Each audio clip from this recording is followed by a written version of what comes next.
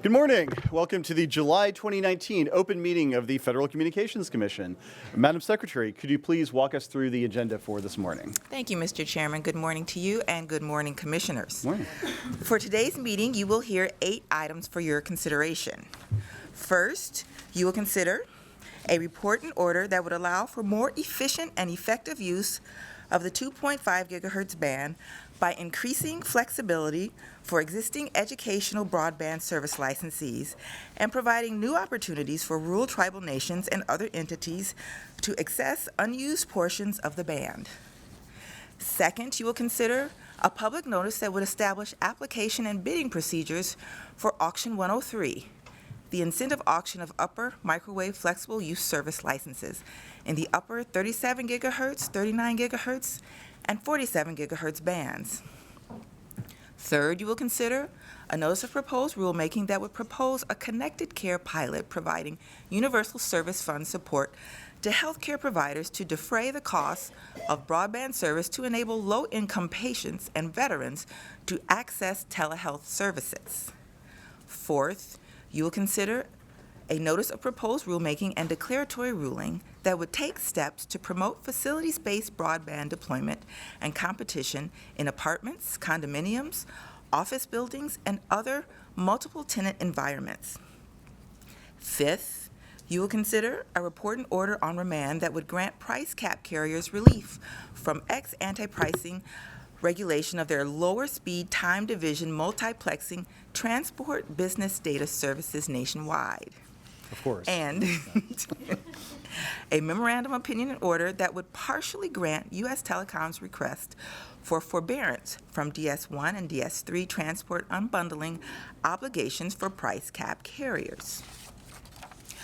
Sixth, you will consider a report and order that would modernize children's television programming rules and provide broadcasters greater flexibility in meeting their children's programming obligations, and a further notice of proposed rulemaking that would seek additional comment on special efforts by broadcasters to produce or support such programming. Seventh, you will consider a report and order that would modernize the carriage election notice provisions in Part 76 of the FCC's rules, and a further notice of proposed rulemaking that would seek comment on applying these new procedures to entities that are not required to maintain online public inspection files. Eighth, you will consider a notice of proposed rulemaking that would propose to modernize certain cable and satellite television provider notice provisions in Part 76 of the FCC's rules by requiring certain notices to be delivered to broadcasters by email. This is your agenda for today. The first item, entitled Transforming the 2.5 gigahertz band, will be presented by the Wireless Telecommunications Bureau, and Dana Schaefer, Deputy Bureau Chief, will give the introduction. Thank you, Madam Secretary. And Ms. Schaefer, the floor is yours. Thank you. Good morning, Mr. Chairman, Commissioners. I'm pleased to present to you a report and order transforming the 2.5 gigahertz band, making available valuable mid-band spectrum for next-generation wireless services to benefit all Americans. I'm joined at the table today by Jonathan Campbell, Catherine Schrader, Matthew Pearl, John Schabel, and Blaise Cento. I would also like to thank all of the staff listed on our slide today for all of their excellent work on this item. Catherine will now present the item. Good morning, Mr. Chairman and Commissioners. This report and order transforms the educational broadband service spectrum in the 2.5 gigahertz band by updating its current outdated regulatory regime, giving more flexibility to incumbent licensees, and making this important mid-band spectrum widely available for 5G. First, the report and order eliminates eligibility criteria, educational use requirements, and lease restrictions unique to this spectrum band in order to allow for flexible commercial use. These changes will give current licensees a wider range of options for using, leasing, or assigning their licenses, but they will not affect the terms of any current leases or private contractual arrangements. This additional flexibility will facilitate more efficient use of the EBS band and will allow this spectrum to better support next-generation wireless services, including 5G. The report and order also establishes a priority filing window for rural tribal nations to apply for spectrum in their areas. Following the tribal priority window, all remaining unassigned EBS spectrum will be made available for commercial use via competitive bidding. Overlay licenses, which will be auctioned on a county basis, will protect existing incumbent operations, but will obtain full reversionary rights to operate throughout the county if incumbent licenses are canceled. In each county with available white space, there will be 2 licenses of approximately 50 megahertz each and 1 narrower 16.5 megahertz license. These block sizes will provide opportunities for entities of various sizes and spectrum needs. To ensure that this valuable mid-band spectrum is put to use promptly and efficiently, the report and order establishes robust performance requirements for all new licenses. The order also applies to all existing and new EBS licenses, the unified regulatory framework for the wireless radio services that replaced the existing patchwork of rules regarding renewal, comparative renewal, continuity of service, and partitioning and disaggregation. The Wireless Telecommunications Bureau recommends adoption of this item and requests editorial privileges to make technical and conforming edits. Thank you. Thank you for the presentation. We'll now turn to comments from the bench, beginning with Commissioner O'Reilly. Thank you, Mr. Chairman. In many areas of the United States, the educational broadband service band never lived up to expectations. After a protracted history of wishful thinking that included educational broadcasting and then broadband opportunities for schools and nonprofit institutions, we're mostly left with an inefficient system of commercial broadband leases, continuous licensing freezes, and underutilized spectrum. I recognize that certain educational institutions took advantage of their licenses and constructed networks, but they are few and far between. This situation warrants a new approach, one that moves the pendulum towards the Commission's well-established flexible use policies. Today's item takes such a step by removing the educational restrictions on these licenses, fostering a more vibrant secondary market, and dusting off the bandwidth sitting in the FCC's inventory by ordering an overlay auction where there is current unlicensed spectrum. As such, the item generally moves in the right direction, and I applaud the chairman for his leadership, even if I may have opted for tribal bidding credits rather than a tribal priority window. However, I certainly appreciate that the chairman added stringent build-out requirements for licenses obtained in this set-aside. Every tribal EBS licensee should be on notice. If you don't build, the license will be canceled. On a broader note, it is fair to say that no one can truly predict who will be interested in participating in this auction, and there is unlikely to be a mad rush for these licenses. While a winning bidder would obtain an overlay license, the only guarantee is that the right and obligation to serve 80% of the white space population, not a larger area such as the unserved portion of the market. This may ultimately discourage some of our largest providers from participating in the auction.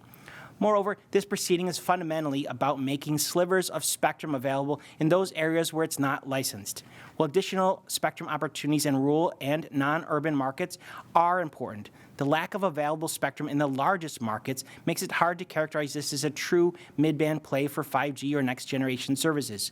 Accordingly, I certainly welcome and appreciate the chairman's statements from last week indicating that the 3.5 gigahertz auction will occur in the first half of 2020, that there's likely to be a C-band auction item this fall, and that the progress is being made on the commercial use in the entire 3.1 to 3.55 gigahertz band. These are issues I've been working on for years to effectuate, and this is very welcome news for America's 5G outlook. I look forward to engaging further on these matters and reviewing the forthcoming items. On this item in particular, I will approve, and I thank the chair. Thank you, Commissioner. Commissioner Carr. Thanks. Today's vote is more good news for U.S. leadership in 5G. The order before us helps clear a massive amount of prime mid-band spectrum, 200 megahertz in total for 5G. This spectrum is an important input to a successful 5G build because of its capacity and coverage characteristics. In fact, one nationwide carrier is using parts of this very spectrum today for 5G. It's providing uninterrupted coverage to people traveling across a city with continuous streams of hundreds of megabits per second on the go. Of course, mid-band spectrum is not the only necessary input for a successful 5G build in the U.S. even though you might think that based on the DC talking points du jour. Here's the reality. For the U.S. to win the race to 5G, to see not only the full range of next-gen services, but to see them in communities across the country, we need a strategy that opens up high, mid, and low-band spectrum for 5G. And that's why this FCC has executed on an all-of-the-above approach. Take our efforts on high-band spectrum. Several carriers have already gone live with 5G offerings using spectrum in this band. They're hitting peak speeds of 2 gigabits per second to customers' phones, and they're providing many families with their first taste of competition for in-home broadband. Bringing this new competition to home broadband is wildly popular for Americans, and this 5G service works best with high-band spectrum. Carriers are not hitting multi-gig, fiber-like speeds in these markets on mid-band spectrum. Low-band spectrum, in turn, is key to making sure rural America is not left behind in our upgrade to 5G. One carrier alone has committed to covering 90% of rural households with 5G using its low-band spectrum holdings. This will mean at least 50 megabits per second for farms and ranches that today don't have a single option for broadband. Bringing 5G to these sparsely populated communities is not a mid or high band play alone. And that brings me to today's decision, which complements all these efforts. A lot of work went into opening up this 200 megahertz of mid-band spectrum, work that didn't even start until 2018 when this FCC launched the rulemaking. Prior FCCs probably put off this effort because the path forward presented challenges. A lot of that has to do with the history of this band. It's a history that tracks the evolution of the FCC itself from an agency that placed too much weight on its own predictive judgments to one that prefers flexibility and bottom-up experimentation. These 2.5 licenses were created in 1963 for schools to transmit video programming. The idea was that a school district might have instructional videos that it wanted to beam from a central office to a neighborhood school. Educators on tight budgets weren't likely to have the capacity or know-how to self-provision this type of niche technology. And so the original service, called ITFS, stagnated. Over the next 55 years, companies figured out ways to make use of the band, often in spite of our rules. First for commercial video networks and later for mobile broadband. Creative entrepreneurs deserve credit for stitching this spectrum together. They've layered narrow bands of circular-shaped licenses to create wider channels for broadband. Yet because of the FCC's decades-old history in the band, it's still saddled with ribbons of white spaces and rules that encumber its most valuable uses. Indeed, about half of the U.S. is not even covered today by 2.5 licenses. The order frees the spectrum from these misguided choices of FCC's past. It makes licenses flexible use, which technology in the market shows us will power 5G. It modernizes the license's shapes by auctioning the white spaces and encouraging geographic consolidation. And it relies on market forces rather than a lengthy or reticulated FCC process to quickly and fully rationalize the spectrum for 5G. All of this means mid-band for 5G today. Now, some will tell you that we shouldn't take these steps to free up mid-band spectrum. They say this spectrum is for kids in schools, after all. They pit winning the race to 5G against education, creating the illusion of a binary choice. But when you just scratch the surface of that claim and see what's really underneath of it, I can tell you it's not the kids. The original 2.5 licenses were given only to accredited educational institutions and governmental entities engaged in the formal education of enrolled students. The FCC later opened up a small window for license eligibility, but only for nonprofits and only if their purposes were educational and if they produced instructional video content. The idea was that valuable spectrum should be given away only to entities that need it to educate kids. Now, in the course of examining the 2.5 licenses at issue in this order, I discovered that many of these national organizations are using this valuable public spectrum that they got for free for activities far, far removed from kids and from schools. They're not laser focused on closing any homework gap. They're not devoting all their energy to kids still stuck on the wrong side of the digital divide. Turns out, they're liquidating the spectrum and spending cash on pet projects, political campaigns, buying a non-GMO farm, even pocketing millions of this tax-free money for themselves.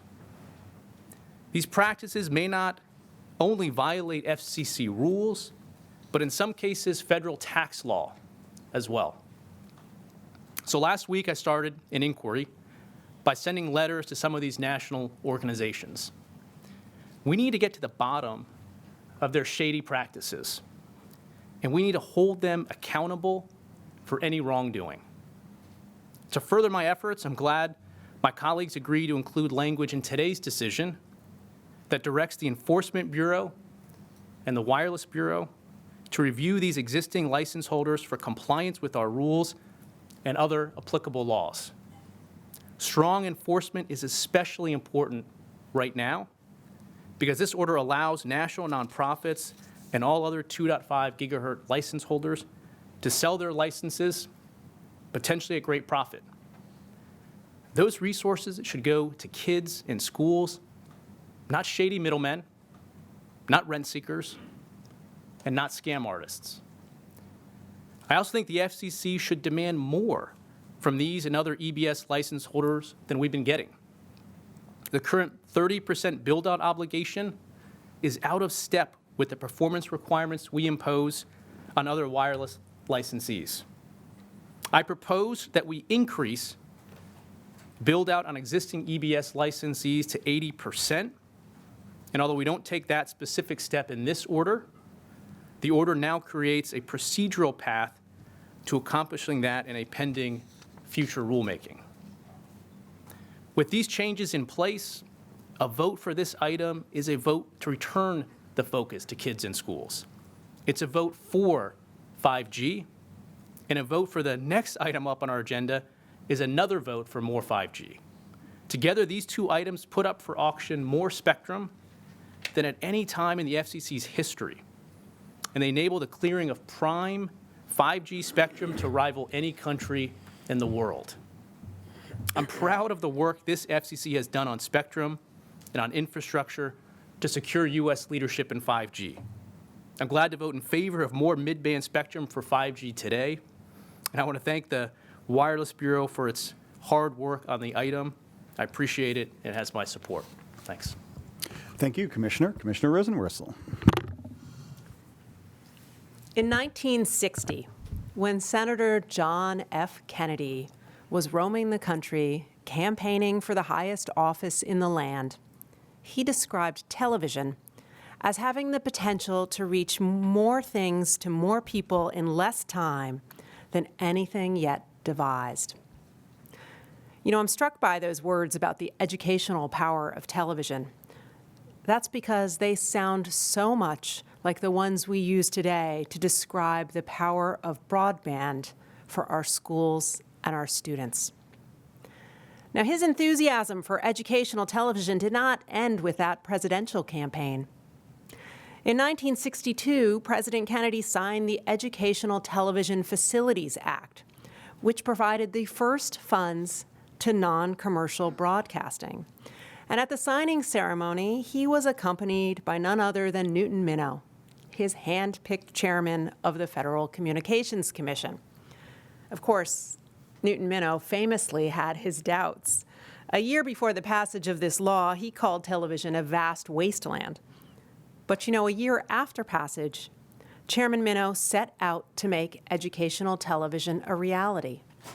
Under his leadership, in fact, this agency introduced Instructional Fixed Television Service, or ITFS.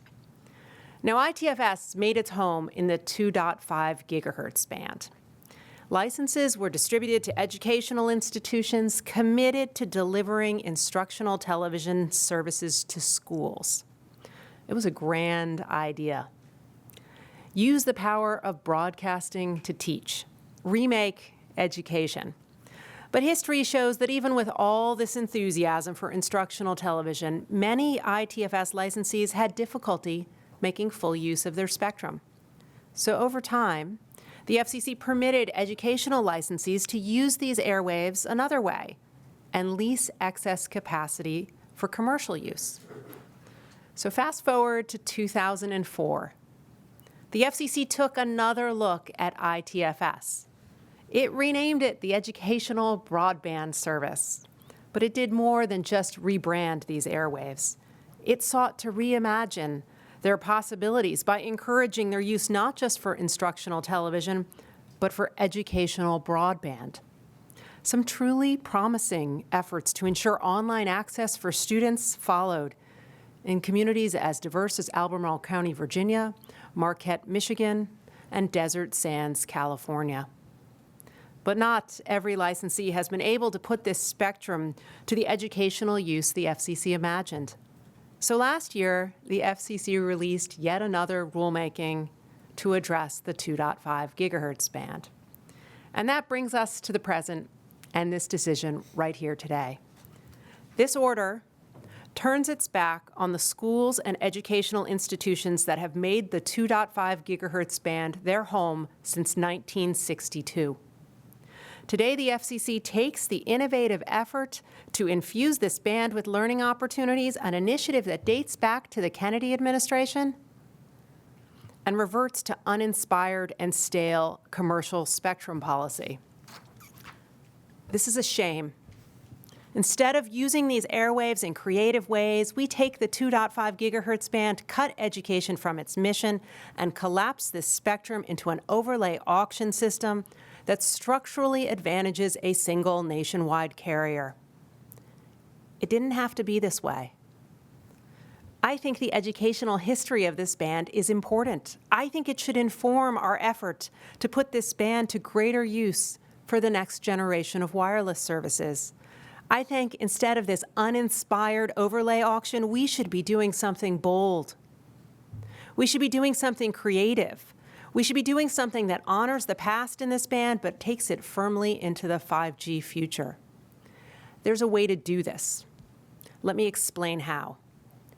In 2012, Congress gave the FCC authority to use innovative market mechanisms to nudge more spectrum into commercial markets.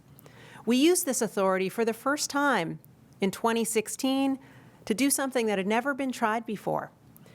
We tested the proposition that existing spectrum licensees might voluntarily extinguish their rights in exchange for a portion of the proceeds of the subsequent re-auction of their airwaves for flexible use. We dubbed this effort, which took place in the 600 megahertz band, a voluntary incentive auction. That auction concluded in 2017, and regulators globally took note.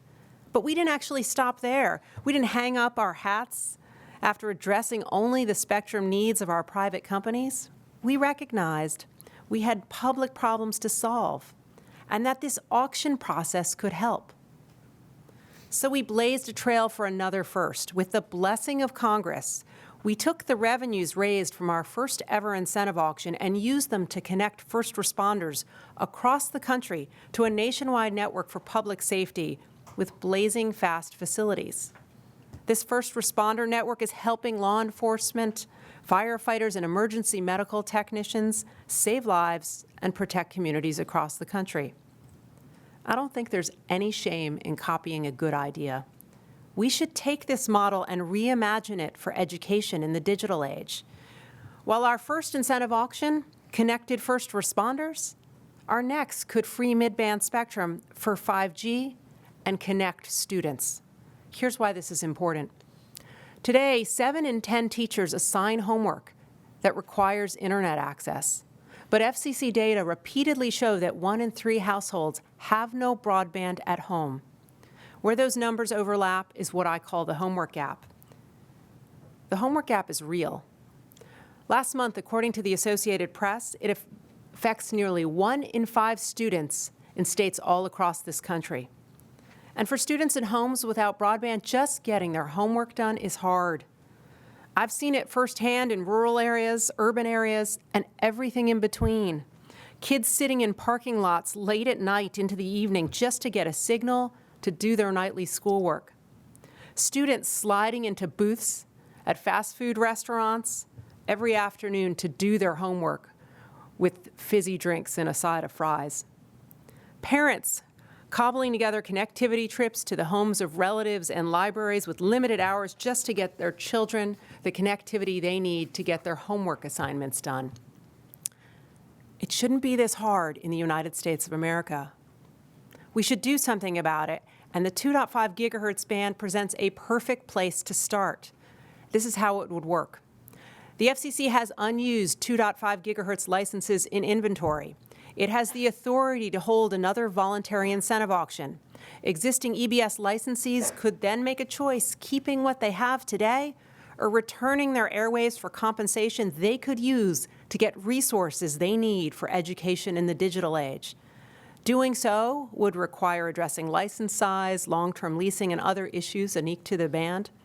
But if we were to combine these two sources of 2.5 gigahertz spectrum, we would be able to hold a substantial nationwide auction for new flexible commercial use of key mid-band airwaves vital to 5G service. Then we could take the funds raised in this nationwide auction and solve the educational challenge that affects students all across the country. We could close the homework gap. Those funds could be used to support connectivity for millions of students who lack broadband at home through loans of Wi-Fi hotspots at every school library or other creative programs. And we could ensure that no child is left offline. Here's the kicker. We could do this in short order. Just look at the 37, 39, and 47 gigahertz band where we moved from public notice to a modified incentive auction in just 9 months. In fact, the innovative voucher mechanism we adopted for these bands could be used in the 2.5 gigahertz band as well. In short, we could honor what President Kennedy and his allies tried to do decades ago when they sought to spark educational use in the 2.5 gigahertz band. We have an opportunity now to nod to this history, but do it in a way that is thoroughly modern and helps make sure every student has the connectivity they need for schoolwork. I regret we do not do it here, so I dissent. However, there is one thing I think today's order gets right, and that's the decision to preserve a filing window for tribal entities seeking spectrum licenses. For too long, those in these communities have lacked meaningful access to modern communications.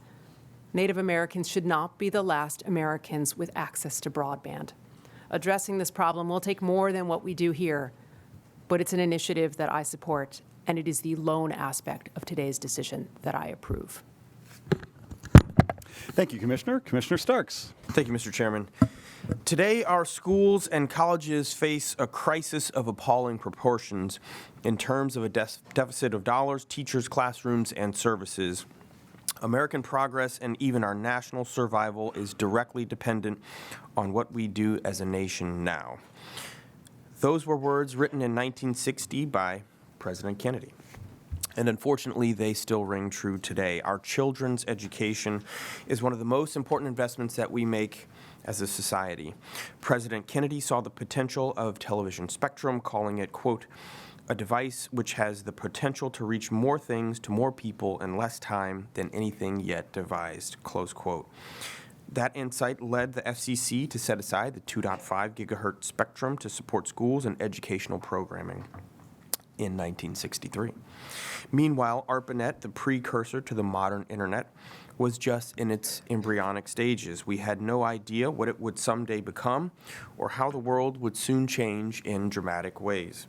But what we knew then and what hasn't changed since is that we have a duty to ensure that our communications networks serve our students and our schools. Our survival does, in fact, depend on it. Today's report and order is, I think, a missed opportunity. There is no question that the EBS program has its flaws and that it doesn't quite look the way that it was envisioned those many years ago. But rather than embracing the positive aspects of the program and improving upon it, we instead set upon a regulatory framework that may lead, ultimately, to its demise. I think this is a regrettable outcome and one that could have been avoided.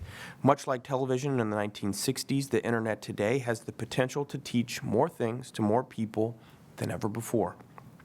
Similarly, the EBS program has grown from a program for closed-circuit educational television to a nationwide broadband program for schools and other educational institutions. EBS licenses use 2.5 gigahertz spectrum to teach online classes, provide hotspots to students. They're using it to keep students connected while they're in the hospital, or extreme weather events keep them home from attending class. They're using it to build out their own networks, such as Northern Michigan University's WiMAX network, which provides broadband access to rural students in the Upper Peninsula. It's not what we imagined in 1963, but only because before the internet, these kinds of programs could not have been imagined. Critics of the EBS program suggest that educational institutional licenses should receive little sympathy for today's decision. These critics point out, not wrongly, that despite several innovative programs, EBS spectrum remains unused in large parts of the country and usually is leased by licensees to commercial entities. These facts are indisputable, but I suggest that they don't tell the whole story. What they fail to account for is the Commission's role in the lack of EBS licenses in much of the country. As this item, in fact, grudgingly acknowledges, the Commission suspended the processing of applications for new EBS licenses back in 1993. Then the Commission claimed that this suspension would be, quote, for a short period of time, close quote, and that the agency would, quote, resume accepting applications expeditiously, close quote. The Commission instituted this freeze not because it believed the spectrum could be put to better use, but because it would allow equitable ways to award licenses, and the demand for the program was so great. With the exception of a brief window in 1995, it's been a quarter of a century since educational institutions could even obtain EBS licenses.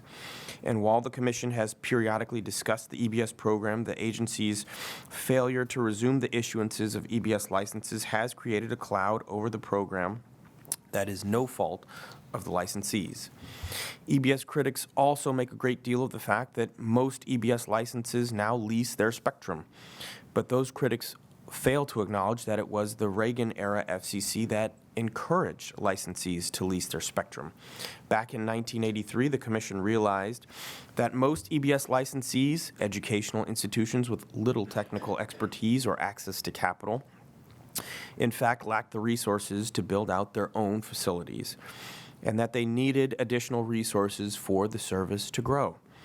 To quote the agency, when the amount of money available to public schools is being reduced by taxpayers, expenses for educational technologies are among the first to be reduced or eliminated. Close quote.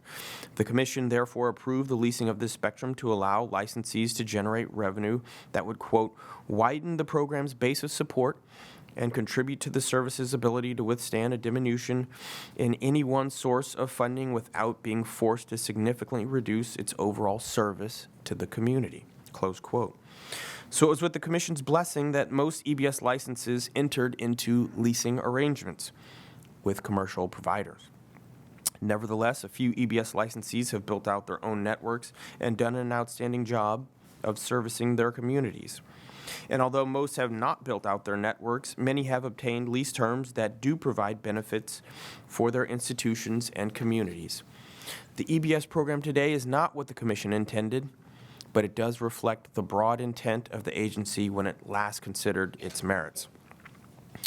The current item dismisses all of this as ancient history and instead pushes for an approach that will not only result in most of the unassigned spectrum, I believe, going to commercial providers, but also establishes a one-way ratchet by which existing licensees are likely to end up with the same providers. The report and order justifies this approach as necessary to establishing American leadership in 5G and providing service to underserved areas. But I think this item falls short of these lofty goals.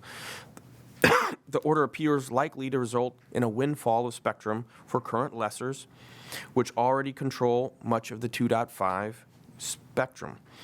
First, while this item has been revised, the spectrum blocks continue to be sized in a manner that will make it difficult for parties like educational institutions, I think, to compete at auction.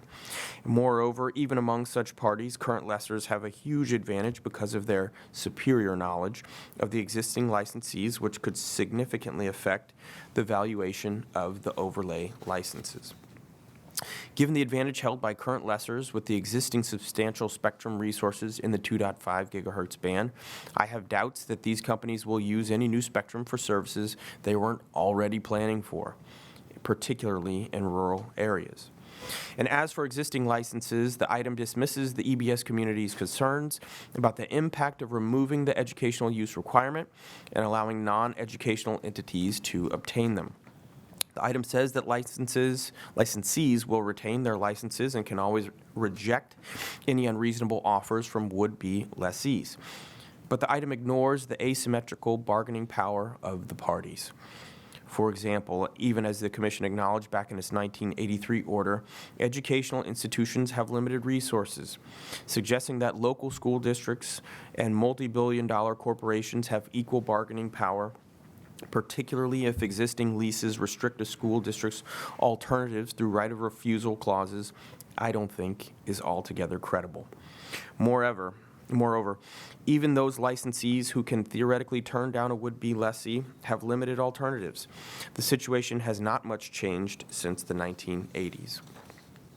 Any given existence of long-standing lease arrangements, it's unlikely that an alternative provider, I think, will be willing to pick up an existing lease and build out its own network.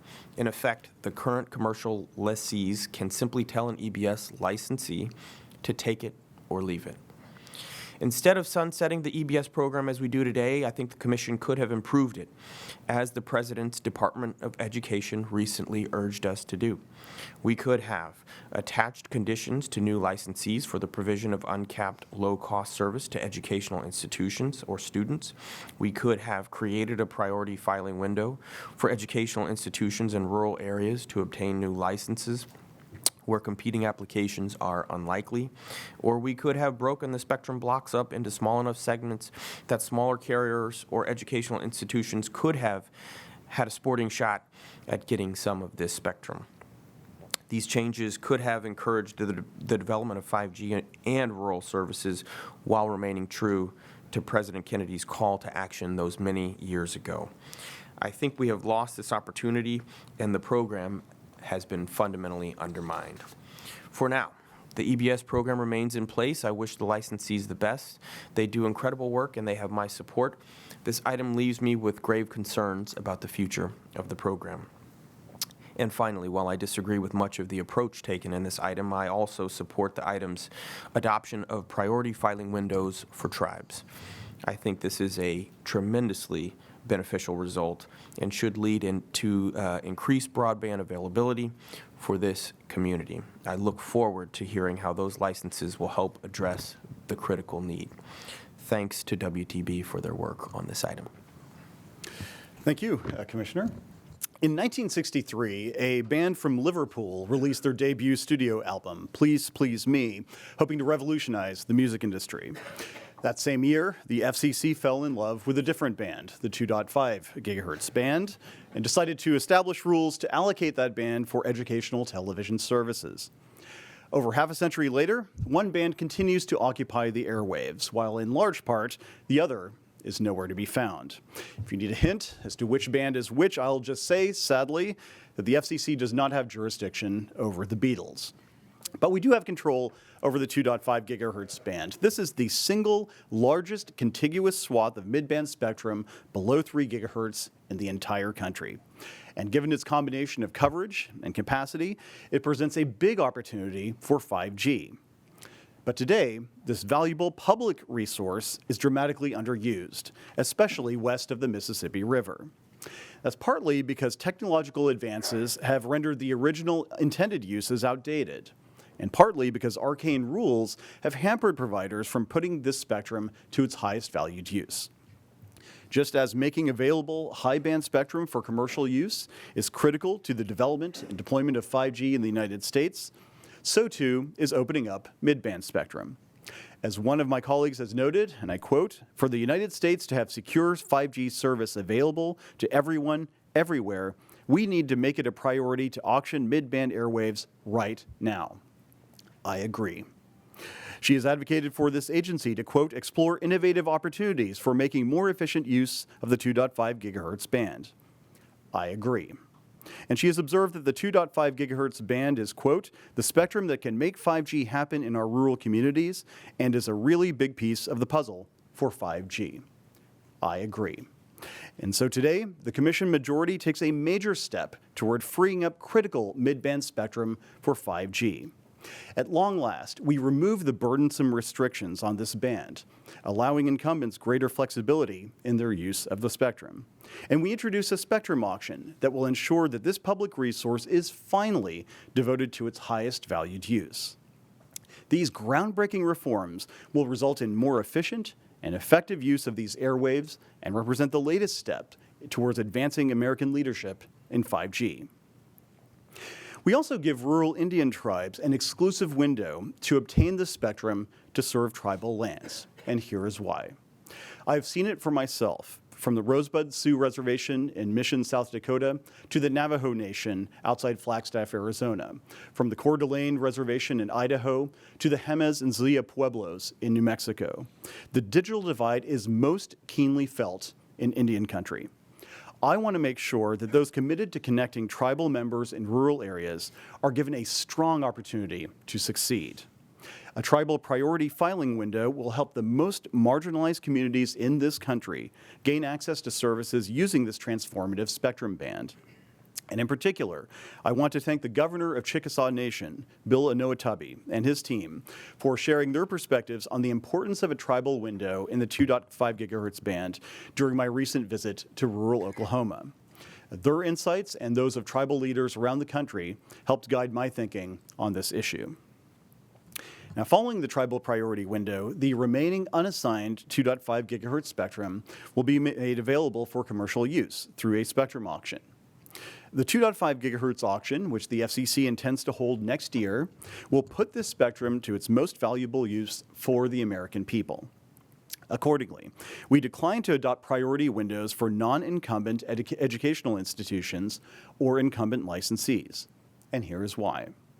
Experience suggests that the past is highly likely to be prologue. And today, an overwhelming number of EBS licensees lease an overwhelming amount of EBS spectrum out to wireless companies. They don't use it for educational purposes. Indeed, over 95% of current license holders for our 2,193 EBS licenses today lease much, if not most, of the spectrum to non-educators. The FCC abiding this long-standing arbitrage has been unhelpful to consumers for many years. Given today's imperative of 5G leadership and consumer demand for advanced wireless services, the FCC extending this middleman model even further would be nonsensical.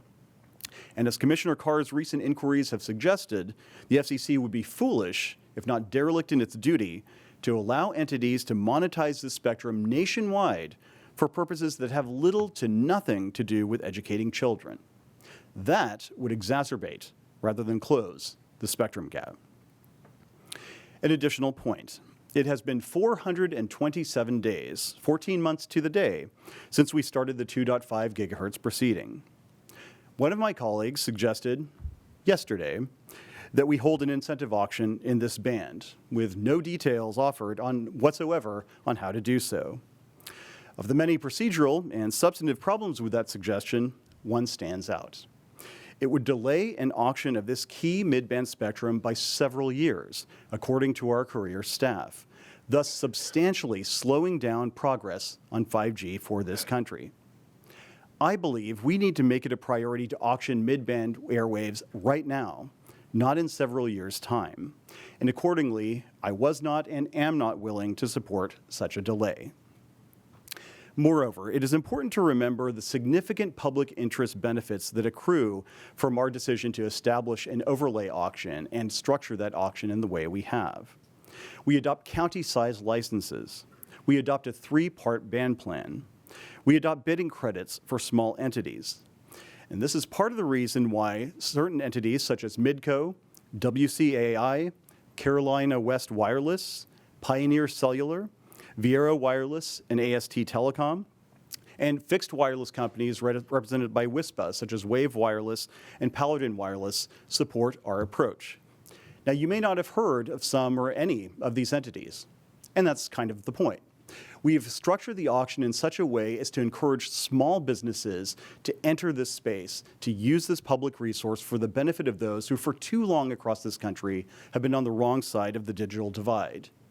These are the foot soldiers of the digital revolution in many parts of rural and low-income America. These are the entities that are committed to using this public resource to serve rural Americans. And these are the entities on the record that strongly support our overlay auction approach. Now, of course, today's milestone in mid-band spectrum does not stand alone. Later this summer, we aim to approve initial commercial deployments in the 3.5 gigahertz band, and we intend to hold an auction in the 3.5 gigahertz band next year. Moreover, thanks to the reforms we adopted last year, carriers that win licenses in that auction will be able to efficiently deploy 5G in the band. We're also working on the complicated task of freeing up spectrum for 5G in the 3.7 to 4.2 gigahertz band, commonly called the C-band. I'm optimistic that we will have results to show on this front this fall. And of course, our work on low and high band spectrum opportunities continues apace.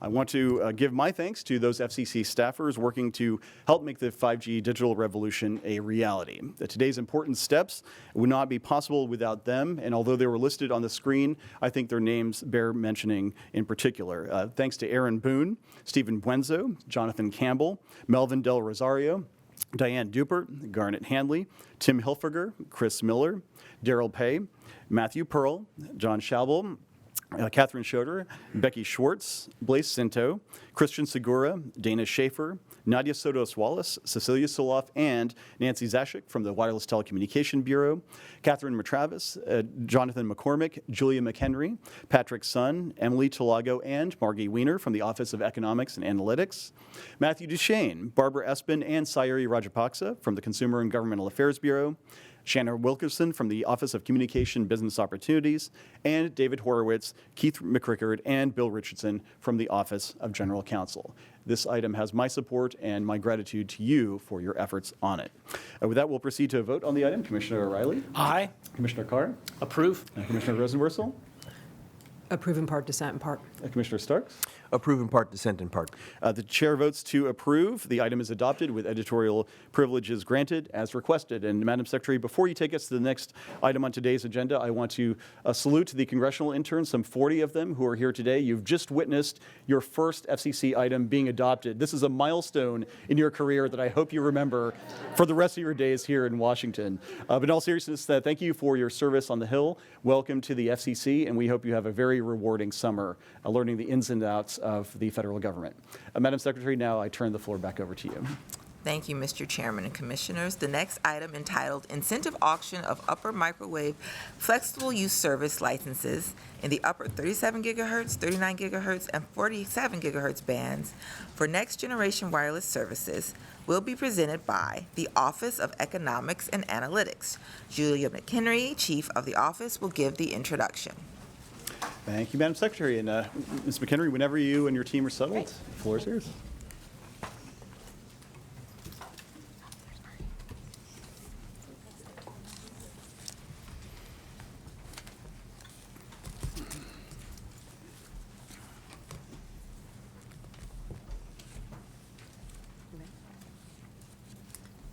Good morning, Mr. Chairman and Commissioners. The Office of Economics and Analytics is pleased to present for your consideration a public notice setting the procedures for Auction 103. We would like to thank the entire auction division and for their hard work on this item, as well as our colleagues in WTB and the Office of General Counsel. Seated at the table with me today are Margie Weiner, Chief of the Auctions Division, Mark Montano, Attorney Advisor in the Auctions Division, Dana Schaefer, Deputy Chief of the Wireless Division, Blaise Cinto, Deputy Chief of the Broadband Division of Wireless. Mark will now present the item. Good morning, Mr. Chairman and Commissioners. With this public notice adopting procedures for Auction 103, we are making significant progress towards a December 10th, 2019 start of bidding for high-frequency millimeter wave spectrum licenses in the upper 37 gigahertz, 39 gigahertz, and 47 gigahertz spectrum bands, covering up to 3.4 gigahertz of spectrum suitable for 5G. The licenses in the three bands cover 100 megahertz each over a partial economic area, or PEA.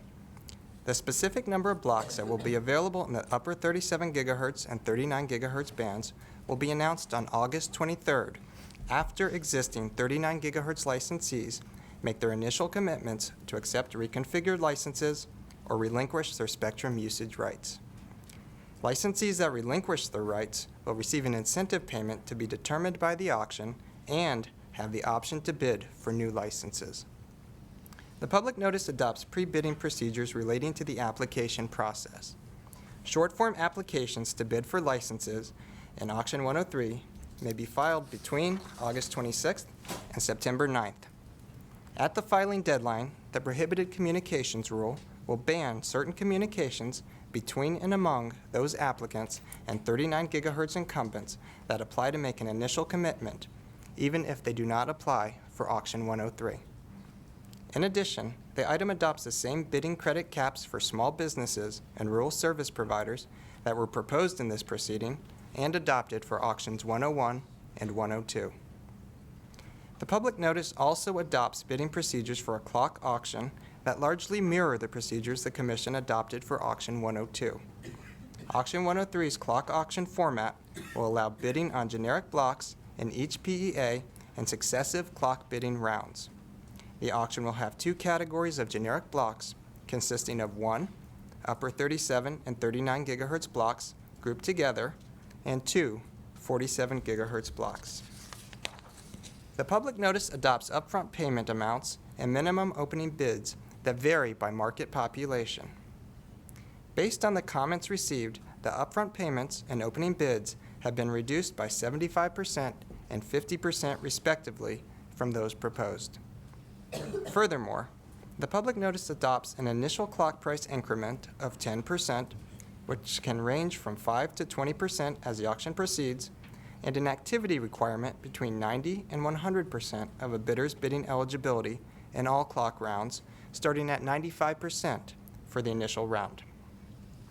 The clock rounds of the auction will continue until, for all categories of blocks and all PEAs, the number of blocks demanded does not exceed the supply of available blocks. The clock phase of Auction 103 serves as both the forward and reverse portions of the incentive auction by determining the prices and winners of new licenses, as well as the amount of the incentive payments. To ensure that the auction proceeds, net of bidding credits, can cover incentive payment obligations, the public notice adopts an aggregate net revenue requirement that must be met by the end of the clock phase for the auction to proceed to the assignment phase. Finally, the public notice adopts procedures for an assignment phase that allow winning clock phase bidders to bid for frequency-specific license assignments, while ensuring contiguous block assignments in a PEA for all winning bidders and assigning frequency-specific licenses to those 39 gigahertz incumbents that accept modified licenses. The Office of Economics and Analytics recommends adoption of the public notice and requests editorial privileges extending only to technical and conforming edits. Thank you for the presentation. I will now turn to comments from the bench, beginning with Commissioner O'Reilly. Thank you, Mr. Chairman. This item is a fairly straightforward proposal to set the parameters for the 37, 39, and 47 gigahertz auction to be held later this year.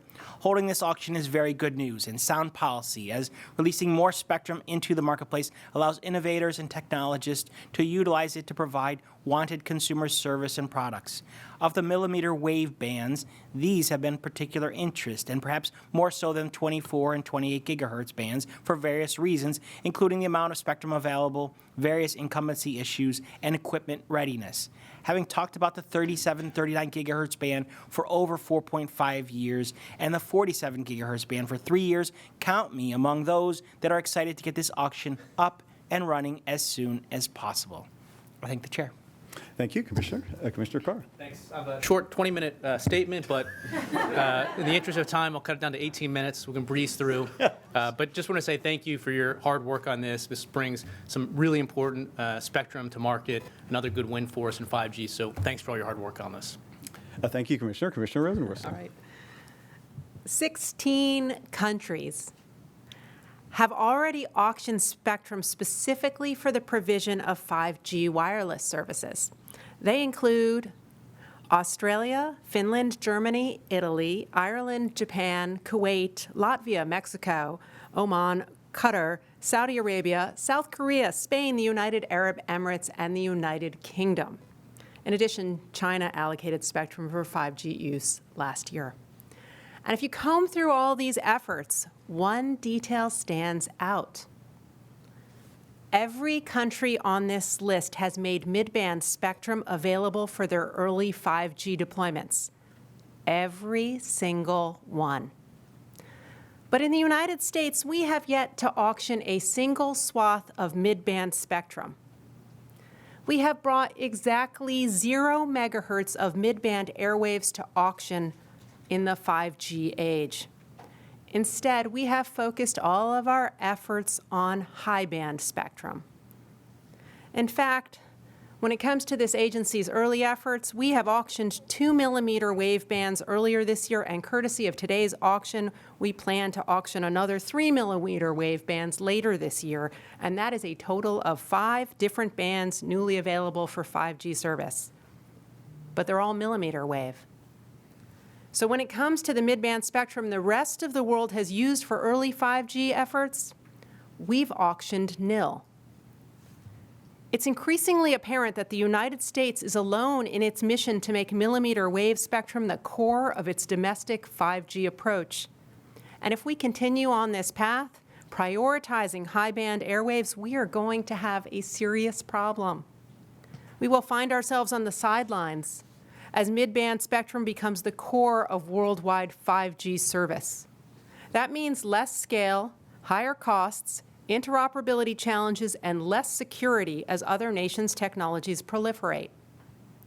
Moreover, recent commercial launches of 5G service in the United States are confirming what we already know, that commercializing the millimeter wave will not be easy given its propagation challenges. The network densification these airwaves require is so costly. And if we want to serve everyone everywhere in this country and not create communities of 5G haves and 5G have-nots, we need a healthy mix of airwaves that provide both coverage and capacity, and we require them now. That means we need mid-band spectrum. And it's especially important for rural America, where the challenging economics of service presently do not support the high cost of high-band infrastructure. The fact is, we have ceded international leadership when it comes to 5G because of this dearth of mid-band spectrum.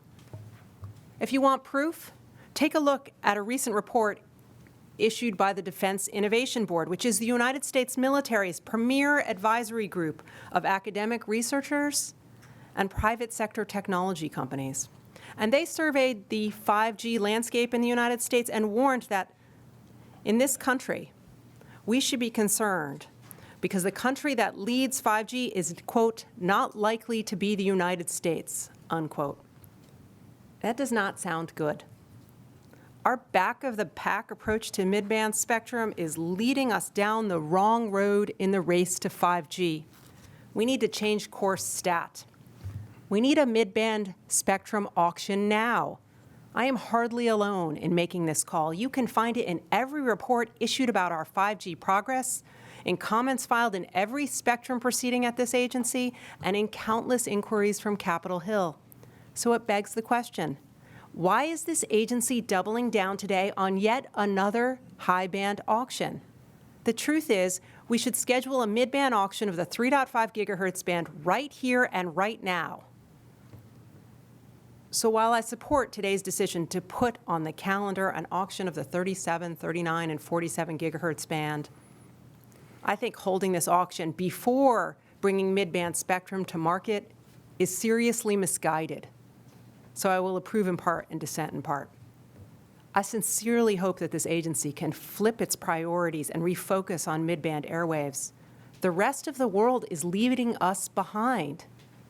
It's time to reclaim the leadership we have lost and make real progress with the deployment of 5G service to every community, everywhere across the country. Thank you, Commissioner. Commissioner Starks. Words not yet uttered this morning, no statement from me. Good work by the team. Thank you. Thank you, Commissioner. December 10th is a great day for many reasons. In addition to being just 15 days from Christmas, it is the birthday of mathematician and computer pioneer Ada Lovelace, the publication date of The Adventures of Huckleberry Finn, and National Lager Day. And for my friends in Argentina, where I had the pleasure of visiting last week to discuss our 5G fast plan, December 10th, 1983 transformed their country from a dictatorship into a democracy with the inauguration of the father of modern democracy in Argentina, President Raúl Alfonsín. Here in the United States, December 10th, 2019 will mark another breakthrough in U.S. leadership on 5G. 3 months ago, I joined the president at the White House to announce that on that date, the FCC would begin an auction of the upper 37, 39, and 47 gigahertz bands, making available more spectrum for 5G. Auction 103 will be the third auction of spectrum for 5G this year, and it'll be the largest auction in American history, releasing 3,400 megahertz of spectrum into the commercial marketplace for 5G deployment. In my view, 5G could be one of the great moonshots of this generation. Think about a world in which speed and capacity and latency are effectively no longer constraints on wireless innovation. 5G could enable new applications and services that could revolutionize healthcare, transportation, agriculture, education, and many other parts of our economy and society. And it will open the door to so many other possibilities.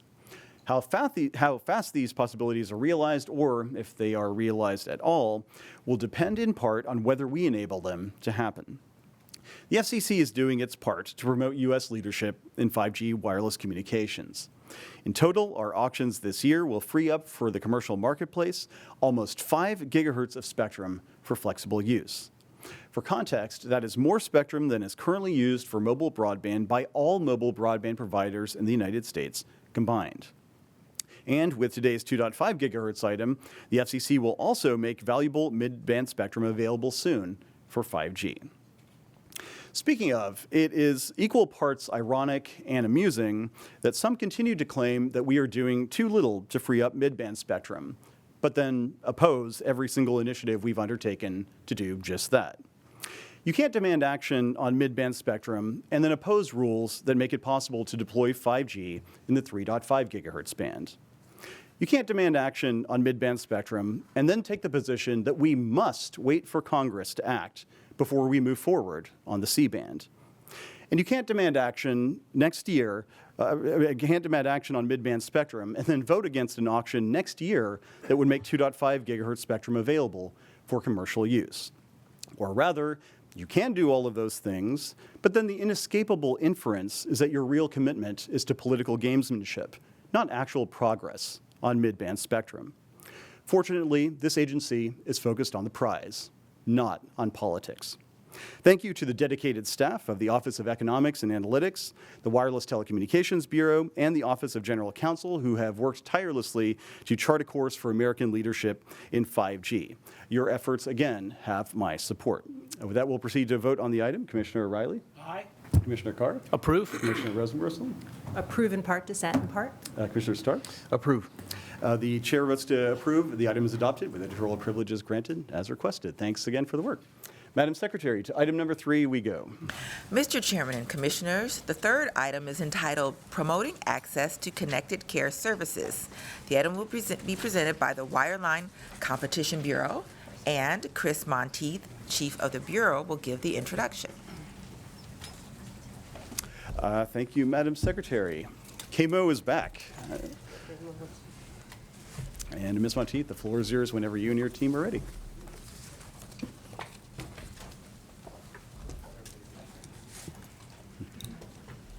Good morning, Mr. Chairman and Commissioners. Wow.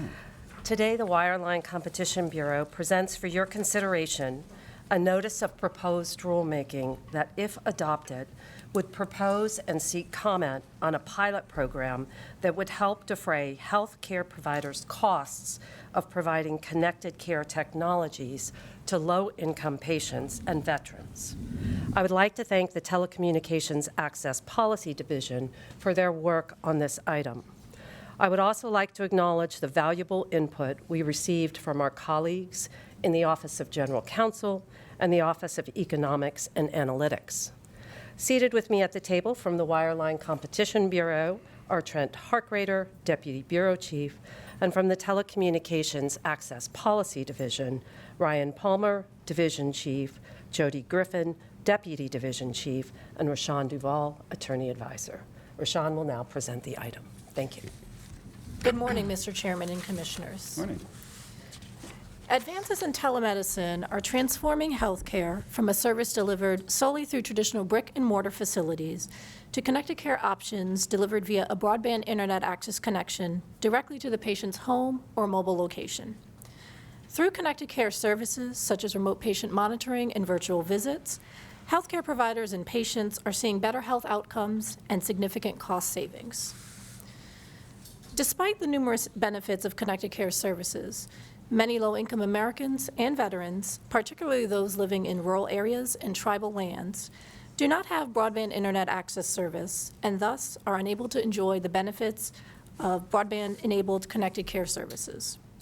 If adopted, this notice of proposed rulemaking would propose and seek comment on establishing a pilot program that would use universal service funding to help healthcare providers bring innovative, connected care technologies directly to low-income Americans and veterans through broadband internet access connections.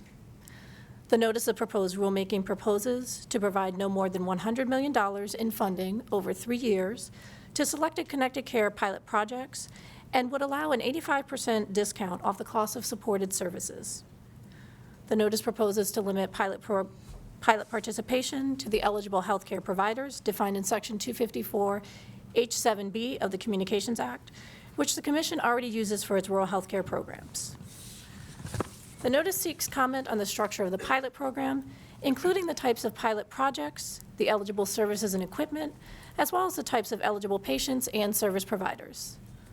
The notice also seeks comment on the application process and other program requirements, and finally proposes several goals for the pilot program: improving health outcomes, reducing healthcare costs, supporting the trend to connected care everywhere, and determining how universal service fund support can positively impact existing telehealth initiatives, and seeks comment on those goals and metrics, data gathering and reporting requirements, and the Commission's statutory authority to establish the pilot program. The Bureau recommends adoption of this item and requests editorial privileges with respect to technical and conforming edits. Thank you. Thank you, Mr. Vall, for your presentation. We'll now turn to Commissioner O'Reilly for his comments. Thank you, sir. This item continues the process of asking important questions related to the establishment of a connected care pilot program, and Commissioner Carr deserves credit for his dedication in pursuing this initiative. Nonetheless, as we take further steps in establishing this program, we need to be mindful of several principles that I previously outlined at the NOI stage and will not reiterate here. Further, it does seem important to acknowledge that use of general USF funding to pay for the pilot. This NPRM does not propose to include the pilot within any of the 4 USF programs or to fund it under their budgets. However, $100 million in funding must come from somewhere, and that source is USF ratepayers, who will inevitably see their contributions burden rise as a result. I appreciate Commissioner Carr's hard work on this item and look forward to more in-depth discussions about the points I previously raised and the creation of the pilot in the context of the larger USF. I appreciate the chair. Thank you, Commissioner. Commissioner Carr. Thanks. I recently met Kathleen in Laurel Fork, Virginia. It's a town of about 1,000 people that's nestled in the Blue Ridge Mountains in southwest Virginia. Laurel Fork and other rural communities across Appalachia face a distinct set of healthcare challenges. Diabetes rates are about 1/3 higher than the national average. And managing chronic conditions there is complicated by several factors. Income levels are about 1/3 below the national average. The closest hospital is in another state.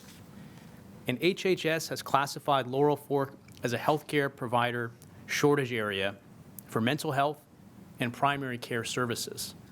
Indeed, there's just one mental health provider available in the county per 2,700 people. Kathleen told me that she struggled for years with uncontrolled diabetes. She was diagnosed 5 years ago, and receiving treatment then meant a 2-hour round-trip drive to see a doctor. Finding transportation and getting to the clinic wasn't easy. So like many others dealing with chronic conditions, Kathleen just stopped going in for treatment.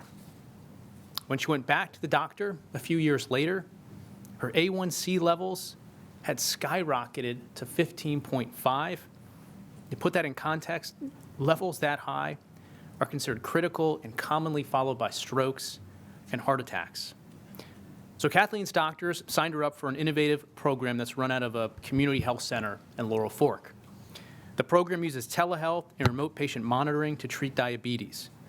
Thanks to these connected care technologies, patients like Kathleen don't go home empty-handed from the clinic. She's given an internet-connected home monitor, which allows endocrinologists at the clinic to remotely monitor her blood glucose level daily, as well as her diet and physical activity. The data can be uploaded straight from Kathleen's device at her home and analyzed in the cloud. The results can then be accessed by a team in Laurel Fork or by specialists at the University of Virginia through a secure connection. Kathleen says the program has worked wonders for her and has helped keep her treatment on track. She follows the tips and advice that doctors send directly to her tablet about what to eat and when to exercise. Following the 6-month program, her A1C levels fell to 7.5. She has more energy, and she says she can even run after her 3 grandkids. And Kathleen's story is not unique.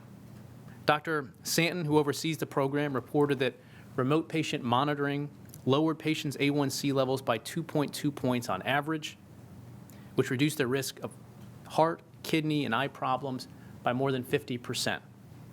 And on a recent trip to West Virginia with Senator Capito, I had the chance to visit the Charleston Area Medical Center. There, Dr. Katakoy showed us how remote ophthalmology services are being used in rural communities to help diagnose diabetes. We also met with psychiatrists and pain management specialists who are now using telehealth and virtual visits to address opioid dependency. These online sessions are providing rural West Virginia communities with access to life-changing care that might not otherwise be available. Examples like these are part of a new trend in telehealth. It's a trend towards connected care. Inside many hospitals and clinics, patients can now access connected and cutting-edge telehealth services.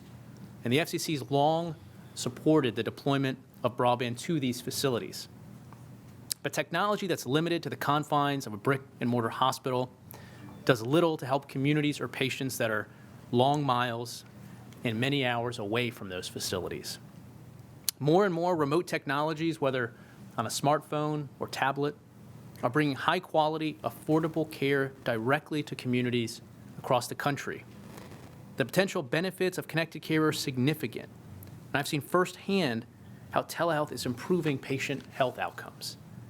For example, the VA, they have a remote patient monitoring program that's resulted in a 25% reduction in days of inpatient care and a 19% reduction in hospital admissions. And the relatively limited trials to date are showing significant cost savings. A remote patient monitoring program run by that VA costs $1,600 per patient compared to the $13,000 it costs for more traditional care. Given the significant cost savings and improved patient outcomes associated with these pilots, we should align public policy in support of this movement in telehealth. It's the healthcare equivalent of moving from Blockbuster to Netflix. And at the FCC, we can play a constructive role by helping to fund the connectivity needed to ensure that all communities get a fair shot at benefiting from new telehealth technologies. So I'm glad to be leading the FCC's efforts to do just that through the Connected Care pilot program.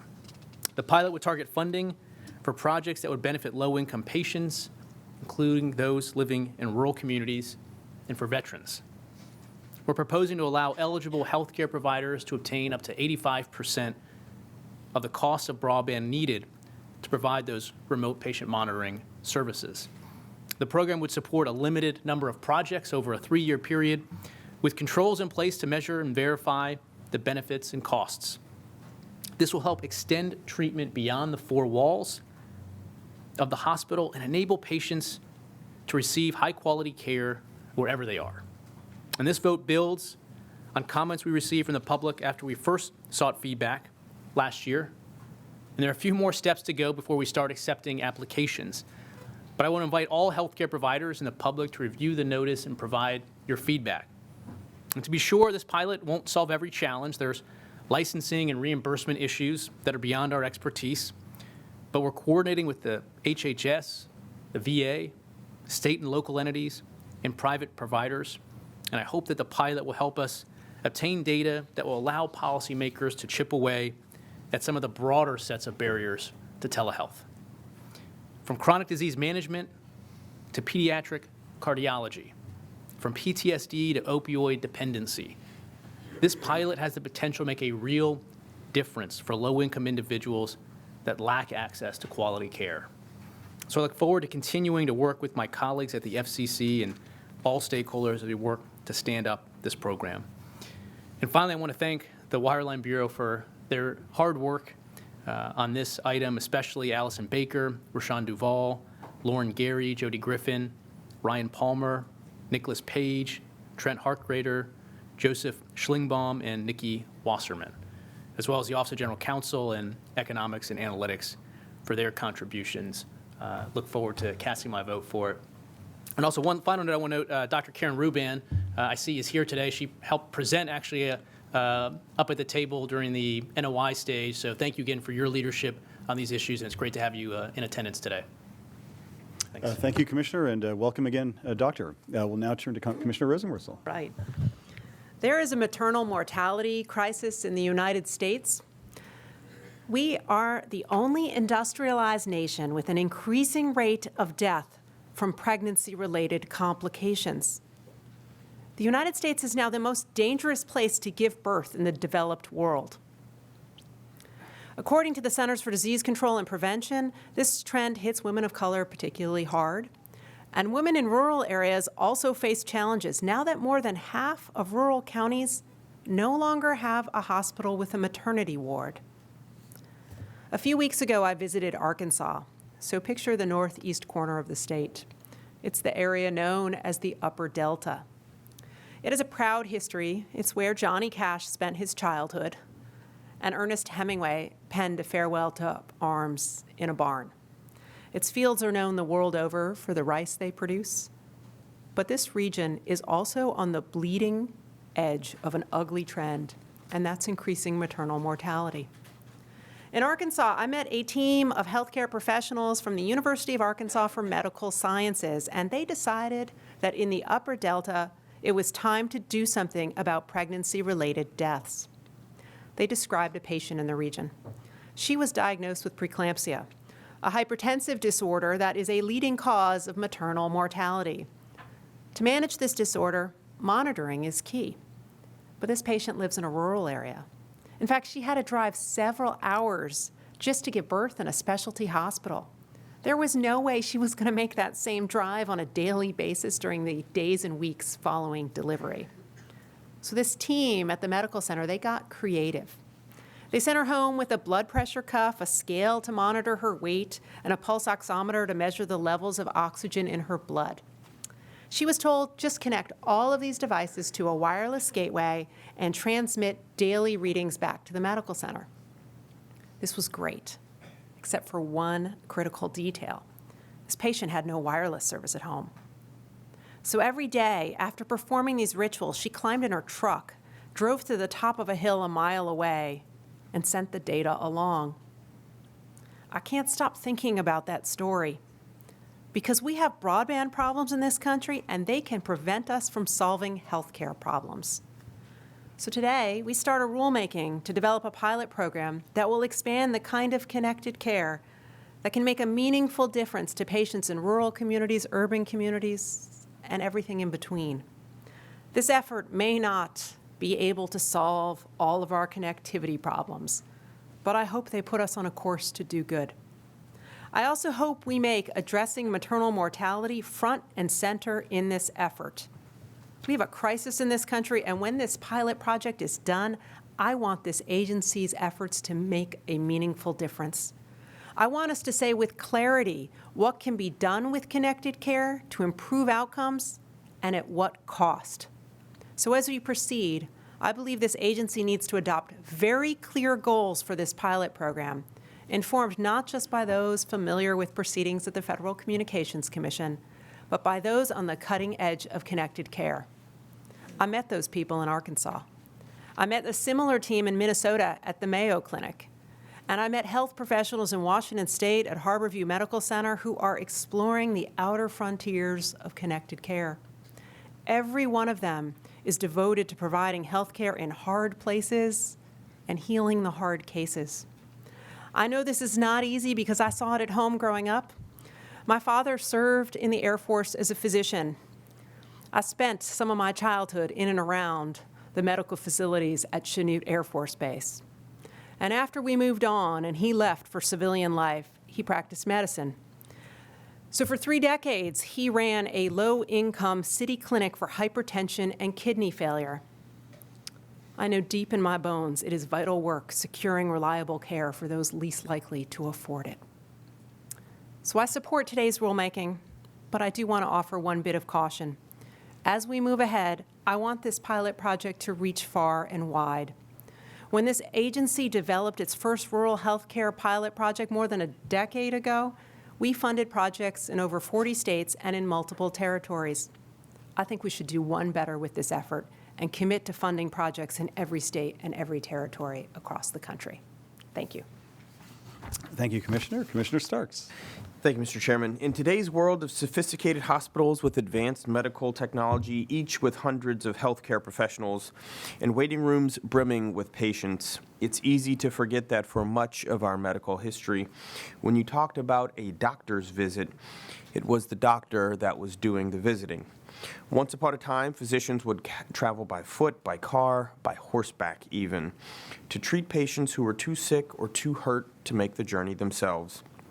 Well into the 20th century, house calls were commonplace, as was, of course, the image of the friendly family physician smiling and carrying a trademark black leather bag. Since then, healthcare has evolved in dramatic ways. Technology has advanced, doctors have specialized, and the quality of care has increased. But gaining access to the benefits of quality healthcare still depends, as it always has, on connecting doctors with patients. For many Americans, in-person visits just aren't possible, either because they live too far away, because their chronic health conditions make it difficult for them to leave home, or because there just aren't enough doctors around. The Health Resource and Services Administration reports that 76 million Americans live in an area with a shortage of primary care providers, and 112 million live in areas with a shortage of mental health providers. Fortunately, broadband is bringing back the house call in a new way. Thanks to connected care technology, doctors and mental health professionals have the ability to provide care and treatment in the home through video visits and remote monitoring. This is a game changer. Rural Americans will no longer have to take off a full day of work to make a long drive to their doctor and back. Mental health care providers can check in more regularly with their patients. Folks with conditions that make it hard for them to leave the house no longer have to. And patients who require frequent monitoring and check-ins, such as those with opioid addiction, those with heart disease and other chronic illnesses, pregnant women, can all stay in touch with the healthcare providers as often as they need while continuing to live their lives to the fullest. Connected care has the potential to revolutionize healthcare, and today's NPRM recognizes the fact that we at the FCC have to do our part. Up until now, our focus had been on connecting healthcare providers to the internet and to each other. And while this does remain a top priority, today we take steps towards supporting connections directly between healthcare providers and patients. And I've seen firsthand the potential for these connections between healthcare providers and patients to make a world of difference, especially on the issue of mental health. The need is real, and I learned that the U.S. is facing a critical shortage of child psychiatrists, with only about 8,600 of them struggling to do the work that it would really take 30,000 to accomplish. This shortage has a direct and substantial impact on North Carolina, a large state with predominantly rural areas and a defined severe shortage of child psychiatrists. I visited with folks at Duke University's Integrated Pediatric Mental Health Group.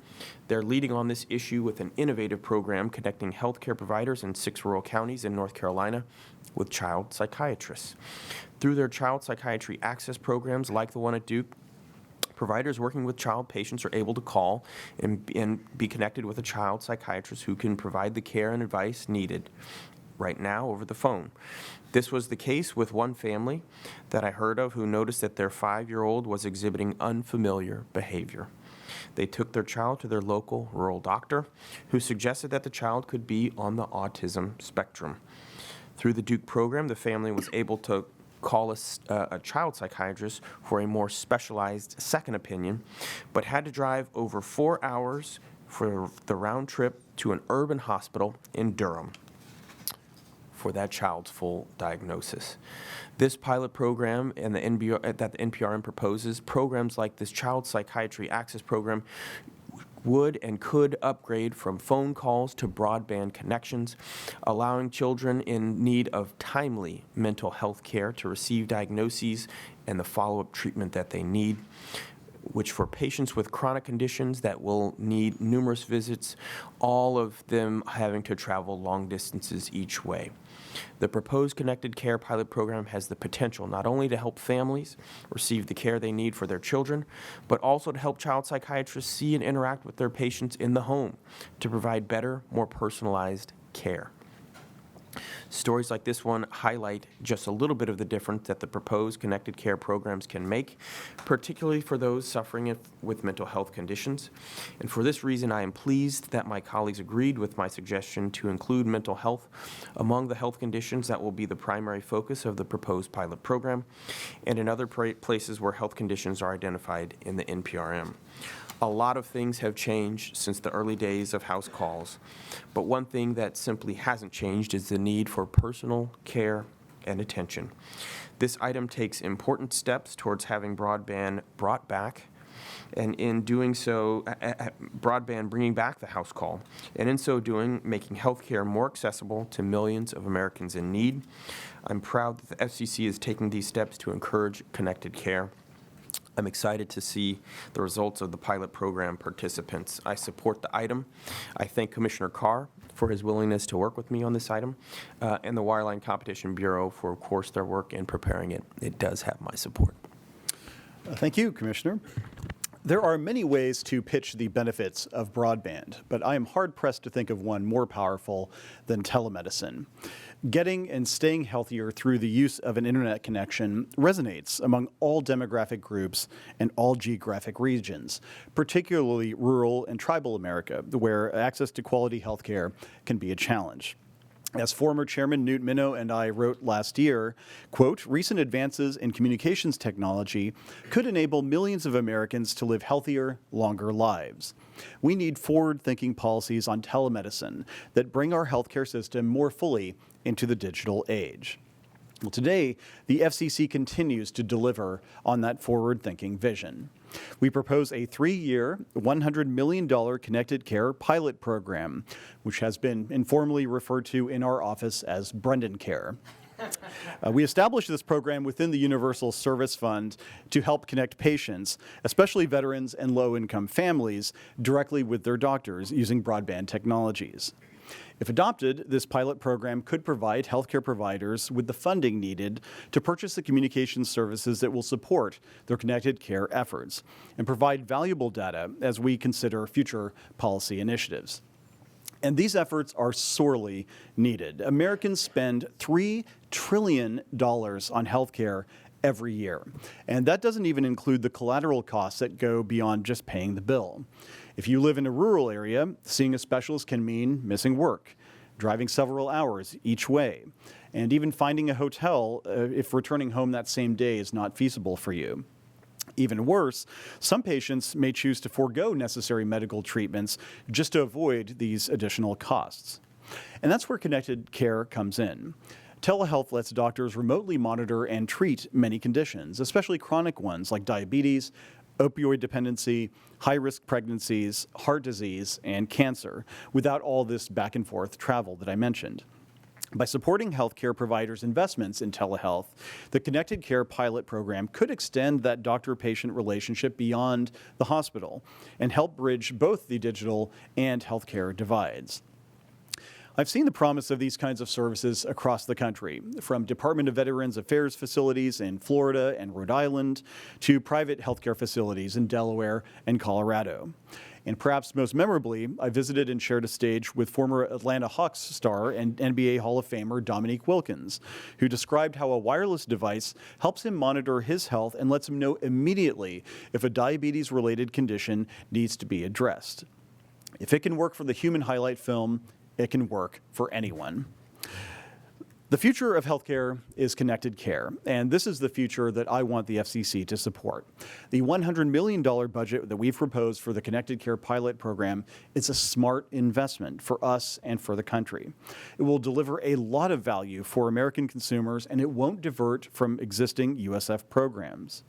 And I believe that it will better inform our understanding of how telemedicine can be used, save costs, and improve health outcomes. I, too, would like to extend my gratitude to Commissioner Carr for taking the lead on this important initiative on behalf of the agency, and to the staff that worked really hard on this item, the ones that arrayed before us in particular, but also others from the Wireline Competition Bureau, the Office of Economics and Analytics, the Office of General Counsel, the Office of Managing Director, the Office of Communication and Business Opportunities, the Consumer and Governmental Affairs Bureau, and the Enforcement Bureau. This was an interdisciplinary, all-hands-on-deck effort, and it showed in the high-quality item that you've produced for our consideration. And with that, we'll proceed to a vote on the item. Commissioner O'Reilly? Aye. Commissioner Carr? Approve. Commissioner Rosenworcel? Approve. And Commissioner Starks? Approve. The chair votes to approve as well. The item is adopted. The editorial privilege is granted as requested. Thanks to the team. Madam Secretary, could you please take us to the next item on today's agenda? Mr. Chairman and Commissioners, the fourth item is entitled Improving Competitive Broadband Access to Multiple Tenant Environments. The item will be presented by the Wireline Competition Bureau, and once again, Chris Monteith, Chief of the Bureau, will give the introduction. All righty.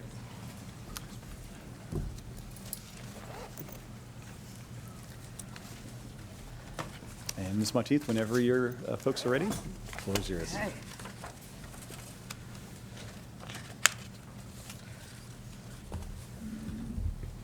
Good afternoon, Mr. Chairman and Commissioners. The Wireline Competition Bureau is pleased to present for your consideration a notice of proposed rulemaking and declaratory ruling that aims to improve competitive broadband access for the millions of Americans who live and work in office buildings, condominiums, and apartments, which the Commission calls multiple tenant environments, or MTEs.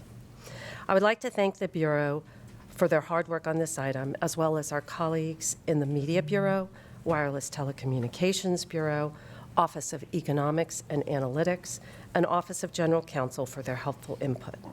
Seated at the table from the Wireline Competition Bureau and the Competition Policy Division are Pam Arluck, Division Chief Ramesh Nagarajan, Assistant Division Chief Anik Banu, Attorney Advisor, and Jesse Goodwin, Attorney Advisor.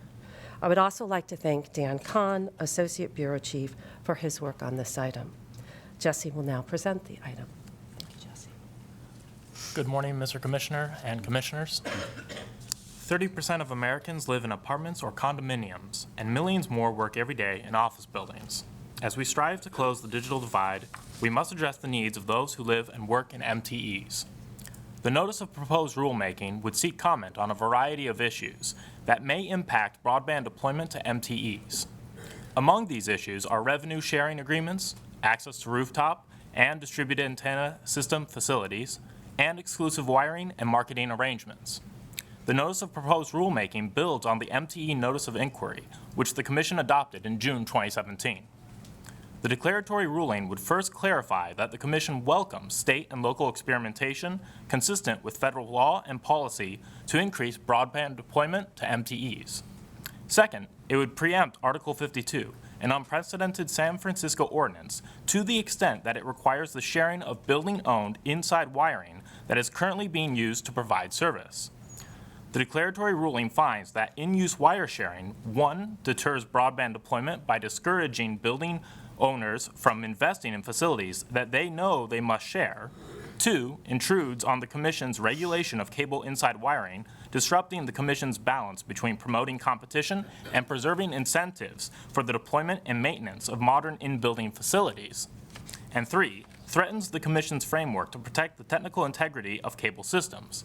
The declaratory ruling would not preempt any other aspect of Article 52, including the sharing of unused wiring.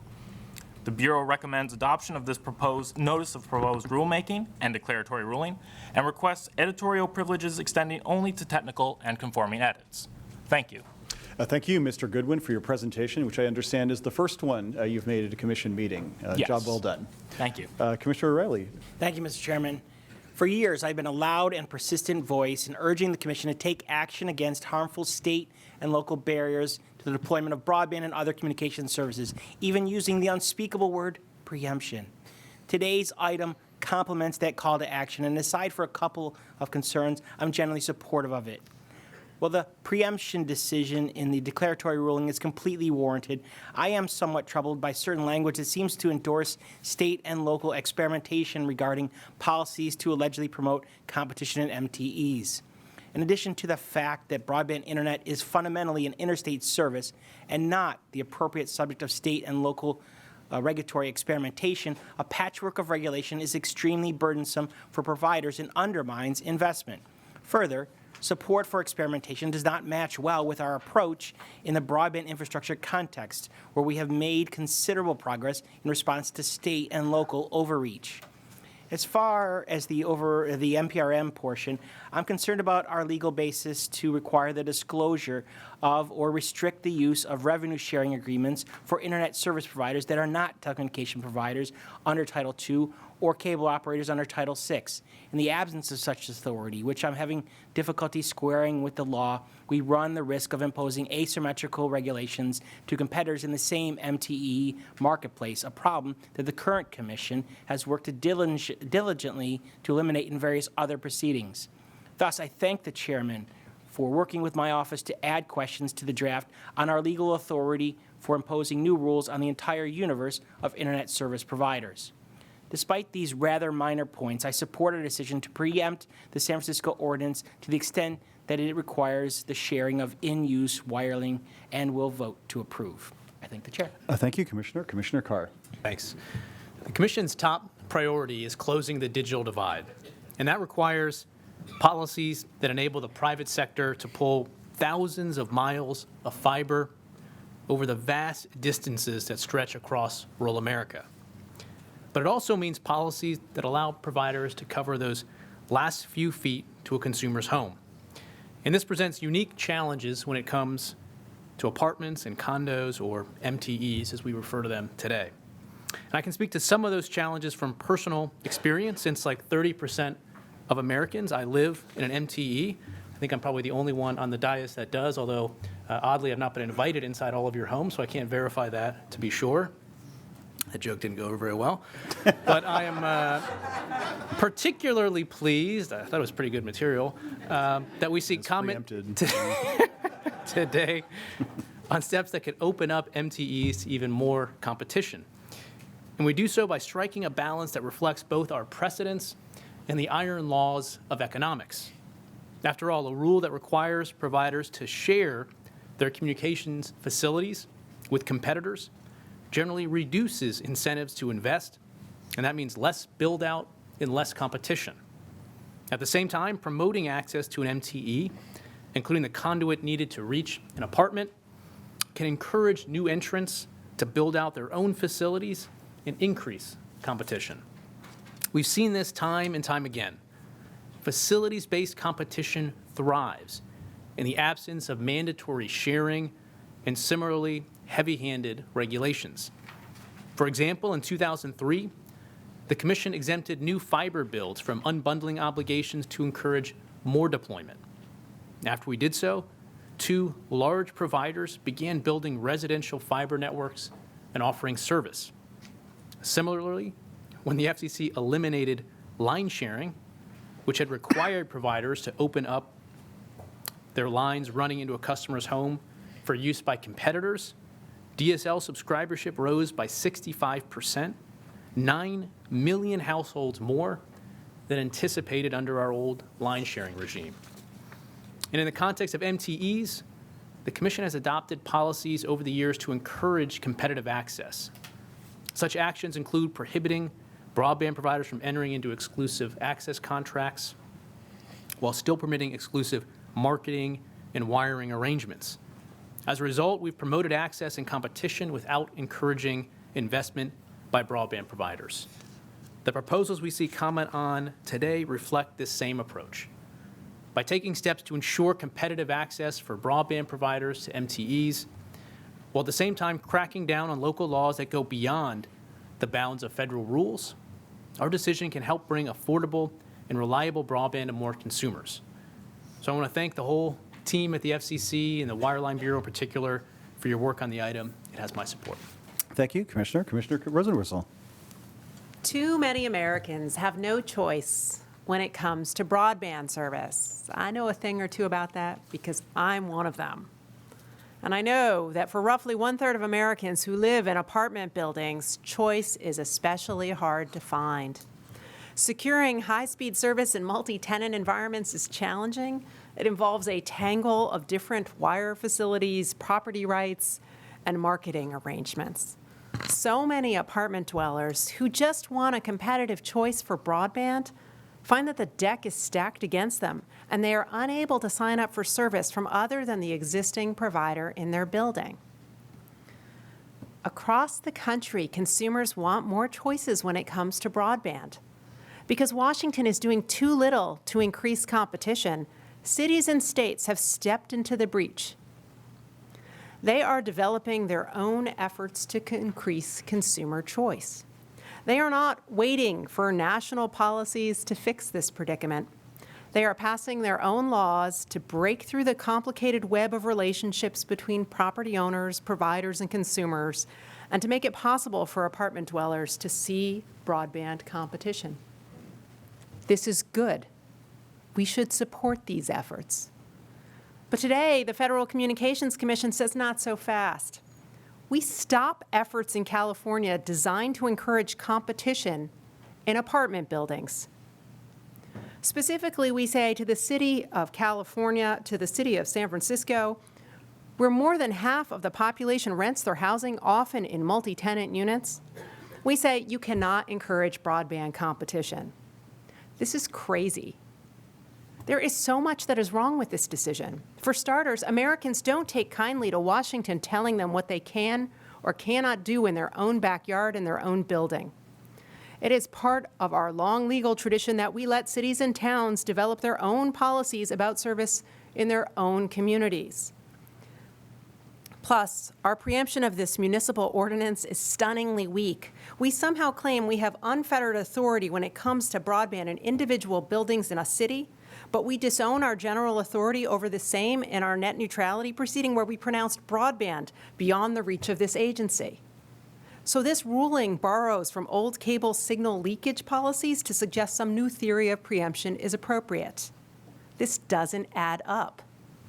Second, it is not clear this agency even understands the San Francisco law it seeks to preempt.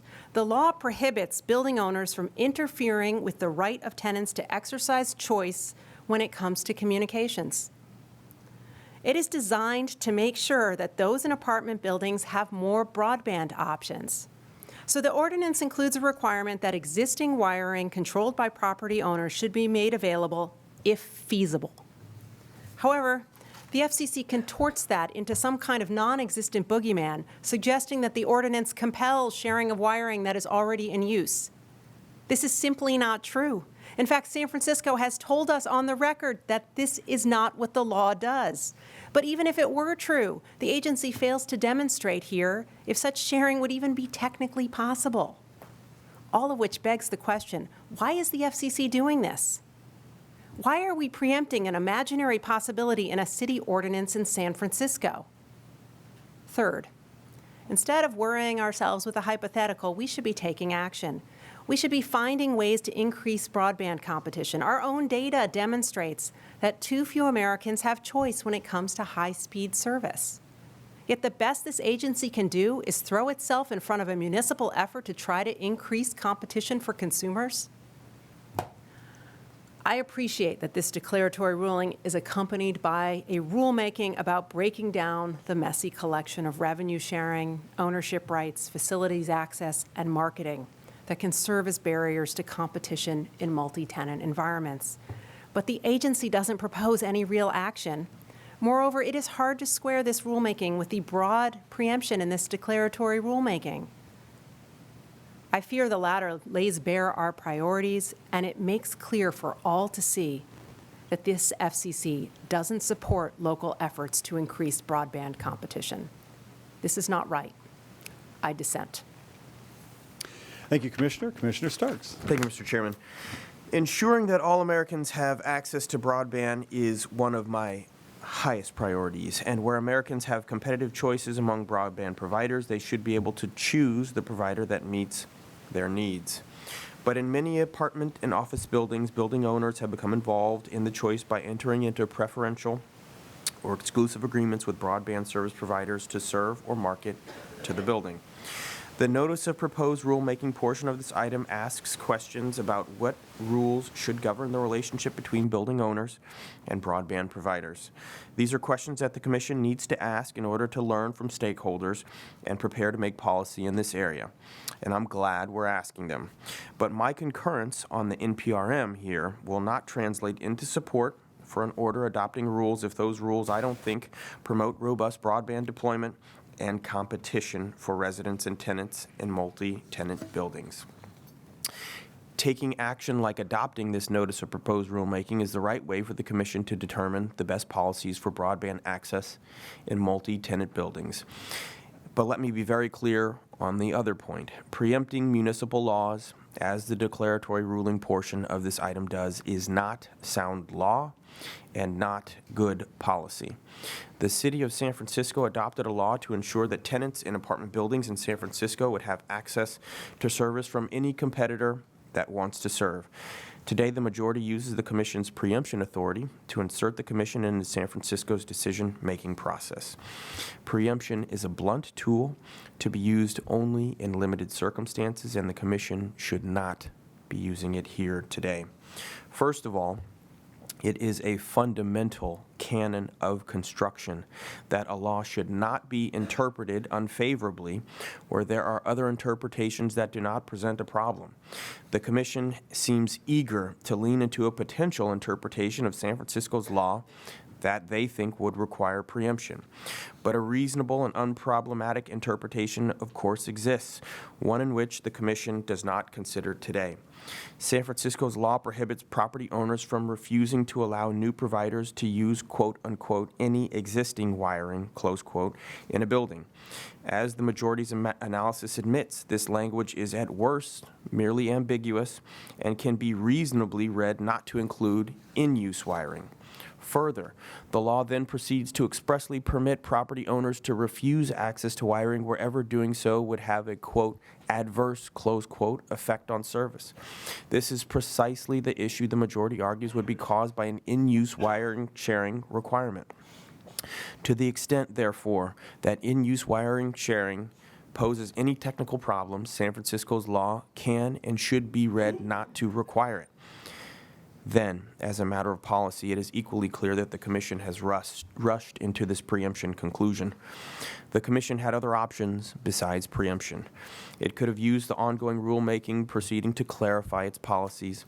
It could have waited to see what would happen with San Francisco's law in practice, in the marketplace, and possibly in the courts. But that's not what we do today. I don't think it's necessary or appropriate for the Commission to take this action to overrule a decision that San Francisco rightfully made for itself.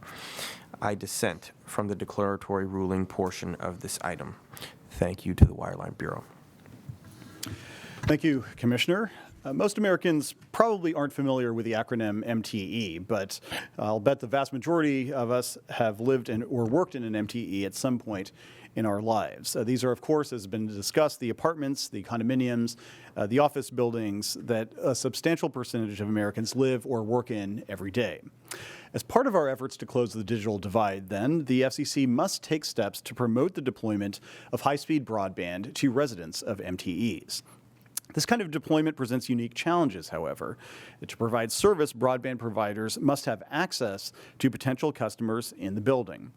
But when they know that they will have to share the communications facilities that they install with their competitors, they're less likely to make the effort in the first place.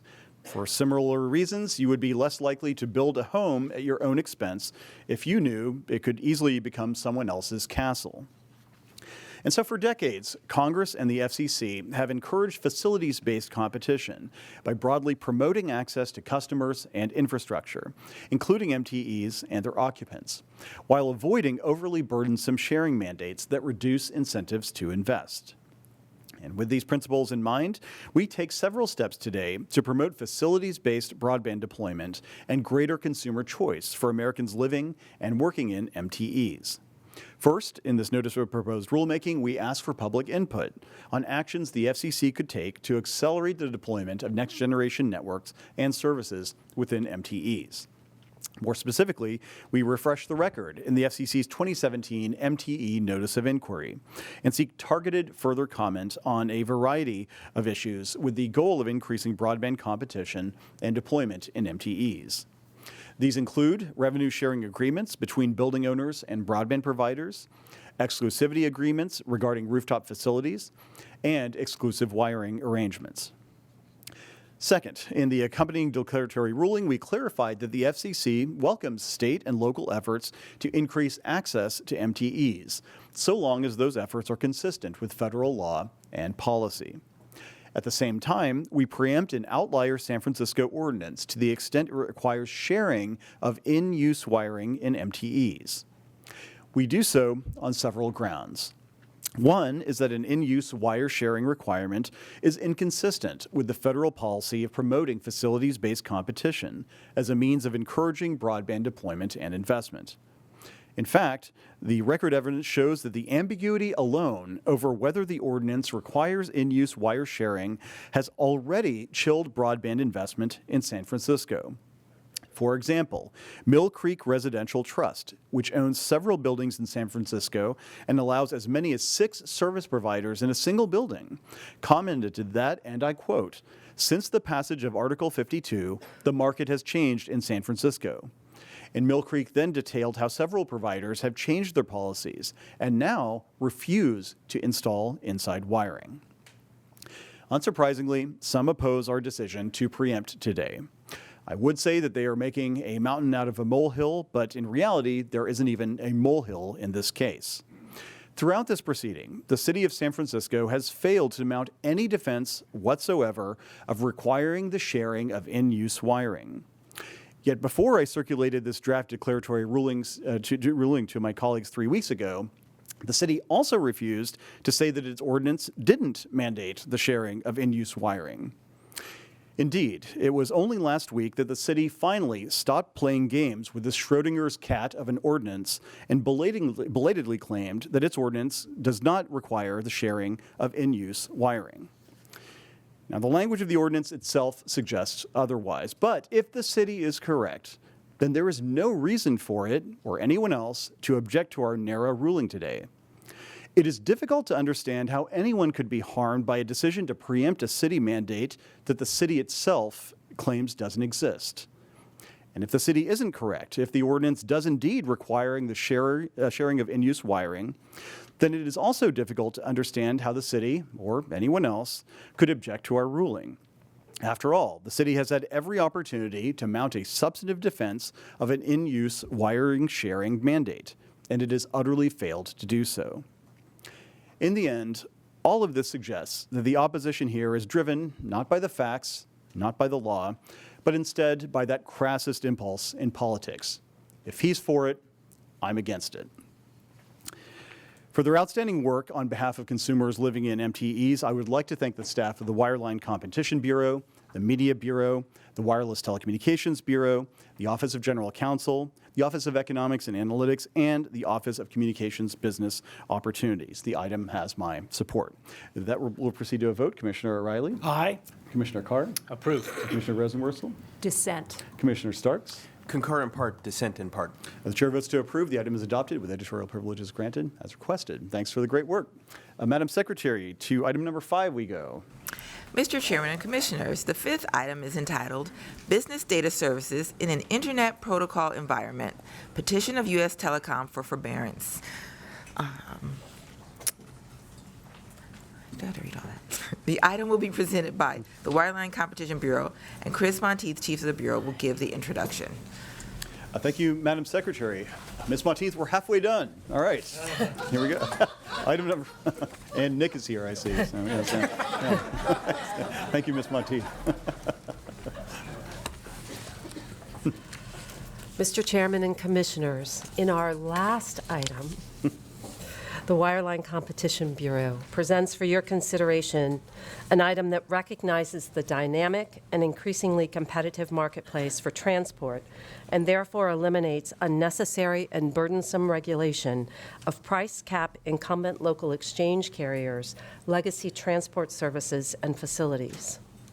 The item was developed by the Wireline Competition Bureau's Pricing Policy and Competition Policy Divisions with input from the Offices of Economics and Analytics and General Counsel.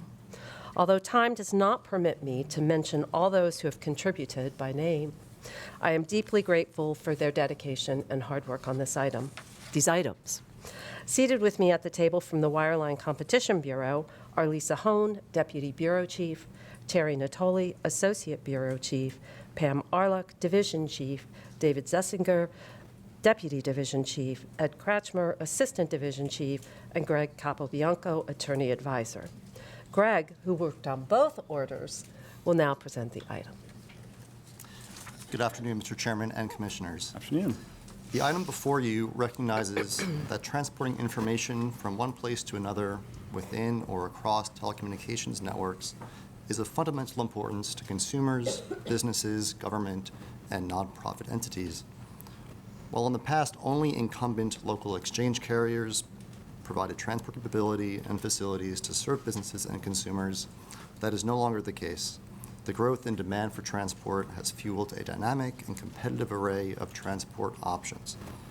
Although multiple providers now offer a variety of transport options, price cap incumbent LEC's lower speed, legacy time division multiplexing transport offerings for enterprise and wholesale consumers remain subject to ex-ante pricing regulation until the Commission adopted the BDS order 2 years ago. In the BDS order, the Commission created a framework for business data services that applies ex-ante pricing regulation only where competition is expected to materially fail to ensure just and reasonable rates. The report and order on remand would respond to the 8th Circuit Court of Appeals' partial remand of the BDS order, which remanded on notice grounds the issue of ending ex-ante pricing regulation of these legacy TDM transport services. Accordingly, after having sought comment in a second further notice, this order would take the next steps in eliminating the unnecessary and harmful market distortions that arise from imposing pricing and other regulation where competition can be reasonably expected to ensure just and reasonable rates.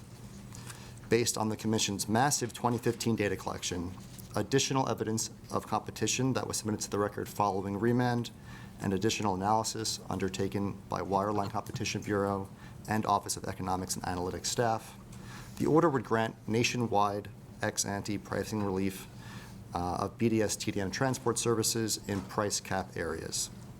It would also forbear from applying Section 203 tariffing requirements to these services and adopt permissive detariffing for price cap carriers' lower speed BDS TDM transport services for a transition period until July 1st, 2020, followed by mandatory detariffing of these services. Eliminating these burdensome regulations would encourage competitive entry and further investment in next-generation networks and services. The memorandum opinion and order would act on a portion of a U.S. telecom petition seeking forbearance from decades-old DS1 and DS3 transport unbundling obligations. These obligations require incumbent LECs to provide their competitors with unbundled DS1 and DS3 dedicated inter-office transport network facilities between certain wire centers within their local networks at regulated cost-based rates. Because unbundled DS1 and DS3 transport are also provided to competitive carriers and are the same local network facilities that price cap incumbent LECs use to provide their own BDS transport, the same marketplace dynamics that exist for BDS TDM transport also exist for unbundled DS1 and DS3 transport when there is evidence of nearby competitive fiber to price cap LEC wire centers. Based on the staff analysis of the BDS TDM transport, there is competitive fiber within half mile of 75.7% of price cap carriers' wire centers. The order would therefore grant forbearance from unbundled DS1 and DS3 transport at these price cap carrier wire center locations subject to a transition.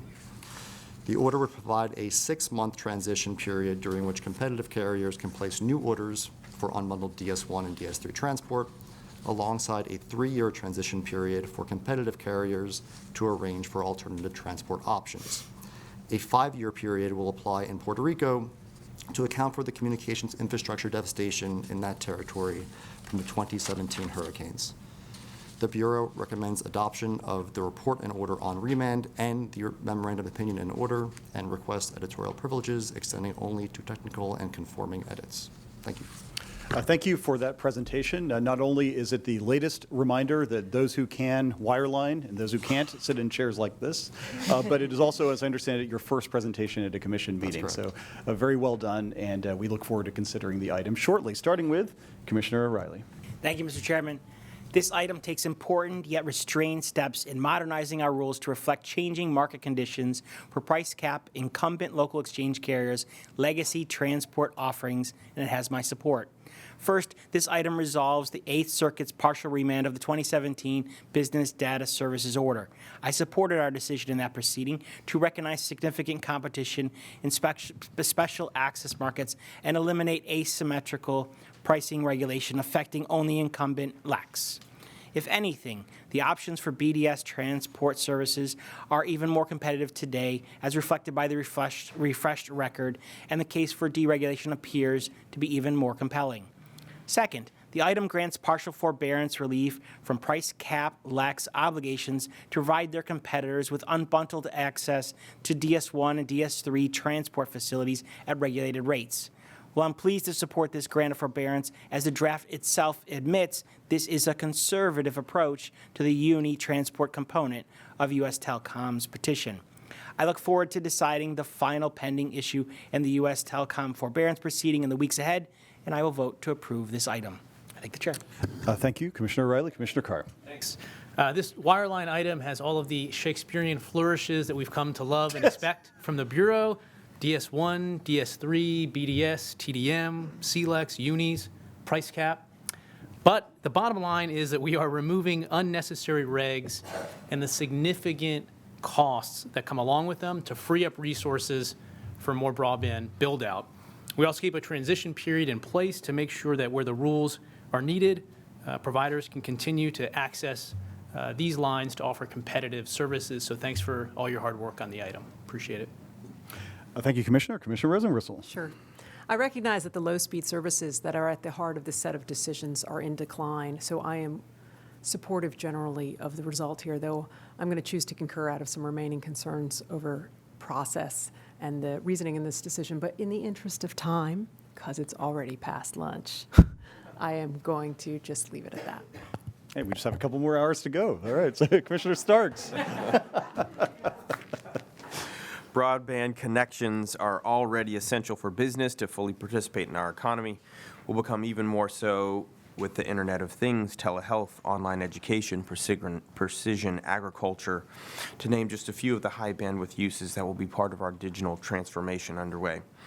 This item is about broadband for business, what providers can charge when they are the only option, and when and under what terms competitive broadband providers can access parts of existing networks they use to provide business broadband services. This item continues the majority's march towards deregulation, and in the process continues uprooting long-standing and carefully balanced policies designed to foster deployment of business broadband services while at the same time protecting consumers of business broadband services where appropriate from pricing competition. I was not a commissioner in the spring of 2017 when the Commission adopted the Deregulatory Business Data Services Order. The Eighth Circuit Court of Appeals remanded part of that order back to the Commission for taking actions without proper notice. Today's order cures the notice problems, but I think the substance of the 27 order and some of those problems remain. It assumes for the transport services under consideration that the presence of potential competition in an area means that the area is completely competitive. It removes regulations designed to ensure fair and reasonable prices, and it continues to rely on data from 2013 collected within the BDS proceeding, data that I think was outdated at the time and is even more so now. While I disagree with these assumptions, I do recognize that there is a competitive market for these services in many parts of the country, and I believe that evolution away from TDM-based transport over copper towards high-speed fiber connections is where the network is headed. So I concur with that portion of the item. I'm also voting to concur with the order partially granting U.S. Telecom's forbearance requests related to TDM, DS1, and DS3 transport. The majority finds that the TDM, BDS, DS1, and DS3 transport links are functionally equivalent to the same links ordered as unbundled network elements, UNIs. And so it does use that same analysis from the 2017 BDS order that I have problems with. But I know that the copper transport lines of legacy telephone network are no longer the only service option. So I believe that it does make sense to look at our obligations that were put in place for a network that has largely been replaced and to consider whether they're still serving the purpose for which they were adopted. As forbearance petitions like this one, U.S. Telecom filed require us to do so. In considering this or any request to remove regulations through forbearance, I will continue to look, as part of the statutorily required forbearance analysis, to see if the Commission would still be meeting its statutory obligations and key missions in absence of the regulations. In this case, this analysis is necessary to ensure that the Commission doesn't take actions to undercut competition. In considering the TDM, DS1, and DS3 transport links at issue in this order, I believe that the network is rapidly evolving away from TDM-based transport over towards high-speed fiber connections that will bring high-speed, future-proof connections into communities to support 5G networks. And I believe the 3-year transition period will help most current users of DS1 and DS3 unis find other ways to deliver products and services to their customers. I thank the Chairman for resisting calls to reduce this transition period, which for me is a critical part of this order. I also like to thank the Chairman for working with me to make this order work for Puerto Rico. As we are painfully aware, Puerto Rico was devastated during the 2017 hurricane season and had its telecom networks nearly destroyed. And because of that devastation, Puerto Rico is different, warrants different treatment, and this order recognizes that.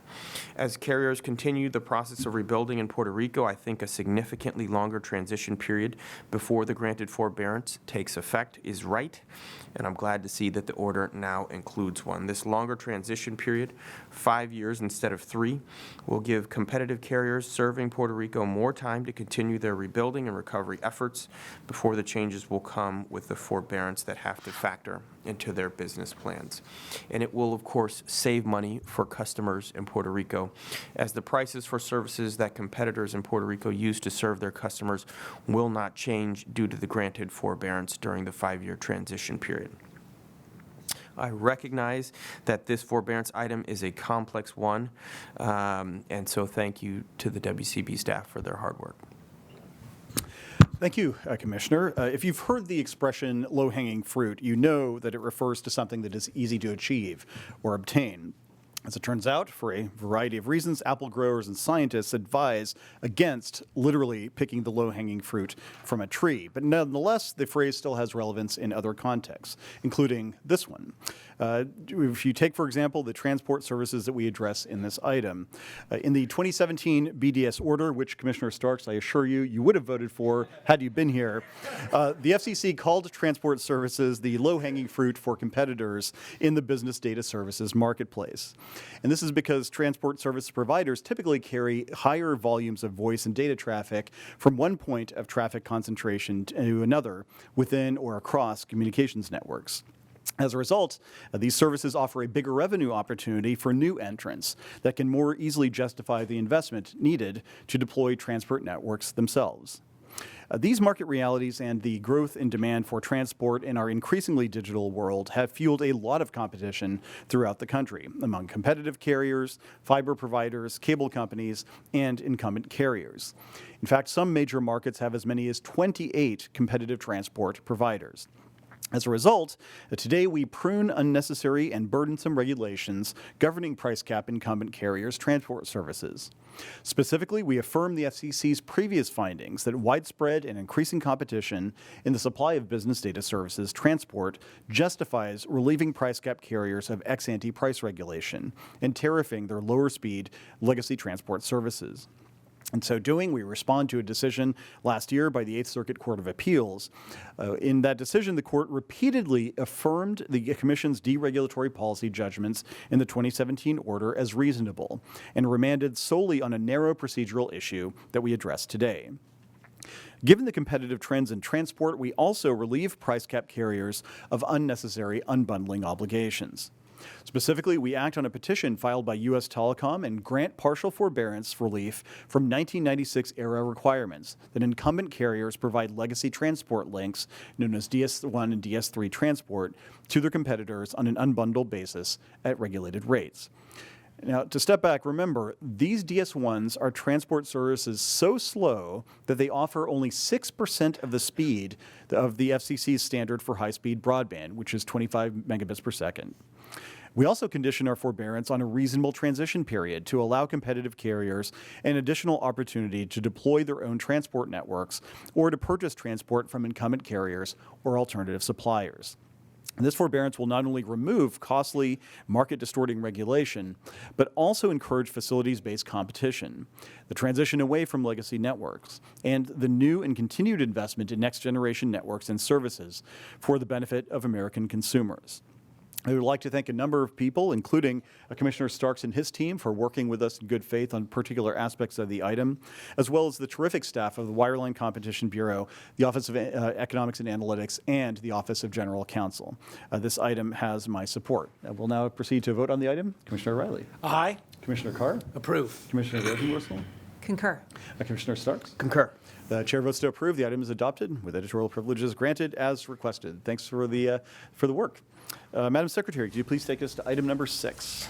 Mr. Chairman and Commissioners, the 6th item on your agenda will be presented by the Media Bureau. It is entitled Modernizing Children's Television Programming, and Michelle Carey, Chief of the Bureau, will give the introduction. Thank you, Madam Secretary. And as the Media Bureau is getting arranged, let the record show that the room cleared after BDS transport was resolved, highlighting, I think, the interest that people have in the nuances of DS1 and DS3 transport. But Ms. Carey, the floor is now yours. Thank you. Good afternoon, Mr. Chairman and Commissioners. As part of the Commission's Modernization of Media Regulation Initiative, the Media Bureau presents a report and order and further notice of proposed rulemaking updating our children's television programming rules. Sitting with me at the table are Jonathan Mark, Martha Heller, and Kathy Berthott of the Policy Division, and Kathy will present the item.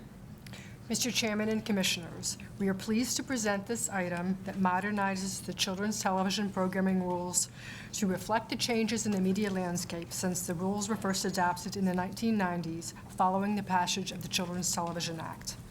There is a vast array of educational programming available today on broadcast television and on non-broadcast platforms, including cable networks, over-the-top services, and online sites. Additionally, live viewing of broadcast television among children has dropped sharply as more kids opt to view video content on other media platforms and watch time-shifted programming. According to Nielsen, in 2000, children ages 2 to 16 spent an average of 4 hours and 19 minutes per day watching video content, including 1 hour and 55 minutes watching broadcast television, both live and time-shifted, and 2 minutes watching internet-based content. In contrast, in 2017, children ages 2 to 16 spent an average of 4 hours and 30 minutes per day watching video content, including 37 minutes watching broadcast television, live and time-shifted, and 2 hours and 3 minutes watching internet-based content. The revisions to the rules adopted in the report and order provide broadcasters additional flexibility in serving the educational needs of children in light of these changes, while ensuring that educational programming remains available to children who rely exclusively on over-the-air broadcast television, particularly those in minority and low-income households. The report and order expands the 7 a.m. to 10 p.m. timeframe during which core programming must be aired to allow stations to begin airing such programming earlier at 6 a.m. This expansion, which reflects changing viewing habits among children, will give broadcasters additional flexibility in scheduling their core programming. In addition, the report and order requires that the majority of core programming be regularly scheduled on a weekly basis and be at least 30 minutes in length, but allows broadcast stations to air a limited amount of programming that is not regularly scheduled weekly programming, such as educational specials and short-form programming. These revisions will enable broadcasters to offer more diverse and innovative programs and provide them greater scheduling flexibility. The report and order also modifies the safe harbor processing guidelines used in determining compliance with the children's programming rules. Under each of the options providing under the revised guidelines, broadcasters will continue to air 156 hours of core programming each year, the majority of which is regularly scheduled weekly programming.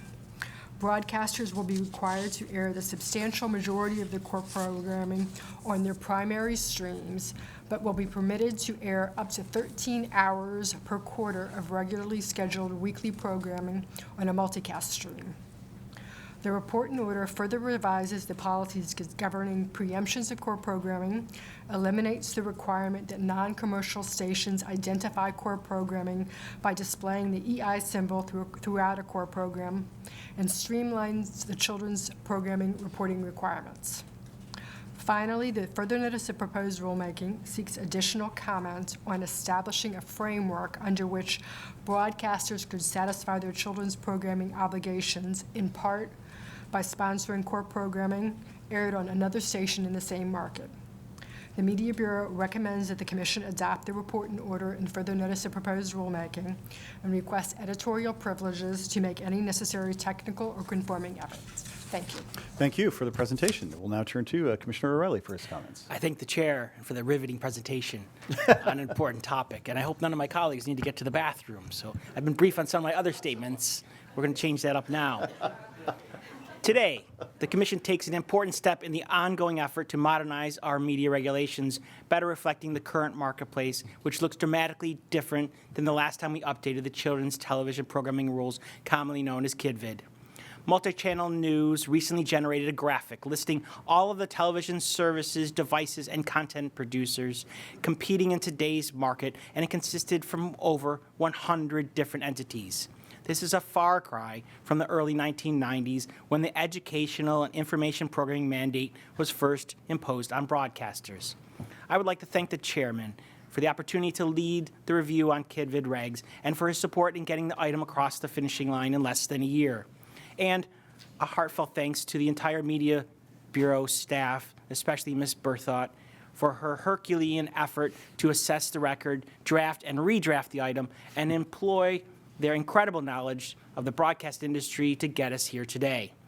When we started the review process in earnest to update KidVid rules, I laid out 4 targeted principles: protect existing viewers, give broadcasters needed flexibility in scheduling required required programming, respond to the shifting video marketplace, and simplify compliance. In the end, we accomplished 3 out of the 4, with simplicity probably losing out. On balance, any additional complexity for those taking advantage of the new rules seems like a manageable trade-off for meeting the other 3 objectives. First, regarding the children. This item largely retains the existing regulations in place for the benefit of those who watch KidVid shows every week. Other than modifying the reporting burdens, the item makes only incremental changes to the overall framework. This is a modest approach that does nothing to disturb the requirement for broadcasters to air 156 hours per year of KidVid programs. The vast majority of programming will still be in 30-minute blocks, and broadcasters can begin airing shows at 6 a.m. instead of 7 a.m., which reflects evidence in the record, surprise, surprise, many children actually are awake earlier on Saturdays. Remarkably, and very importantly, every single one of the 156 hours per year that must be aired will be accessible to households that only have access to over-the-air television. As some have pointed out, these are precisely the households that may lack access to broadband-dependent services such as over-the-top video platforms or other streaming services. Critics have argued that this is nonetheless ill-advised because multicast channels have traditionally had lower viewership. But the popularity of multicast channels as a whole is immaterial to whether over-the-air only households will continue to have access when combined with the notification requirements in the item. Moreover, as the order highlights, the vast majority, 2/3 of the programming must still be aired on the primary stream. The order also points out that there are nearly 700 more free over-the-air television stations than there were in 1990. And I haven't even gotten to the over 300 public broadcast stations around the country that are required to air at least 7 hours per day of children's educational and informational programming.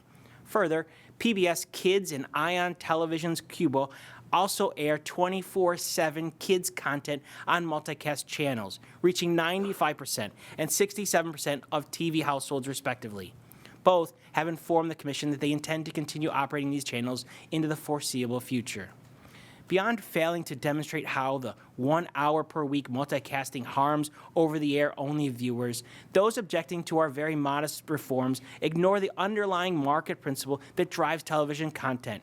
TV stations are always looking to increase viewership because this is how they generate revenue to survive, whether on a primary stream or multicast channels. Just because some content may be shifted to multicasting doesn't mean the broadcasters won't promote it. Quite the opposite is true. I met with a station earlier this week and heard about how they were able to expand their reach into markets where they previously did not have a presence by broadcasting on multicast channels. I do not deny that there is room for further development of the multicast market, but to say that it is a graveyard of unwatched television, children's television nonetheless, is flatly wrong. Second, some argue that viewers will be harmed by enabling broadcasters to air up to 1/3 of their required programming throughout the year instead of being regularly scheduled each week.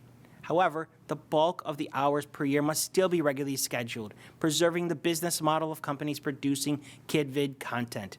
For the remaining hours, giving stations flexibility will allow for more accurate advanced programming scheduling that may result in fewer preemptions. Take, for example, a broadcast affiliate that airs network sports over the course of consecutive weekend mornings for a month. Rather than being forced to choose between airing local news or public affairs programming and rescheduled children's programming, as some commenters informed us occurs, the station can meet its KidVid obligation by shifting a portion of kids' shows to another time when children are actually more likely to be viewers, perhaps during the summer months. This flexibility also better reflects the current video marketplace where viewers tend to watch video on demand or in large quantities, so-called binge watching. A station may want to stack more programs together into blocks or focus on after-school specials of an hour or more. Further, permitting stations' programming flexibility does not mean that they're able to walk away from their regularly scheduled requirements, as they still must maintain a minimum of 26 hours per quarter, regularly scheduled each week. This modest amount of scheduling flexibility will allow broadcasters the opportunity to compete with other video providers without drastically altering the foundation of our KidVid requirements. Third, some have Some questioned whether broadcasters should have the option under Guideline B to air programming that is less than 30 minutes long. I would humbly point out that the ability to experiment with programming lengths is not a new idea, but one that exists in our long-standing existing regulations. While some research has been submitted purporting to establish 30 minutes as the gold standard for educational programming, we reiterate today that 30 minutes was settled upon in 1996 because the existing dominant broadcast television format was at least 30 minutes long. The record in this proceeding strongly corroborates our effort to give broadcasters the opportunity to offer more suitable children-centric programming like after-school specials and short-form shows. But again, this is not a novel idea. Our only action is to provide more specificity on what qualifies under Guideline B. Fourth, the item provides further flexibility by permitting preemption for locally produced content.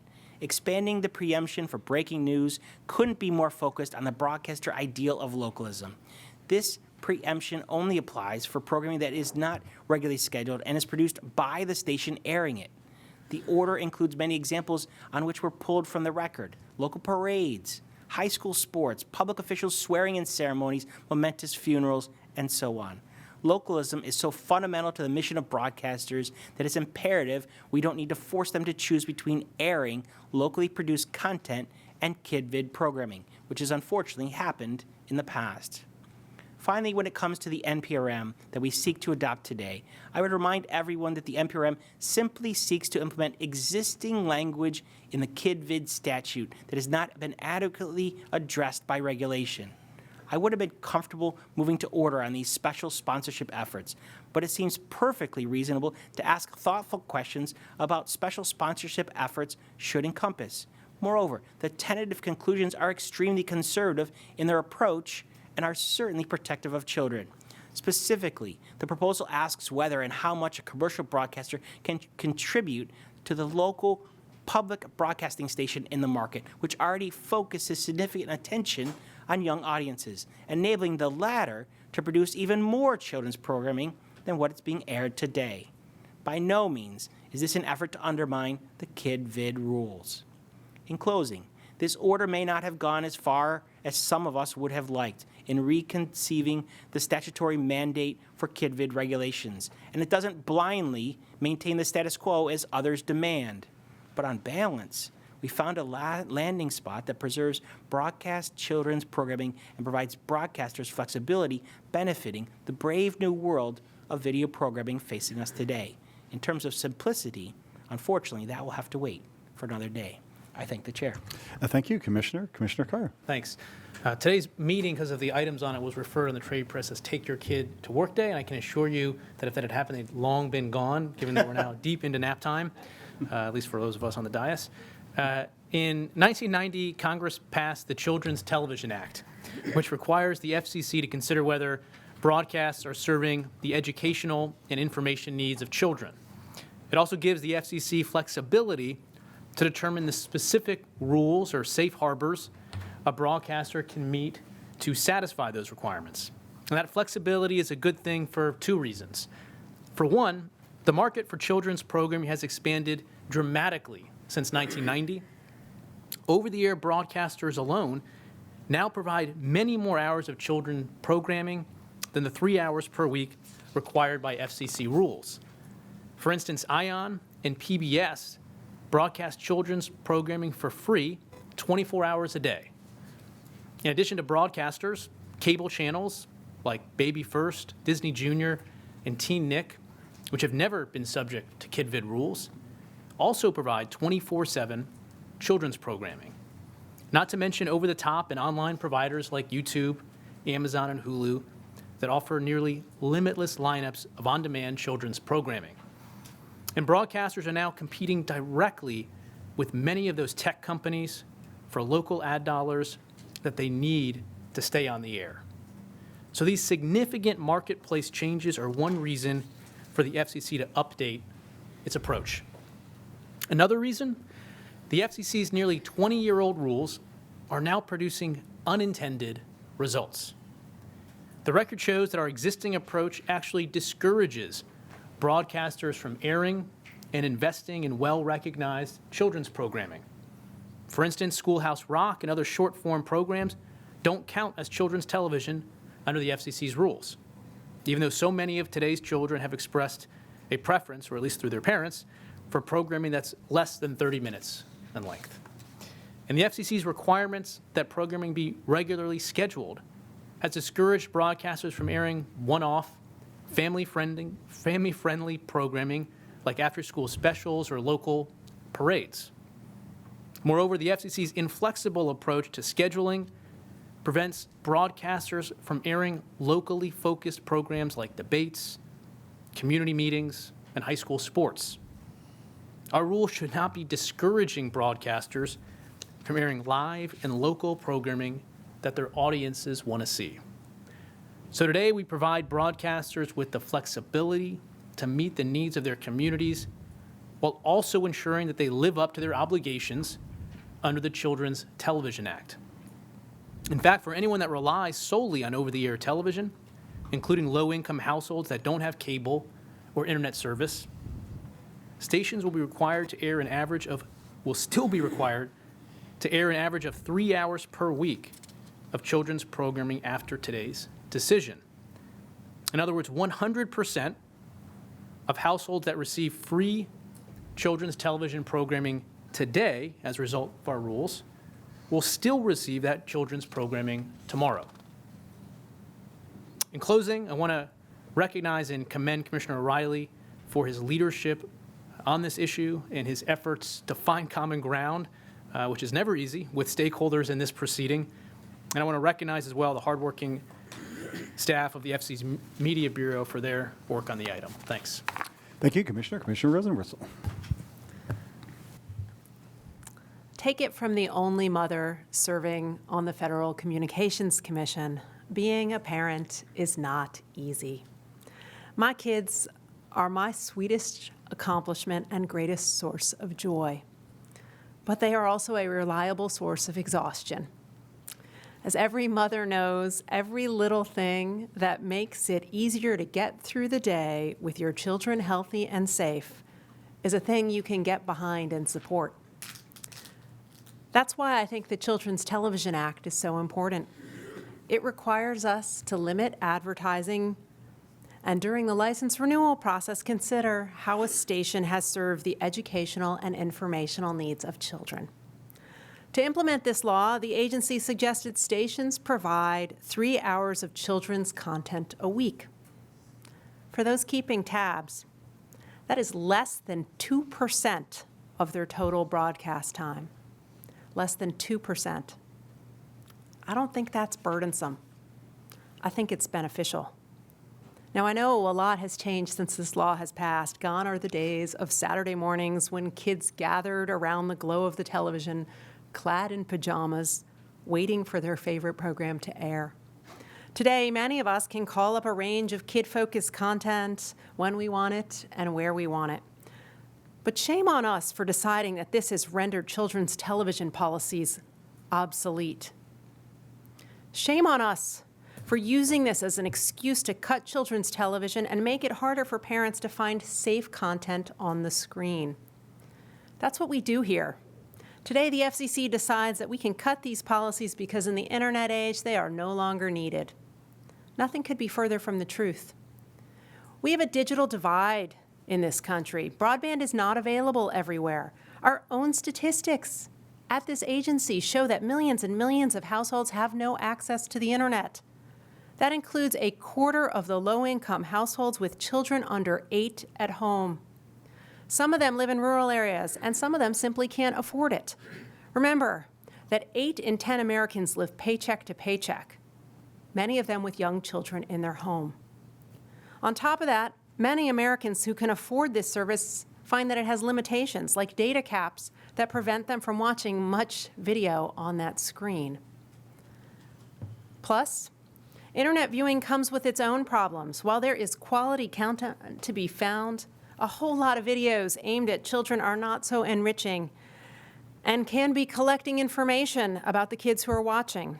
In fact, our colleagues at the Federal Trade Commission are now investigating how online video providers are violating the privacy of children when they do so.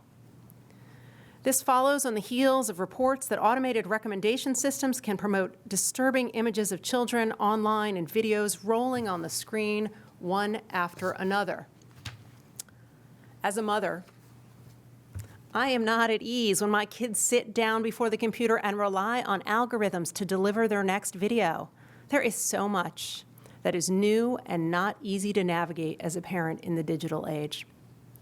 So I don't think there is anything wrong with this agency keeping in place the fundamentals of the Children's Television Act. I'm certainly open to modernizing these policies and had many conversations with my colleague, Commissioner O'Reilly, about just that, and I appreciate his willingness to do so. But in the end, I believe our policies should support the day-to-day challenges so many parents face to keep kids safe. As a result, I am saddened that today's order slashes so much of our children's television policies. We make it harder for parents to find content by reducing regularly scheduled programming. We shuttle off programming to multicast streams that most people don't watch and few parents are ever likely to locate. Then we issue another rulemaking suggesting our effort to cut children's television is going to continue. I am disappointed as a policymaker and a parent. I dissent. Thank you, Commissioner. Commissioner Starks. Thank you, Mr. Chairman. As I begin my 6th month as a commissioner, this item did give me some good opportunity to reflect on the role. Frequently, I'm looking to the horizon of our technological future and trying to set forth rules that drive advancements that will get us there effectively and efficiently. Other times I study where our rules have generated the right results or the wrong results, and whether the Commission needs to course correct or hold wrongdoers accountable. And regardless of whether I'm looking forward or I'm looking back, I am animated to ensure that our policies serve our core mission, protecting the public interest. And so what is at stake today is our consideration of an item that would curtail obligations, I think, placed on broadcasters concerning the amount of free, widely available educational programming that they should air for our children. I start, of course, with the guiding statute here, the Children's Television Act. The CTA is grounded in a number of important truths. That free over-the-air broadcast television has the potential to reach a vast portion of children in America with high-quality educational content, including children underserved by our educational system and other forms of media. That broadcasters are allowed to use our airwaves, a scarce public resource, for free, and as a result ought to be held to certain standards and have certain obligations.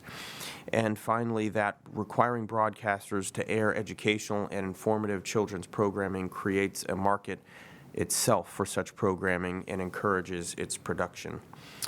This baseline understanding of the table stakes here is as true today as it was when the CTA was passed. While it is certainly undeniable that some children have access to a new universe of content, our children's television regulations, anchored by the CTA, still serve as a critical backstop for parents and for children who do not or cannot access additional services or who value a platform that is the gold standard in terms of safety and trustworthiness. I recognize that as times change, we often find reason to revisit our rules. And I've said before, in modernizing our media landscape, I will look to our clear responsibilities that Congress has assigned to us. And in this instance, I certainly take the point of broadcasters who and others who capably argue that the way all of us, including our children, consume content is undergoing a period of great change. And in this instance, I can understand the steps that we take to remove burdens for non-commercial broadcasters and relieve certain paperwork obligations. And I also hear loud and clear the chorus of calls for greater flexibility when it comes to covering breaking news or local events, content that viewers also value from local stations. But unfortunately, today's items greatly reduces broadcasters' current and, I believe, modest obligations to air children's programming and does not adequately make the case that this action serves the public interests. And so for that reason, I dissent. Why do I think free over-the-air educational programming remains so important? A big reason is that many households, and in particular Black, Latino, and Asian households, still rely exclusively on free over-the-air television, or they simply lack access to broadband connections required to take advantage of internet-based content platforms. In fact, year over year, the number of households that rely on over-the-air television has grown.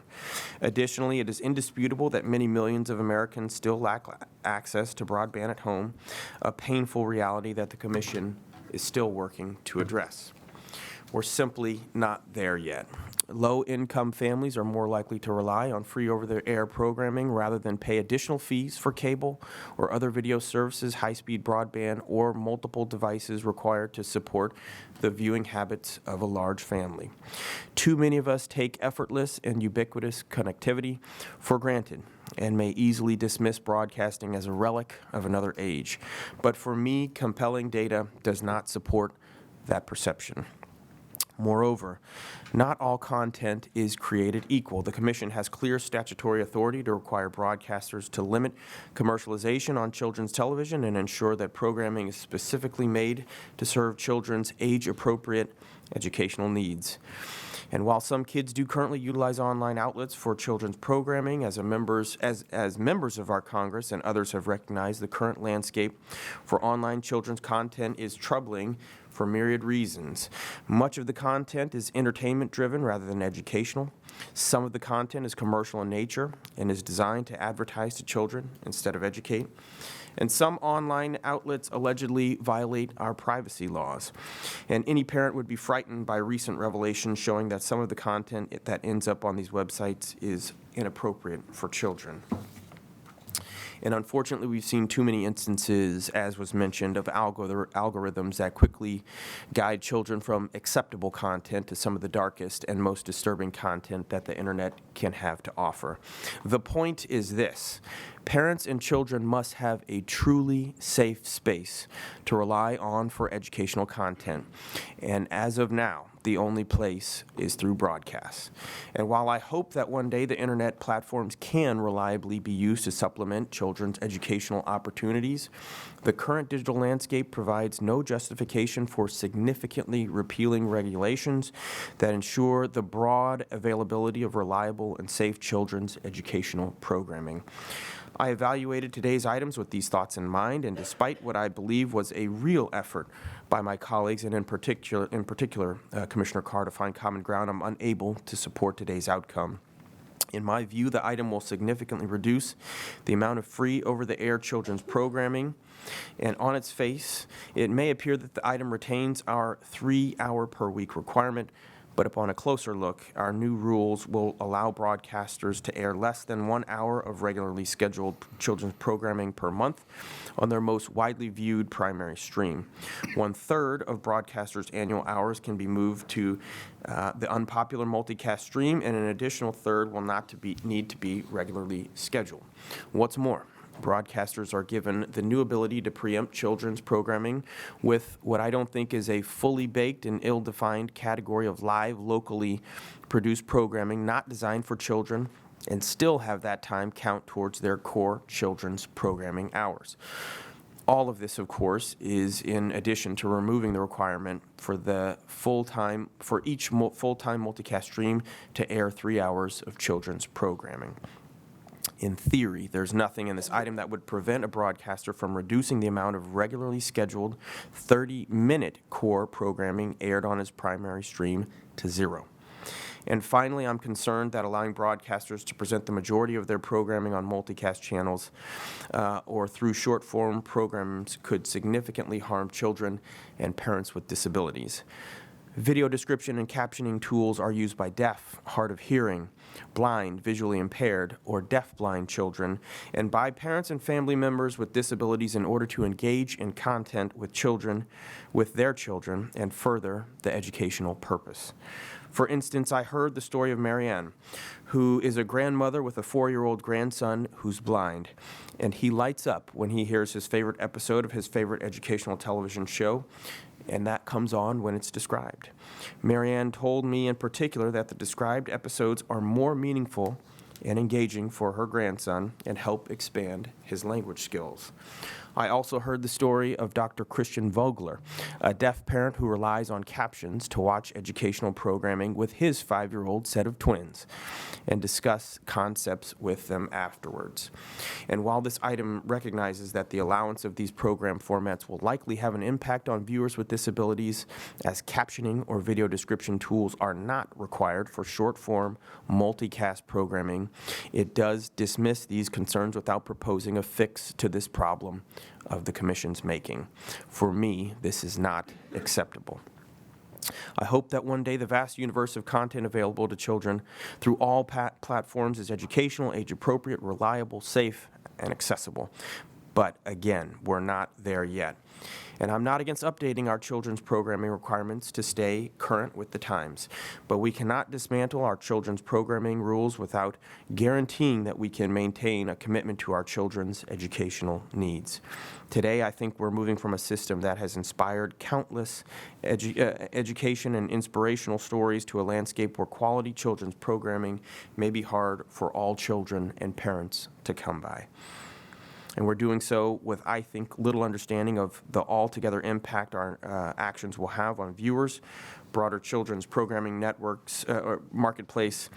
And in a sense, we are snatching defeat from the jaws of victory and leaving some kids, especially the most vulnerable, worse off than how we found them. Thank you, nonetheless, for the hard work of the Media Bureau. Thank you, Commissioner. A lot has changed in the 29 years since the Children's Television Act was enacted. Babies born when the act was passed are now having children of their own. Media that did not exist in 1990, most notably the commercial internet and online streaming services, have completely transformed what we know, what we watch, how we watch, and when we watch it. This explosion in choice of content and distribution has benefited children who have access to far more educational programming across all of these platforms than was imaginable in 1990. It's also resulted in a massive shift in children's viewing habits. As most parents, including me, know, rather than viewing programming live on broadcast TV, most children now watch educational content on non-broadcast platforms, and they prefer to do so. For example, the evidence in the record indicates that the educational programs aired on CBS and NBC owned and operated and affiliated stations average only 57,000 young viewers, which is less than 0.1% of the children in the United States. And in fact, about 2/3 of the viewers of these children's shows are over the age of 55, which actually isn't surprising if you've seen the commercials that air during these programs. Unfortunately, as has been mentioned, one thing hasn't changed to reflect these times, and those are the KidVid rules. Despite some revisions through the decades, the bulk of our KidVid rules remain trapped in amber, stuck in a time when classrooms had maps showing the Soviet Union and Bill Nye the Science Guy had yet to air a single episode. Until today, that is. Thanks to Commissioner O'Reilly's efforts, we are finally modernizing our KidVid rules to better reflect today's marketplace. This item gives broadcasters more flexibility in satisfying their obligations under the Act, while also ensuring that consumers who rely on over-the-air television can access educational programming. Indeed, even setting aside all of the children's educational programming now available on cable television and over the internet, there is now a plethora of such programming available over the air.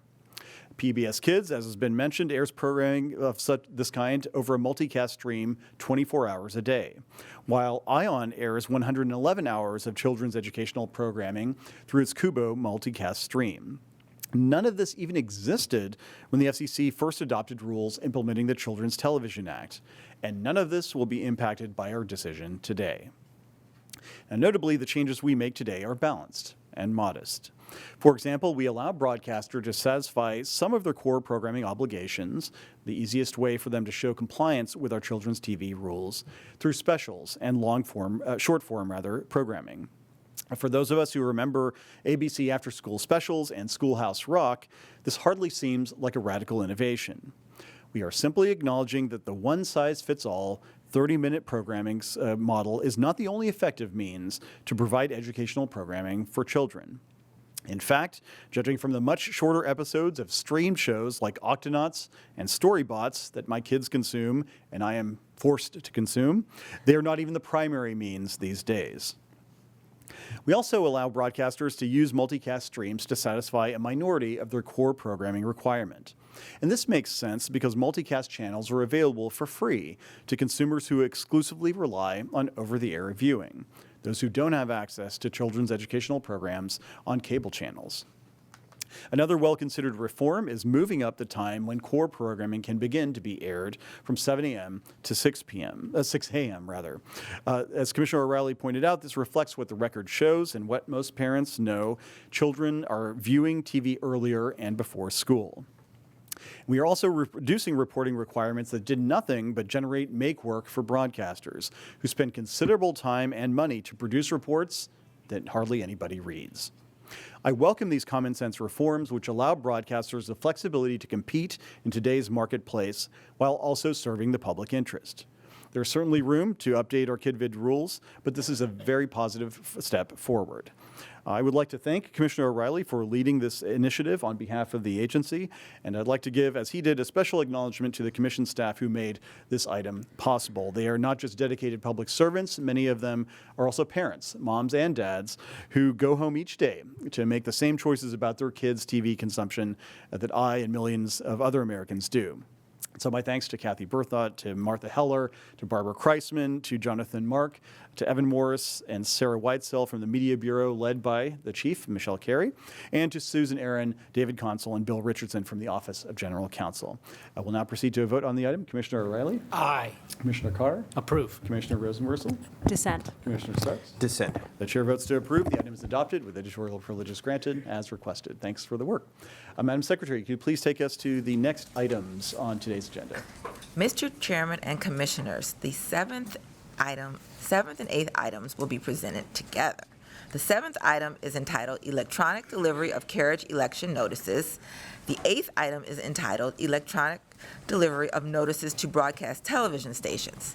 The items will be presented by the Media Bureau, and Michelle Carey, Chief of the Bureau, once again will give the introduction. Thank you, Madam Secretary. Ms. Carey, the floor is yours. The Media Bureau next presents two media modernization items that seek to update our rules to transition required communications between broadcasters and multi-channel video programming distributors, known as MVPDs, from paper to email. The first is a report and order and further notice of proposed rulemaking, streamlining our broadcast carriage election rules. The second is a notice of proposed rulemaking that proposes to update the Commission's notification rules for cable and satellite TV providers. Both of these items are consistent with an earlier media modernization order that allows cable operators to send consumer notices by email instead of sending paper notices by regular mail. Joining me at the table are Martha Heller and Lyle Elder of the Policy Division, Varsha Mongol of the Video Division, and Brendan Holland and Christopher Clark of the Industry Analysis Division. Varsha will present the first item, and Chris will present the second. Mr. Chairman and Commissioners, we are pleased to present this report in order and further notice of proposed rulemaking that modernizes the current broadcast carriage election process. Today, most broadcasters send multiple retransmission consent or mandatory carriage notices via certified mail every 3 years, one to every cable operator and satellite TV provider serving their markets. In keeping with the Commission's goal of reducing unnecessary regulatory burdens, this order largely adopts an industry proposal to move to an electronic notification process.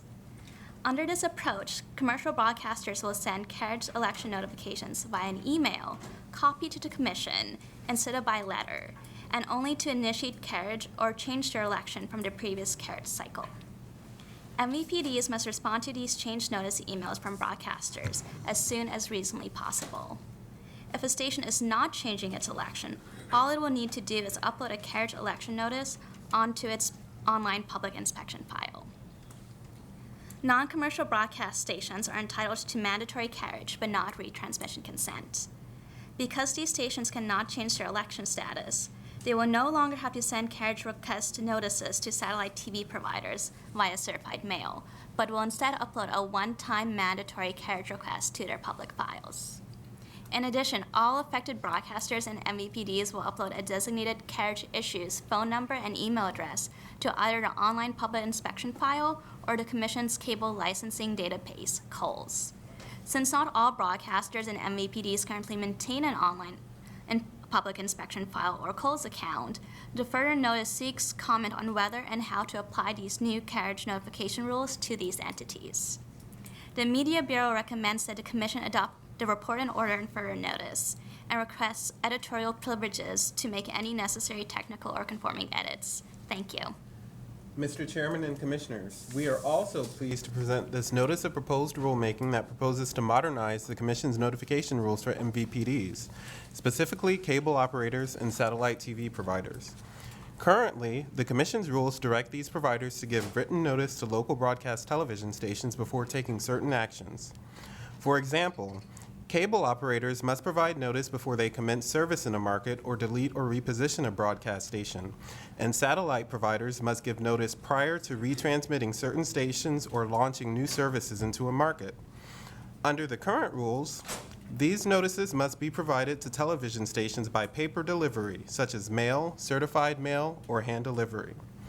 Consistent with the approach in the carriage election item, this notice proposes to require that written notices from cable operators to broadcast television stations be delivered electronically.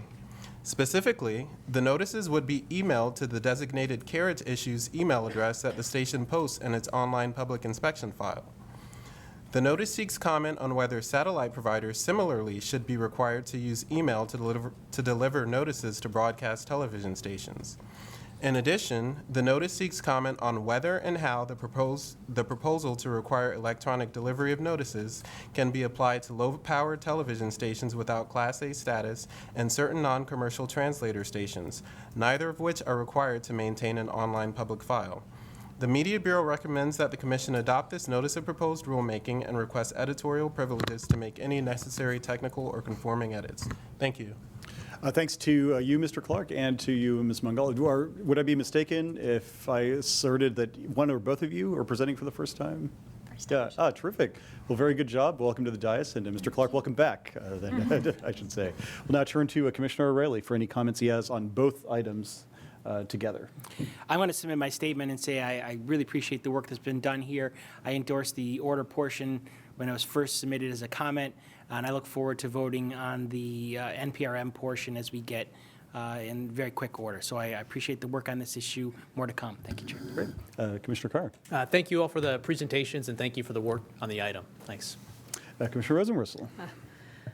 So the FCC has issued more than 24 rulemakings and orders over the last 2 years in our effort to modernize our media policies. And today we're continuing that work with 2 more rulemakings and 1 additional order, all focused on how we adopt updated notification systems that apply to a mix of broadcasting, cable, and satellite interests. This is a positive development, and it has my full support. But I don't think it's right for this agency to keep plowing ahead with our media modernization initiative without acknowledging that we have done nothing to update the least modern aspect of our media policies, and that's the public file system. For decades, the FCC has required that broadcast stations keep a public file with information about the station's operation and service to the community. And those filings include everything from station authorizations to contour maps to materials related to investigations to joint sales agreements. They also include a political file that features sponsorship information concerning political advertisements paid for by candidates, groups, and individuals. Over time, this requirement to keep a public file was extended to others, including cable systems and satellite providers. Now, a little less than a decade ago, the FCC decided it was time to begin uploading the contents of these public inspection files online. In other words, these files, which had been kept in dusty cabinets, well, they were finally posted on an online portal. And that was good for starters. But now, nearly 10 years hence, this system is dated. These filings are not machine readable. They cannot be processed by a computer. They are not built for the era we live in now, the one that this agency purports to stand for, the one where data is all. That means journalists, researchers, advocates, and the public do not have the ability to download, sort, aggregate, or search our files in any effective way. That means it is all but impossible to use our FCC systems to study trends in everything from media ownership to political advertising. We should update the public file system for the digital age. It should be searchable, sortable, and downloadable. It should be transparent. It should be useful for the public. So if we want to be truly modern in our media modernization initiative, working on a machine-readable format for the public file needs to come next. Thank you, Commissioner. Commissioner Starks. Great work to the team. That might be the shortest That statement is the in commission short. history. I'll be not quite as short, but just to say thank you to the Media Bureau for the fantastic work on both of these items. They have my full support, and the overall media modernization regulation initiative has been a tremendous success in no small part thanks to your efforts. So with that, we will proceed to a vote individually on item number 7. Is that correct, Madam Secretary? Commissioner O'Reilly? Aye. Commissioner Carr? Approve. Commissioner Rosenworcel? Approve. Commissioner Starks? Approve. The chair votes to approve that item as well. It's adopted with editorial privileges granted. And item number 8, Commissioner O'Reilly. Aye. Commissioner Carr? Approve. Commissioner Rosenworcel? Approve. Commissioner Starks? Approve. The chair votes to approve as well. That item as well is adopted with editorial privileges granted as requested. Do any of my colleagues have any announcements at this time? Commissioner Starks? Been a long day. It's not over yet. No, it isn't. I'd like to introduce my new staff assistant, Rhonda Hill. Rhonda, are you still here? Did you make it? Did you hang in? Loyalty only goes Nevertheless. Rhonda has been a tremendous addition. She's a longtime FCC employee, comes to us from the Office of General Counsel's office, where she worked in the admin law division. She hails from Hyattsville, Maryland, is a mother of 3, and a budding anime cosplay enthusiast. We're very excited to have her on board. That does mean with Rhonda's arrival that we have to say goodbye to Desmond Matthews of the Enforcement Bureau, Alex Hernandez of CGB, both who have been sharing staff assistant duties for my office the last couple of months. Thank you both for your hard work and for your managers allowing us to have you for that period. Thank you. Yep. I have one personnel announcement that I was hoping to put off for another day, and by another day, I mean a few years from now. But as some of you may know, after 12 years in public service, which began at the beginning of this open meeting, believe it or not, my chief of staff, Jamie Suskin, will be departing the agency for greener pastures at the end of this month. It's hard to put into words the contribution that Jamie has made over the past 2 years. This was, in fact, her second stint at the agency after 6 years in the Wireline Bureau. She's my first permanent hire. She helped not only get the office up and running, but identified the key policies that we've been pushing for ever since. Jamie has that rare mix of deep policy expertise and a practical understanding of how to get things done in Washington, whether it's the telehealth initiative that we voted out today, updating our rate of return rules last December, which is now helping providers build out their networks. Or helping me navigate a second confirmation process that was, well, interesting to say the least. Jamie really delivered results on so many issues, and she willingly hit the road in this job a lot, joining me on nearly all of the 31 states that we've visited in the last 2 years, from hundreds of miles above the Arctic Circle to many more miles than that from a big town in Montana, driving nearly through the night most of the occasions, and at one point through a more than mildly flooded stretch of road. Both thankful that it was a rental car in that circumstance. But in all seriousness, Jamie, thank you so much for your expertise, for the diligence that you brought to this job. Prior to joining my office, Jamie served in several roles up on Capitol Hill, both for Senator Deb Fischer and for Senator Thune and his team on Senate Commerce. And up there, she played key roles from drafting Kerry's Law to work on anti-spoofing legislation, 2 bills that the FCC will actually move forward on with final implementing rules at next month's open meeting. So it's a a nice way, I think, of rounding out your public service. So thank you again. Hope this transition will let you spend a little more time with your young family. We'll have another opportunity here soon to embarrass Jamie again, so stay tuned for more details on that. But for now, just thank you again for your dedicated public service and your contributions to the work of this agency. Thanks.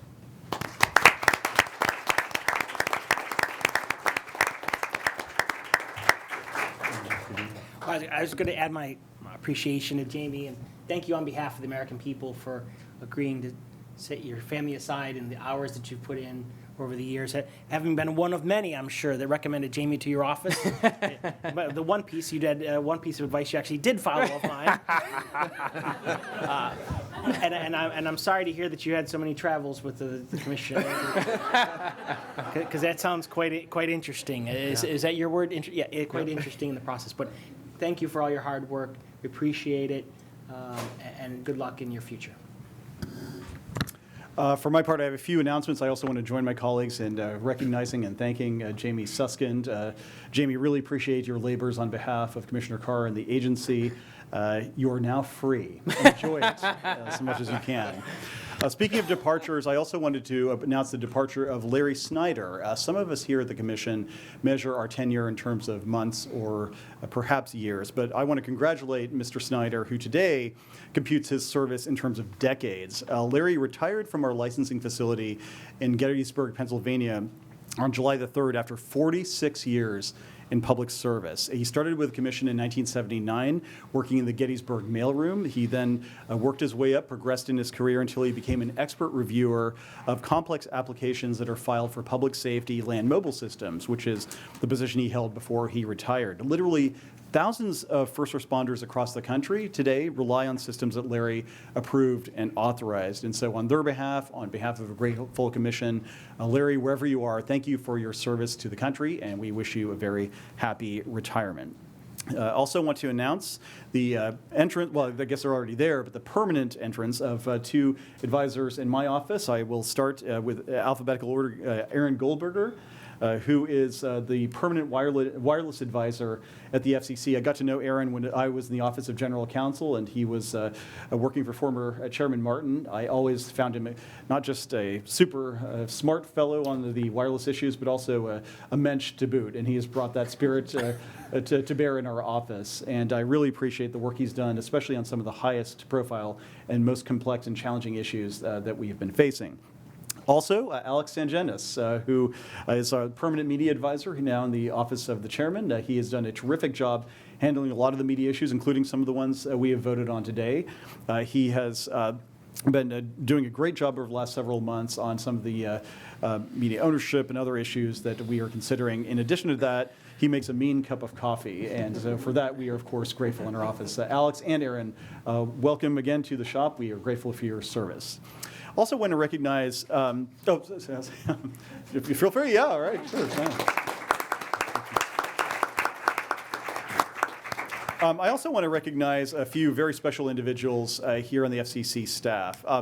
Now, for the first announcement, in 2008, the Federal Communications Bar Association introduced an award called the Excellence in Government Service Award. And it gives this award annually to, quote, recognize the contributions of federal government employees to the field of communications. And all current federal government employees are candidates for this award, and it recognizes people whose public service is outstanding, significant, and above and beyond the call of duty. And given those criteria, it will surprise absolutely no one in this room to know that the awardee for 2019 was Chris Monteith, the chief of the Wireline Competition Bureau. And I don't know if she's here. Oh, she's here. Ah, excellent.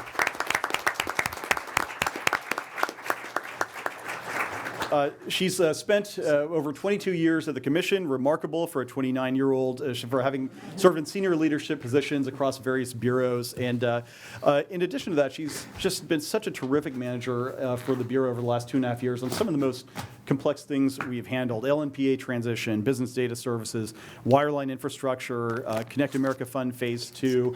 I don't know why I got so much flack for the Restoring Internet Freedom Order when she was the one who pioneered it, but she handled that one as well. Yeah. good luck with your mentions now on that. I know, exactly. But in addition to that, she's just the consummate professional. Those of you who have gotten to know her will know that she brings both expertise and a very collegial demeanor to everything she does internally and with external stakeholders. Chris, congratulations on an award, very well deserved, and we are so grateful that you've chosen to spend so much of your career here at the FCC. Last but not least, each year the FCC presents the Distinguished Service Award, known as the Gold Medal, and the Meritorious Service Award, the Silver Medal, to employees whose accomplishments have had an extraordinary impact on the ability of the FCC to accomplish its mission. I'm pleased to announce that we've selected the Gold and Silver Medal Award recipients for 2019, and I will announce their names. The recipients are, for the Gold Medal, Jim Bradshaw from the Media Bureau, Charles Mathias from the Wireless Telecommunications Bureau, Alex Menard for the Wireline Competition Bureau, and not just because of the fact that he wears bow ties, Christy Thompson from the Enforcement Bureau, and John Zentner from the Office of Managing Director. In addition, the Silver Medal awardees are Kathy Berthott, who is she's still here? She might have taken off. Oh, there, yes.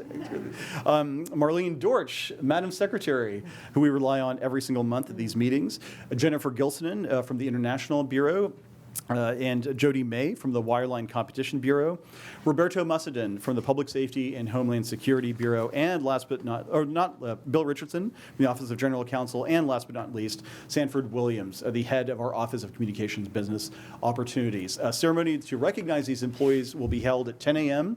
on Wednesday, July 24th in this very room. But I did want to jump the gun in order to applaud these terrific public servants for their dedicated service to the Commission and to the country. Congratulations to all of you.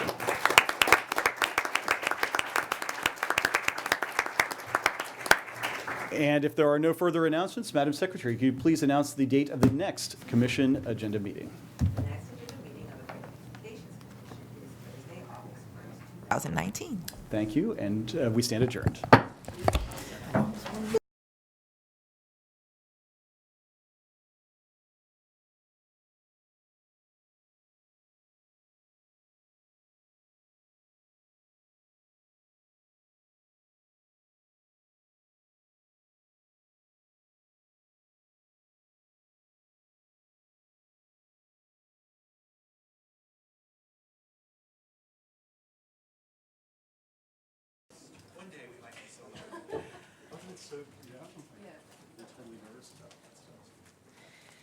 All right, good afternoon.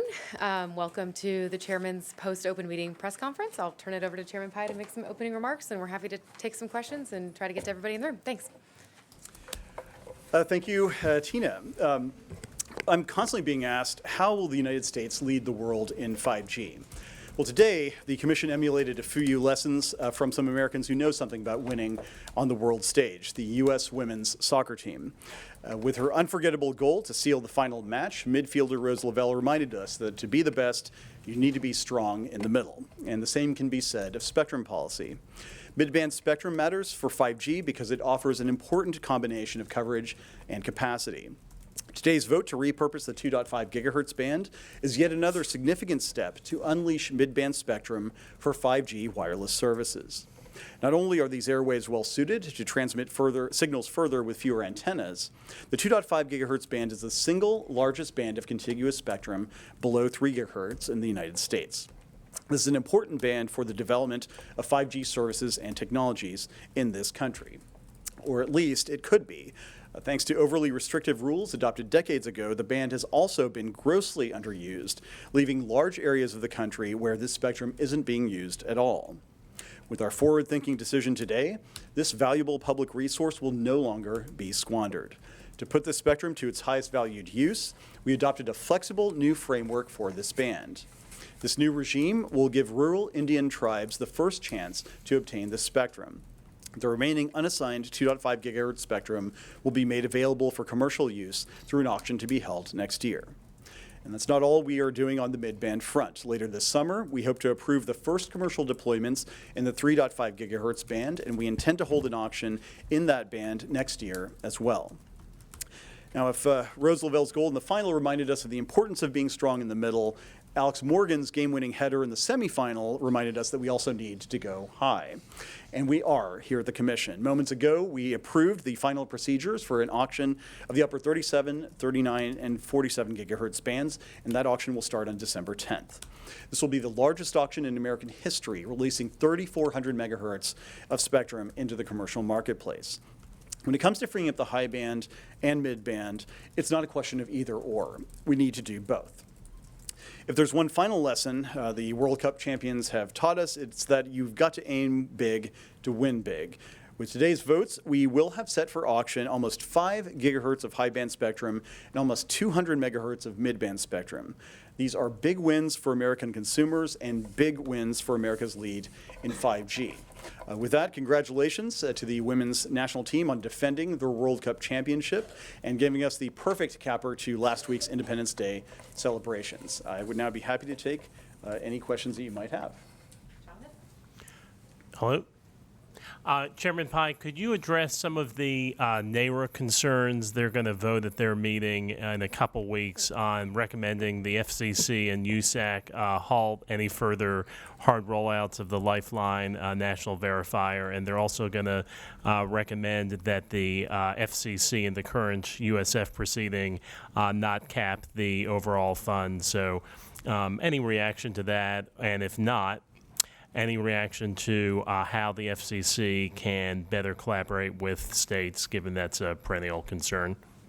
So I guess that's 3 different questions. The direct to the second question, what I can tell you is that the comment period is now open. We certainly look forward to getting public input on the USF cap notice of proposed rulemaking, including from any state regulatory commissioners who might have a view on that question. With respect to the first, we have made it a point to work with any interested entities to make sure the national verifier works well and properly for all involved. For example, I've personally spoken with the head of the Center for Medicare and Medicaid Services, CMS. The administrator, Seema Verma, has worked with us and her team has worked with us to make sure that we are including their databases as part of the national verifier, and we expect that to be up in the fall. We are open to any state that wants to work with us to make sure that our databases mesh. And generally speaking, we've worked very collaboratively with all kinds of stakeholders to make sure that this critical tool, which is something that the previous administration expected to be up and running in 2019 and is in fact up and running in some places, will be a useful tool for weeding out waste, fraud, and abuse in the program. The last question was, generally speaking, working with the state and local. Yes, we consistently across a whole variety of areas do that. To give you one easy example, the very first vote that we held at the FCC after I became chairman was a vote that essentially made sure that our USF program and New York's broadband program worked hand in glove so that we were essentially aiding their efforts to provide high-speed broadband to unserved residents in upstate New York who for too long have been on the wrong side of the digital divide. The very first vote involved us supporting a state effort to get better broadband access out there. That's the kind of effort I'm proud of and the kind of thing we're going to continue to do. Thanks. Thank you. Monty Taylor, Com Daily. Chairman, did you order the Media Bureau investigation of Sinclair? And can you say when that order or when that investigation started and what the rationale is behind the timing? The only thing I can say about that is that it was an Enforcement Bureau matter, and the filing, the papers that were posted as a clerical error, and that's all I can say about that particular matter. Margaret McGill with Politico. The DOJ has yet to sign off on the T-Mobile Sprint merger, so I'm wondering how that affects your ability to circulate an order approving the deal, and can you do that before the DOJ finishes its review?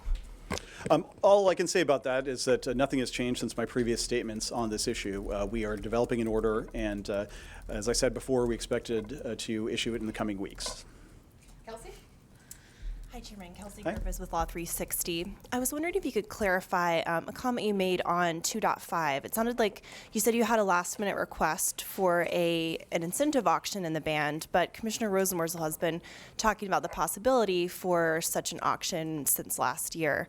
Did you mean that you got a formal request to change the item or something of that nature yesterday? Correct, yes, without any supporting description of how it would work, what the legal parameters would be, how we would encourage participants, all of the necessary procedural and substantive questions that would go into that sort of request.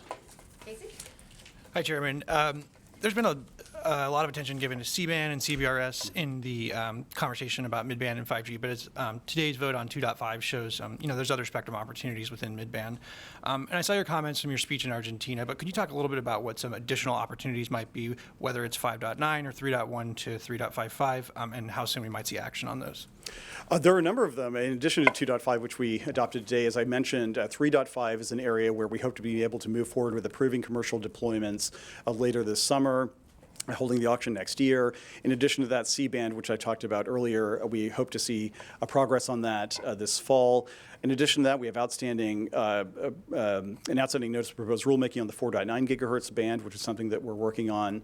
There, of course, have been unlicensed proceedings as well, the 5.9 gigahertz band, as well as the 6 gigahertz band, which would be about 1,200 megahertz from 5925 to 7125 megahertz. And there, we are looking forward to working with various stakeholders, including critical infrastructure entities that might be using the band to ensure that we have the best of both worlds. We free up as much spectrum as possible for unlicensed use to get Wi-Fi 6, as it is known, turbocharging the wireless marketplace, while also protecting some of those entities that rely on the spectrum. So, and in addition to that, there are as well possibilities in the 3.1 to 3.55 band that we've been exploring, and that requires us to work collaboratively with other federal agencies, which we, of course, have been doing.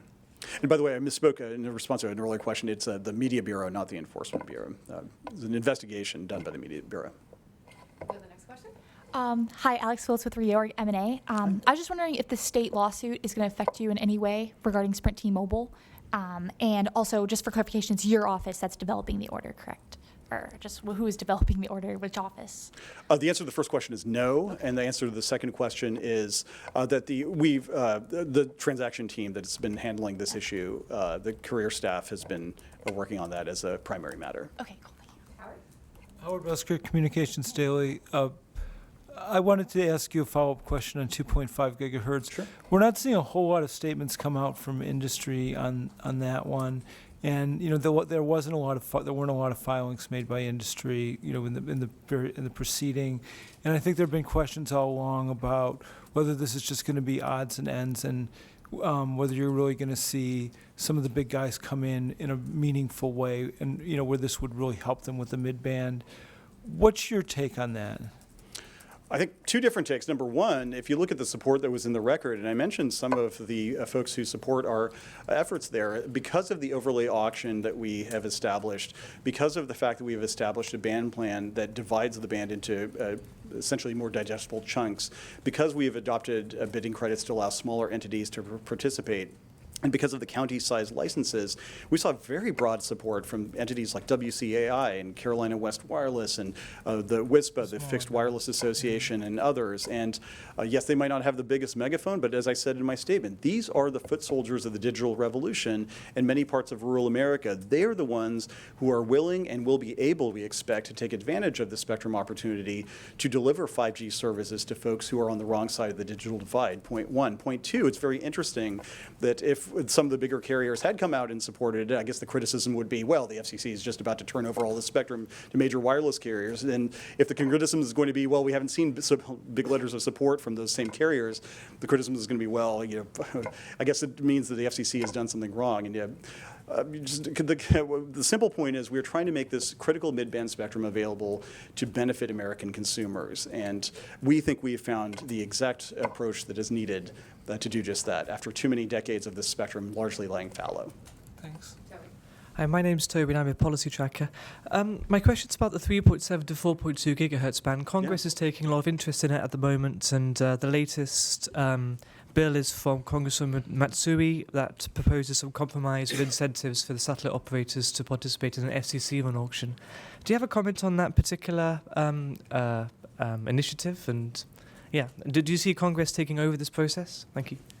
I haven't had a chance to study that legislation in detail, so I can't offer a comment on it. But obviously, we've been receiving a number of communications from senators and representatives who are interested in the issue, and I've sent responses back, and you can see all of those responses on our website, as well as the letters from the elected officials. But we certainly welcome input from anybody who has a perspective on these issues to share, and are happy to give technical assistance if necessary to folks who might need it. But in the meantime, I am personally, we are actively looking at the various issues and studying the various proposals that have been made in that band. Hi, I have two questions. Do you expect to undertake Universal Service Fund contribution reform during your tenure? And if so, what would you expect that would look like? And as we approach the 50th anniversary of the moon landing, is there anything you'd like to say about telecommunications role in providing a shared window on world events? Great question. So on the first one, as an initial matter, issues involving USF contributions are handled by the Joint Board, which is chaired by Commissioner O'Reilly, and so I would refer those questions to him. I would, of course, then defer the subsidiary question of what any contributions reforms would look like, except to say that I also, as he does, and as many do, would oppose a broadband tax being imposed, a tax that would increase the bills that consumers pay for internet access. The second point of the moon landing, this is something I talked about yesterday when I had a chance to address some space entrepreneurs over at the U.S. Chamber, and when I was introducing the SmallSat streamlining process that we're going to be rolling out and which will be made public on Thursday, one of the things I talked about was the fact that the 50th anniversary of the moon landing really captured the American imagination, and it set, I think, the course for that entire generation, that we can really aspire to do big things. And it drove a lot of young people to think about space as not just the final frontier, but a frontier they could indeed conquer. And one of the points I made yesterday is that you seem to see a new appetite to take that kind of moonshot again when it comes to space communications entrepreneurship. And in SmallSats in particular, you see startups all over the country, around the world, who are thinking about new ways to provide communication services out in orbit, and not just the big birds, I guess you might say, beaming down low latency communication services, but now you're thinking about essentially mesh networks out in space, or different small satellite constellations that could provide everything from IoT solutions to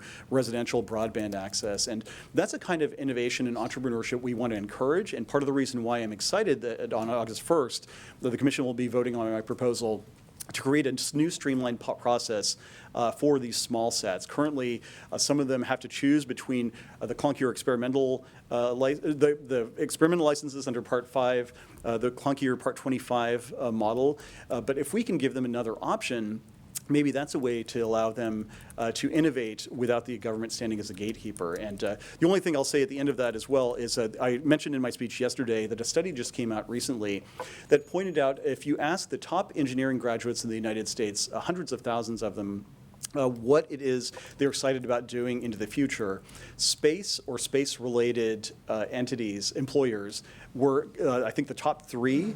They mentioned, I think, SpaceX, NASA, and Lockheed Martin. And I think that's a sign that there's a great interest among the young, again, in space. And so we want to do our part to encourage that kind of STEM learning and that kind of entry of new and innovative entrepreneurs into the scene. Chairman Matt Danneman, ComDaily. Thanks for teeing up my question from the Chamber of Commerce event yesterday. You mentioned, while speaking there, that the FCC needs to work with other agencies on orbital debris.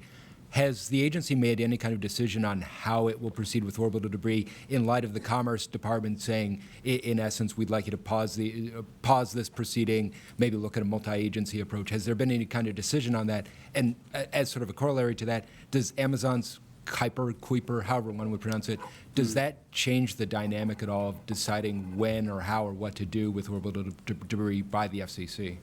The answer to the latter is no. It doesn't directly affect either the timing or substance of whatever decision we make. And as to the first, we haven't reached any decisions yet. I said yesterday, as you probably saw, that I do think orbital debris is an important issue, and it has now been a decade and a half since the FCC updated its orbital debris rules.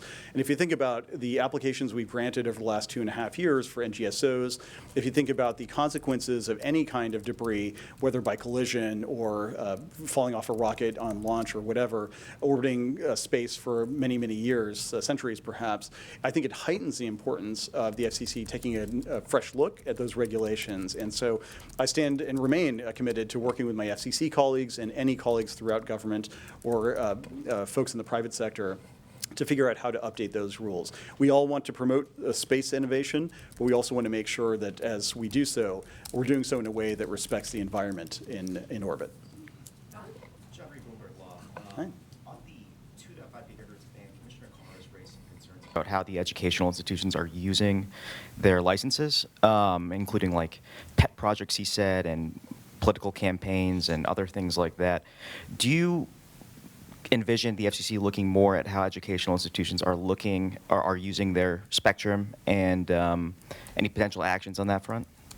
Oh, I'm grateful to Commissioner Carr for launching his inquiry, and at his request, as he mentioned in his statement, we included in the order some language potentially referring any of these issues to the relevant FCC staff for a determination about whether any of our rules were violated. And so we, of course, want our rules to be respected, and that includes by EBS licensees. Chairman Dave Shepardson from Reuters.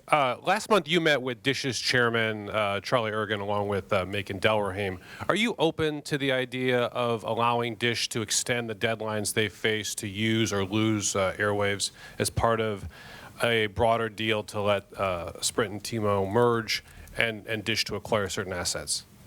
I can't comment on that particular meeting or any of the topics that were discussed at that meeting beyond what was in DISH's ex parte at this time. Okay, thanks. All righty.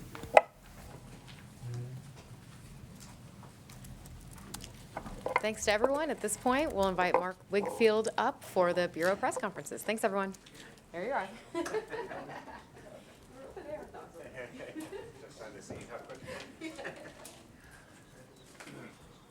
Okay. All right, let's just go through the items. Any questions on the 2.5 item? Howard? Okay, if we could have wireless come up, please.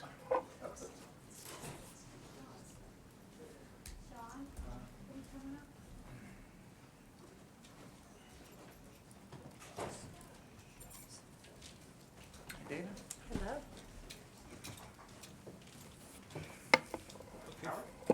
First, just two questions. One was sort of can you give us anything on ways in which the order changed between when it went from the draft form to the final form? I mean, were there any substantial changes? I know the car language, that kind of thing. Yeah, the primary changes were two, a change in the band plan. As you know, the white copied version had 100 and 16.5. And so there was a change to the band plan. Now it's roughly 50 megahertz, and still the 16.5.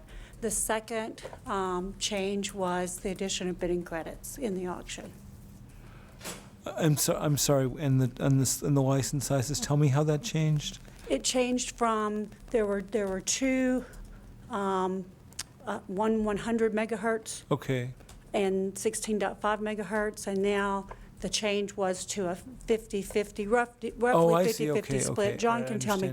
I understand now. Exactly. Right. It's 50-50, but the exact is 49 point. There's a 50.5 megahertz license, a 49.5 megahertz license, and then a 16.5 megahertz. So I would have picked up on that quicker if we hadn't been sitting here for 4 hours. I'm sorry about that. But when I say roughly 50-50, John's right with the exact number. 50-50, and the 16.5 remains unchanged. And then the other thing is, I know there were two partial dissents, but are you able to tell? I know Commissioner Rosenworcel said what hers was over, but how much?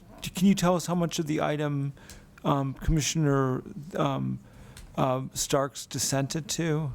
Is that I just don't know how much what his dissent. Just to ask him, right? Yeah. I would ask Commissioner Starks himself. Okay. Thank you. Anything further on this one, Toby? Yeah, sorry, on the change of band plan, I mean, I don't know if you're able to say, but what was the reason for the change of band plan from 100 to 49.5 and 50.5? I actually think if you look back at the chairman's statement, and he talked about breaking that into smaller segments, and that would encourage more participation. He even talked about the various smaller players. If you look back at his statement, I think you'll find that explained very nicely. I don't think I have anything to add to what he said. Anything further on this? Okay, thank you. Thank you. The next one was the OEA, the auction procedures on the incentive auction. Other questions on that item? Okay. Connected Care with Wireline Bureau. Okay. MTE's multi-tenant environment. Okay. Matt Danaman, if we could have Wireline come up, please.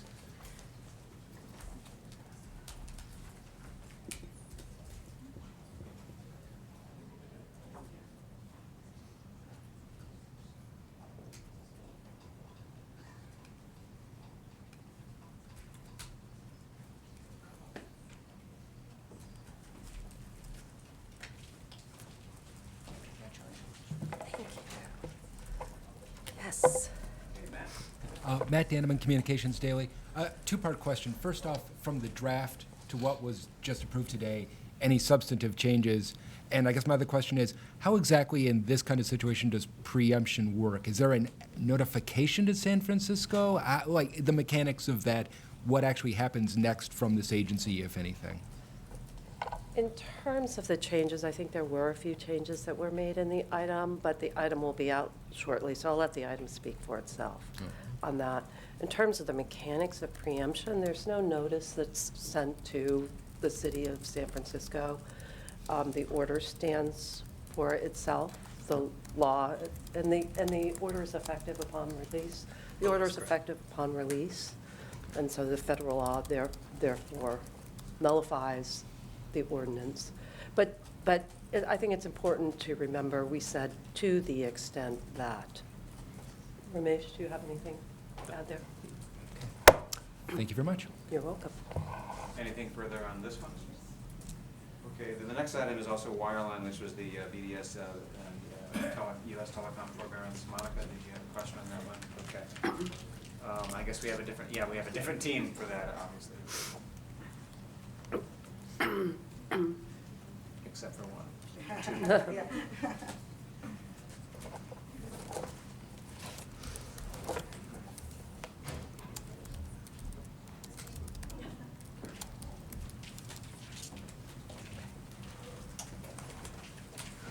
Can you talk a little bit about the substantive changes in the rulemaking?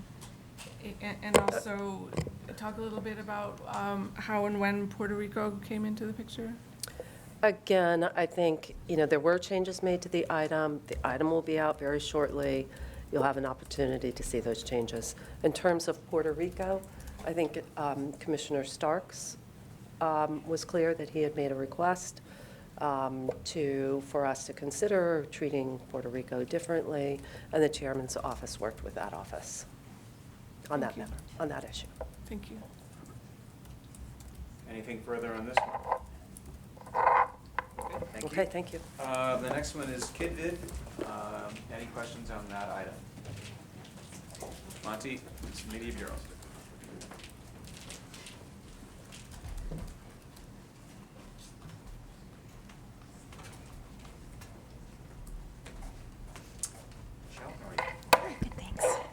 Monty Taylor, Com Daily. I just wanted to know if the order includes the provisions that Gray asked for, where it would get rid of rules requiring broadcasters to send information to programming guides.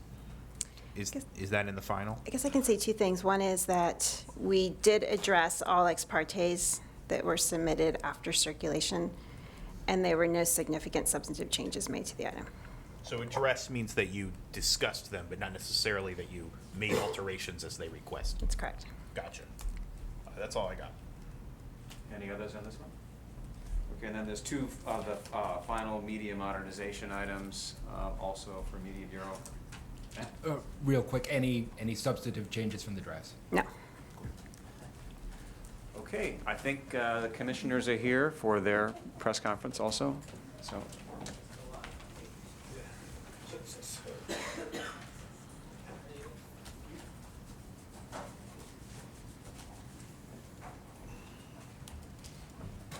Well, hello, everyone. How far can we keep you from lunch? We can go all day. Is it a challenge? No, I don't. I'm not challenging you. Don't do that. This is Monty Taylor from Com Daily. I was wondering, Commissioner O'Reilly, if you could.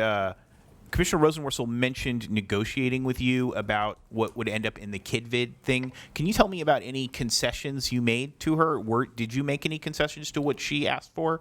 Or could you tell me what she asked for? Well, first, private conversations should remain that, but we did talk a number of times about the possible changes that could occur. Obviously, it didn't happen, and we didn't come to agreement, and she had a different viewpoint on the item.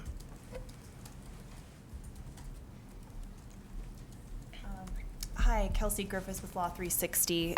Commissioner Carr, I was wondering if you could speak a little bit about the EBS probe that you started last week. Where did the idea for this probe come from? Did it start as just sort of an independent probe of the tax documents, or were you tipped off for certain things to look for?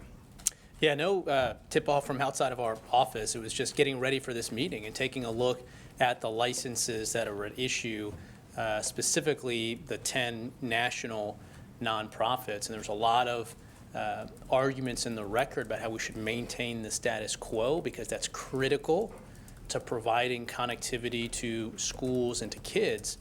And as we sort of dug into that a little bit and just, as I indicated, just scratched below the surface of that, really a whole series of red flags came up pretty quickly about how this money can be used, how this money has been used, how these licenses have been used, and whether these entities that were set up specifically under FCC rules, they had to be nonprofits for the purpose of providing educational materials.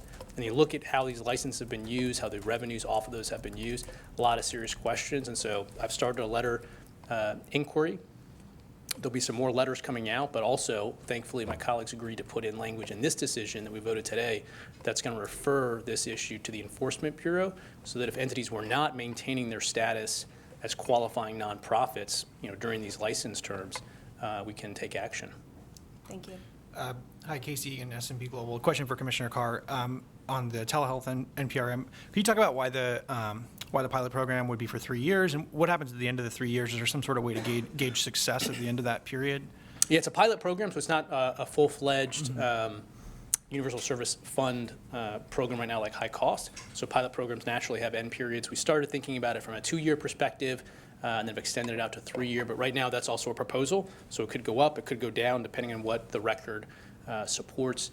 One thing to note is a lot of the pilots that I've seen to date, and I've visited a lot of facilities from the Mississippi Delta to West Virginia, they're 6 months, they're 3 months, they're short-term pilots that are being run today. And so this allows plenty of time to encompass what the market and healthcare system is already doing in terms of connectivity in this space. But we'll see where the record takes us. Long-term, the idea is that by supporting this trend, there's going to be broader reforms in the healthcare system, so that a lot of the costs associated with this ultimately are going to be absorbed and picked up on the healthcare system, given what we're seeing, which is millions and millions of dollars of savings. So a pilot to sort of help support this trend towards broader adoption of connected care. Okay, I wanted to ask both of you, is it your sense that the FCC is getting really close on the C-band? Commissioner O'Reilly, you said a couple weeks ago that it seemed like the things were sort of coalescing, but I'm just wondering what's your sense of that now? Well, I think I said at the DSA event that I thought that the proposals in terms of what the auction would look like are coming a lot closer in terms of the transparency, the band plan, things have been filed. I took the comments from the chairman to be very positive, that he's optimistic that we're going to have an item this fall. That's fall, not winter, so that's, to me, is very positive. And I think that we are overall getting closer, and issues are dissipating as we get towards that time period. But I'd have to defer to the chairman in terms of where things are at the bureau and things like that. But my conversations suggest that I think that we're getting closer on a place that we can make a decision. Yeah, we've been doing a lot of work on this issue at the agency, and a few months ago, like a lot of my colleagues, I laid down some markers about my thinking on this. One of them being we need to get more than 200 megahertz of spectrum freed up. I think back then I said leaning towards getting more than 200. At this point, I really can't see myself casting a vote for anything less than that doesn't get more than 200 megahertz. I talked about the need to make sure at least some of the money that goes from taking licenses that were given for purpose X not being potentially transferred into purpose Y, that being such a fundamental change, either in the license or potentially a new license, that therefore funds should go to the Treasury because of that, and that we need to have a process that we can be confident in. And so I think, with various proposals that are on the record now, with other work that we're doing, I'm confident we're going to hit a result that matches up with those guardrails. And then I also wanted to ask about something the chairman said about 2.5. It sounds like the FCC is viewing this now as a band that's really more attuned for smaller players, and that you're not going to necessarily see the big guys coming in and buying up, trying to build really that it's not going to be really their mid-band the mid-band spectrum they're going to be looking for. Is that sort of your concept too now, that this is probably going to be the smaller guys mostly in this band? Well, I think, again, this is part of when you are at the FCC and trying to predict exactly what's going to happen with these bands. I think we'd lose a lot of money placing bets on that. If you look back at AWS-3, I think very few people would have seen the amount of interest, the $45 billion raised in that auction. If you look at 600, I think people would have guessed potentially much larger sums of money than what came in there. So the idea that we set up here is a mechanism that reflects we don't know what exactly is going to happen. We've cleared a path now where quickly the market can repurpose this for 5G, and whether one entity buys 250 megahertz blocks, as we've put out in the item, to make 100 megahertz, it's possible. Whether multiple providers buy, a 50 here, another competitor buys another 50, then other providers buy some of the 16 megahertz, that's a possibility. But we've set up a framework now that multiple different entities can be interested in getting in here and using this mid-band for 5G. I think when you step back and think about mid-band, obviously we're putting a lot forward on that, whether it's the 3.5 work that Commissioner O'Reilly's done, 2.5 here immediately, as we talked about 3.7 getting close to the finish line. And that's great, but again, we've got to sort of not lose the focus on the big picture, which is 5G is not a mid-band service alone. And we've put out a lot of high-band spectrum. And why is that? Well, some of the very first deployments of 5G right now are offering competition for in-home broadband, whether it's apartment buildings and other places. You're not getting that fiber-like multi-gig speed to give you that 5G offering on mid-band spectrum alone. You need that speed and capacity of high band. There's places where mid-bands make a lot of sense, and then low band as well. We're not going to cover as much of rural America as we're aiming to with 5G unless you're deploying it on low band spectrum as well. So make sure we don't lose the forest for the trees. There's certain services within the 5G umbrella work best on high, some mid, some low. We want all of them. We want them everywhere, and that's why we're pushing every single spectrum band forward. Maybe I'll answer it this way. Look, one of the reasons I spent so much time on C-band is because I see that as the premier band for offering a 5G and a mid-band play. And I've talked about why it's globally harmonized and why it can be unencumbered. I think that, I don't want to in any way diminish the value of what we've done today, but I think you have to take it with a grain of salt. A lot of the large markets are not going to become available. So you can see where large providers may not see a great interest in that. They'll definitely, a lot of the, that's part of the problem with 2.5 is where it's available, people may not necessarily want it. And that's trying to fill those holes. And so that's what we're hoping to do, hoping to make this spectrum available and a quick order. The chairman said an auction next year, so we can get to that point. The overlay license is going to be, or overlay license is going to be very interesting, and what the residual pieces. But it's just it's a fragmented band. It's not as clear. That's why I've done so much time on 3.5 and so much time on C-band. 2.5 is going to be helpful. It's in some capacity, and it'll be plugged into the overall equation. Thank you. On 37, oh, sorry, go. Oh, no, thank you. I was just thank you. Okay. On 3742 gigahertz, do you have any comment on this 5G Win Act that's in Congress at the moment? You talk about all the sides coming together. Do you think Congress is sort of in the same place of compromise as well? Thank you. Well, I don't think Congress is monolithic. I think they're made up of many different views. I know there's one piece of legislation you reference. I've looked at it briefly. I haven't spent a ton of time with it. I am always respectful of Congress, and if they were to enact a statute and the president signs it into law, then I will follow whatever they decide. Otherwise, I'm trying to piece it together, knowing that there were different views and trying to figure out where to go. Some of the pieces I don't know that we're able to decide that people think are necessary, such as people call the windfall issue. I don't think that's necessarily in our bailiwick. It's something that they have focused more on, and maybe that they can provide guidance on and deal with the issue for multiple reasons.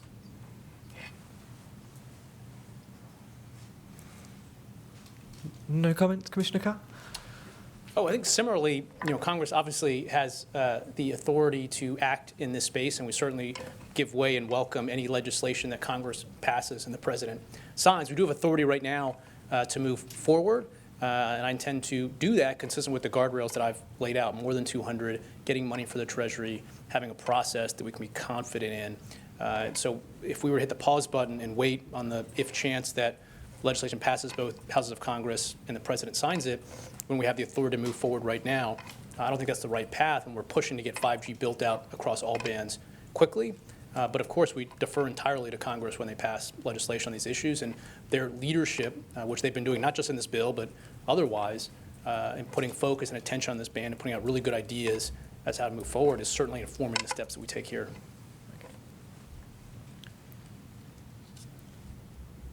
Hi. This is for Commissioner O'Reilly. Do you have a time frame for when you expect to undertake Universal Service Fund contribution reform? And for both of you, what do you think that might look like? Well, I don't have, to answer your first question, I think we talked about this a couple weeks ago. I don't have a time frame. I think that we are still in much different places, and the members of the Joint Board are in fundamentally different approaches. What I've challenged everybody to do is come up with different ideas that we may have not have considered before, and explore what those mean. And we're trying to do some of those here. I would have liked to have had the time frame to expedite that, but it didn't happen. So we're going to play through that in the next couple months and have some different ideas on what different proposals would be in terms of what the ramifications would be and the costs and different aspects of those. But I'm open to different ideas. The one that the chairman referenced, and the one that I have made very clear that I'm not going to support, is some type of tax on internet access.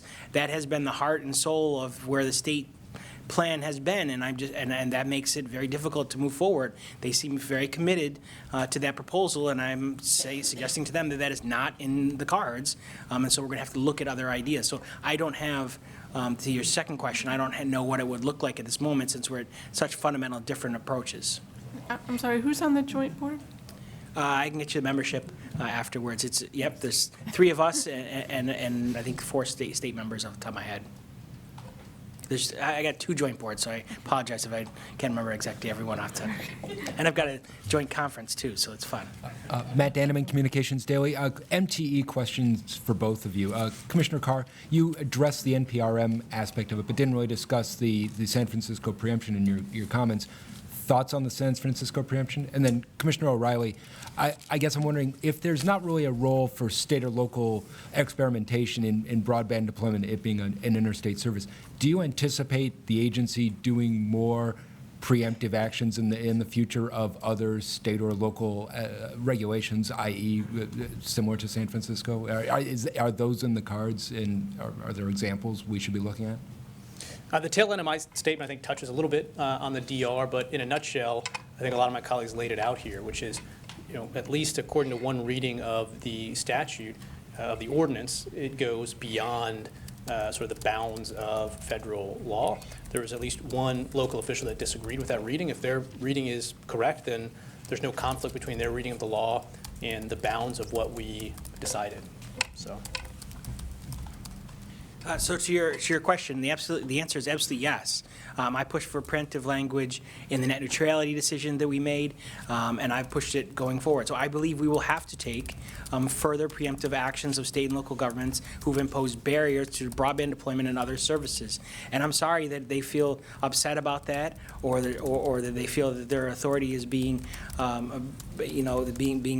restricted. It is actually our authority, and I've outlined that in multiple reasons in multiple speeches. speeches for why it applies. And we'll see where the court takes some of those things, and we'll see if this gets challenged. But absolutely, we're going to have more preemptive actions, the same message that I've testified multiple times in front of Congress on.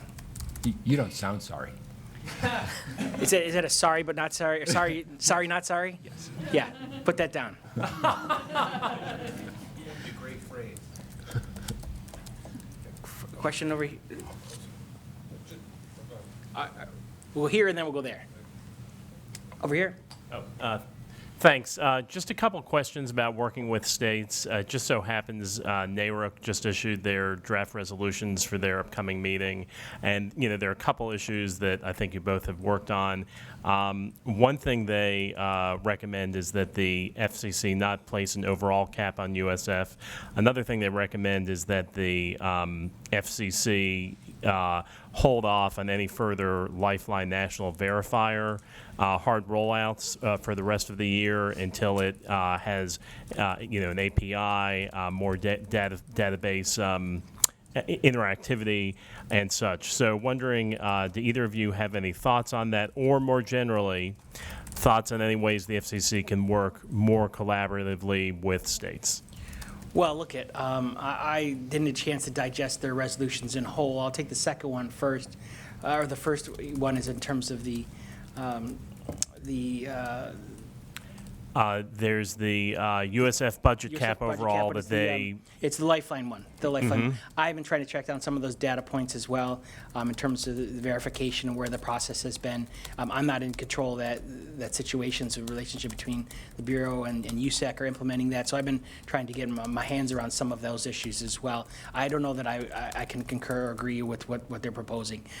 In terms of the USF cap, I disagree with their approach and have outlined multiple reasons why I support a USF cap in total, but I find it ironic that they would say you should cap each of the individual programs, but you can't cap it in total, and I don't understand what the difference, I think an overall cap helps address those, but if their point is, well, then just adopt a Lifeline cap, I have testified multiple times that I'm ready to do so, and let's go ahead and do so. But I think there are other reasons why we can do a cap that doesn't lead to this false narrative that we're going to have, these programs fighting over each other, and there's ways to deal with all of those issues, but people are just so close-minded on the topic.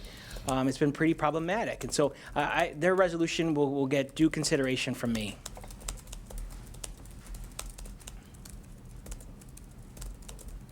just briefly, Commissioner Carr, is there an update on your...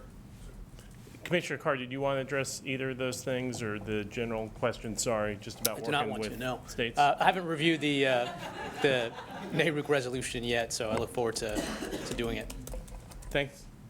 Sorry, David. So sorry, I'll be super quick. Is there any update on your call for investigation of other Chinese telecom carriers similarly situated where China Mobile is?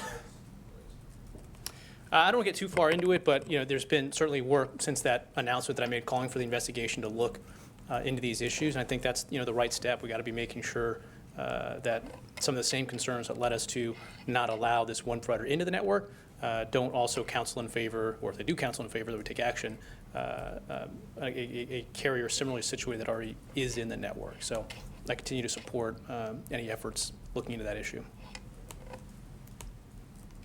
Just have 10 more questions.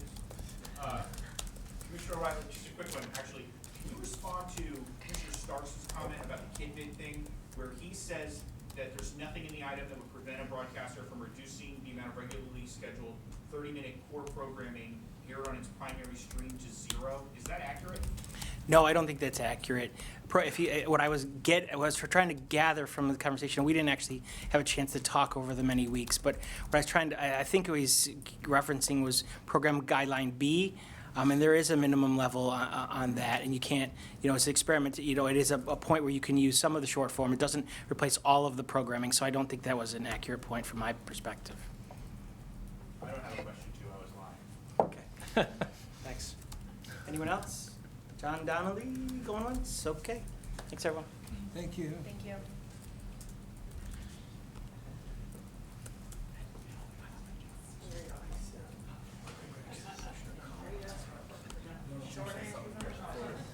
You sure? Yeah. Okay. All right.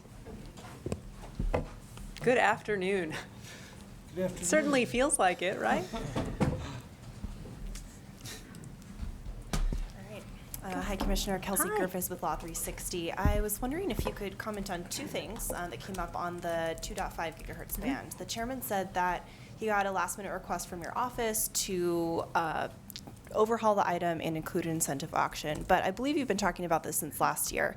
Was that the first formal request you put into his office, or did you believe these conversations had been ongoing? Yeah, no, I'm not going to engage on this. As you know, for more than a year, I have suggested that we have an incentive auction in this band. I suggested that in the initial statement to the rulemaking. I secured questions on that in the initial rulemaking. I gave a long speech about it late last year. I've talked about it countless times on numerous panels. And so I don't think it was any secret that this was my preferred outcome. That is an incentive auction instead of an overlay auction. And in fact, we actually started engaging with the chairman's office in the middle of last week on this very issue.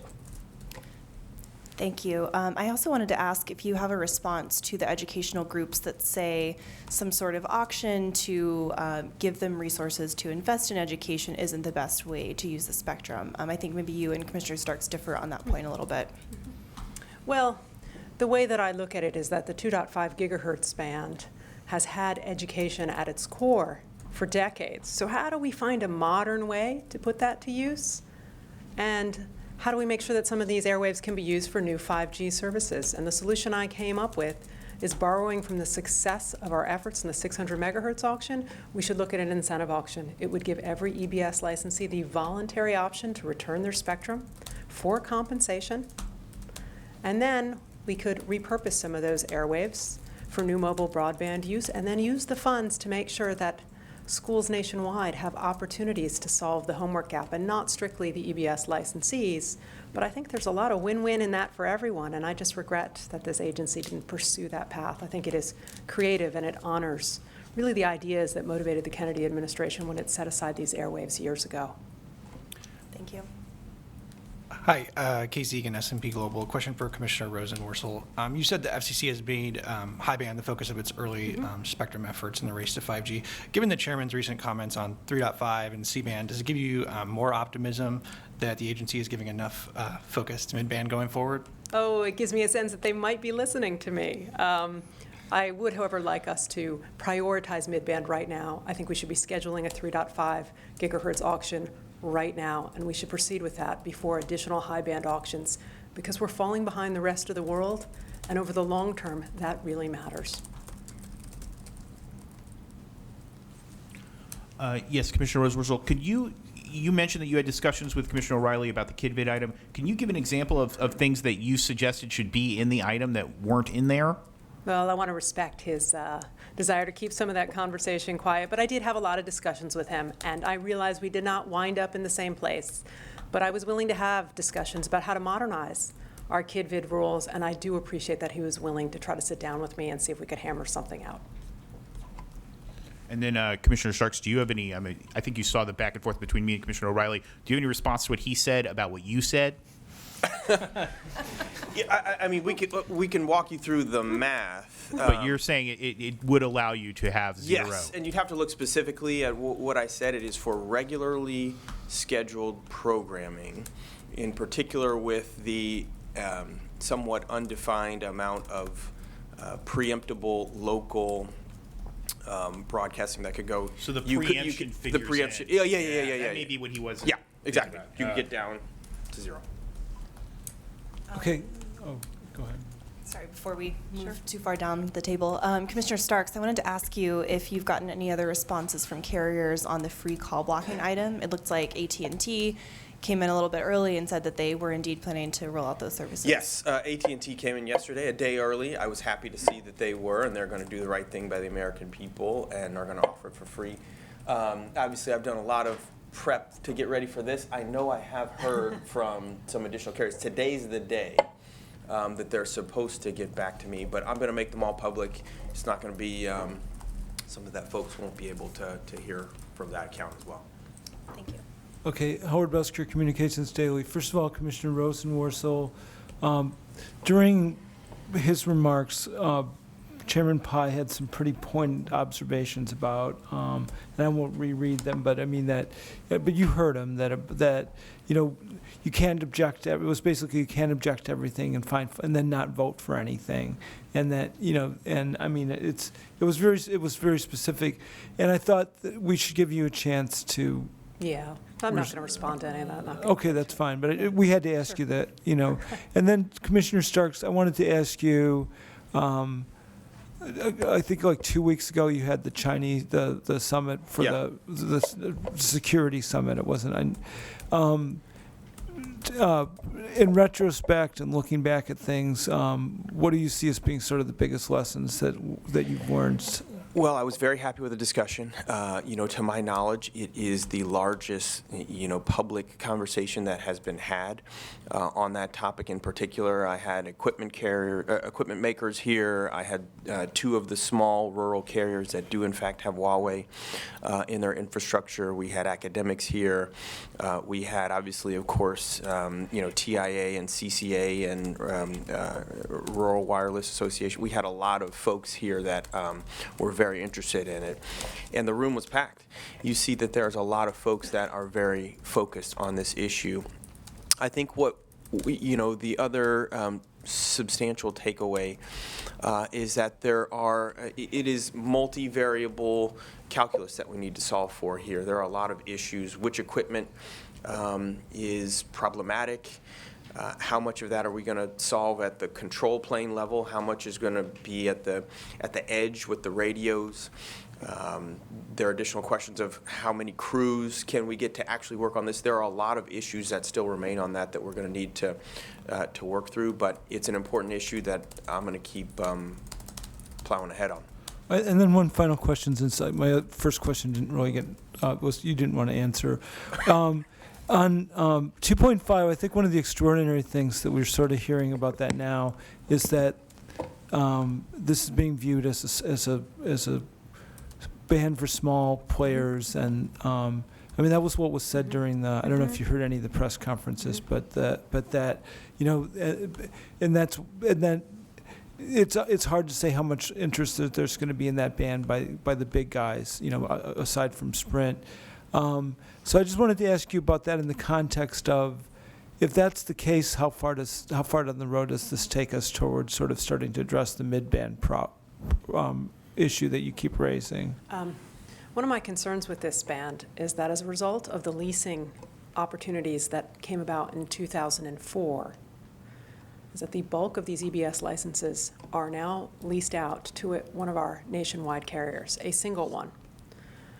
Those leases are opaque to this agency. We are not privy to the terms of those contracts. So that makes it hard to bid in an auction, an overlay auction, where you may have to negotiate with some entity that believes they have some kind of early rights on those airwaves. As a result, I am concerned that there will not be a lot of interest in these airwaves from the nationwide carriers, and I'm not yet convinced that there will be as much as we should have from the smaller carriers. That is why I thought an incentive auction, which cleared up all those problems, would have been a better one with more opportunity for all. Okay, and that was not an issue, just as a follow-up, that's not an issue, that was the issue, AT&T wrote. We heard a lot about the AT&T filing. I think that was transparency was a big issue they raised. But you don't believe that was addressed in a substantial way in the final version of the order? No, absolutely not. Okay, thank you. And just while I'm Toby from Policy Tracker, and while we're talking about 2.5 gigahertz, just to clarify on your incentive auction position. I think in the draft it says something like the incentive auction is impossible because of the leases or because local schools or public schools can't participate in the auction or something like this? I fundamentally disagree. I think you can go ahead and assess a right subject to some leasehold interest. You can come up with ways to modify our incentive auction structure. When you look at what this agency did in the 600 megahertz band with broadcast incentive auction, I have every confidence that we could figure out a novel way to clear this band up and create opportunities for those who are in it and those who could be in it in the future. Okay, very good. And also on the 3.7 to 4.2 gigahertz band, I understand you're both welcoming congressional leadership on this. What do you think of the idea, this 5G win idea, that the FCC holds the auction, but then satellite operators get compensated according to how much spectrum they don't use anymore? We have a lot of different ideas on the C-band spectrum right now. I am hopeful one of them will find a way forward. I think we are going to have to identify how much spectrum we get back, how the public fisc is compensated, and also how we're going to manage the incumbents in that band. And to me, when we figure those three things out, we're going to figure a way forward, and I hope we can. So I would echo Commissioner's comments there. And, obviously, I think the only other simple thing to be said about that is wherever Congress wants to take us, we certainly are very interested and eager to hear from them and where they want to take us on that band in particular. And we'll, of course, effectuate should any congressional ideas actually get legislatively passed. Hi. On forbearance, were there substantive changes from the draft? And if so, can you talk about those? Yes, I did have one, which was on Puerto Rico. I thought it was important that in light of the 2017 hurricanes and the devastation that has happened to Puerto Rico, that they have a longer period. So was able to work with the chairman's office to get an extension from the 3 years to the 5 years so that they have a longer kind of window before forbearance hits. And I think it will be something that helps folks down there in Puerto Rico. It'll help consumers down there in Puerto Rico, and I'm very pleased by it. Thanks. Was there any pushback at all from anybody else on that? No. None that I know of. And one more question. Are you involved at all in addressing contribution reform? And do you have any ideas of how Well, that I would don't work? serve on the joint board. Okay. But I do know that there are state members who really want to move on this issue. And I'd certainly encourage them to simply file their thoughts directly with this agency, because I think that this issue has stalled in these halls. And I think the state members who serve, because Congress laid out a position for them in the Telecommunications Act, I think they have a right to be able to offer their position to us and make it public. So I hope they do that sooner rather than later. And I do serve on the board. And so I'll look forward to talking with my colleagues about their ideas and see if they're not being able to have their voices heard. I certainly will be able to make sure that they have their information conveyed. Do you have any particular ideas of your own? I know that I don't. I do know that, as Commissioner Rosenworcel said, I've only, there has been one meeting of the joint board. And this subject, I do know there is a lot of strong voices at the state level that are eager to have this issue vetted. And so I think it's something that the joint board should deal with. Thank you.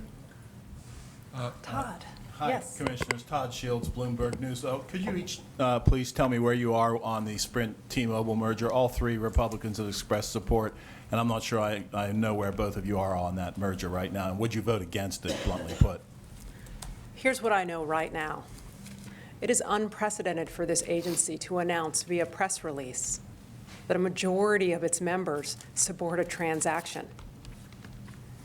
I have no legal analysis before me, no economic analysis, no proposed opinion, no draft, no nothing. I also know this: the Department of Justice has not yet reached a conclusion on this transaction.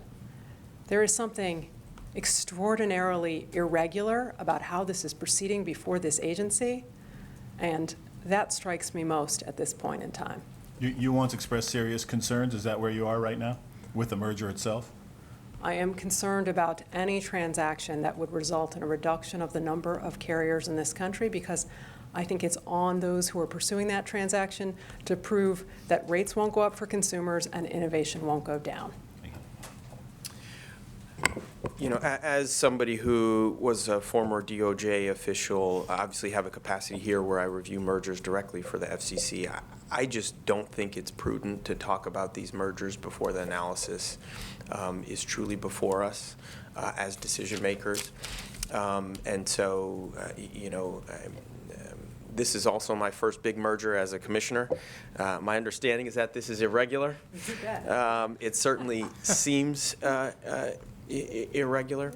And I certainly believe in a muscular and robust merger standard that we have under Section 310. And so I look forward to when I do in fact have a transaction before me. Again, we don't actually even know what transaction is going to be before us for decision making. And so when the time is right, when the analysis is in, when the economic analysis is in, the engineering analysis is in, the recommendation from the staff is not pending before me at all in any capacity. When that happens, folks will know where I stand. Thank you. Can I follow up on that?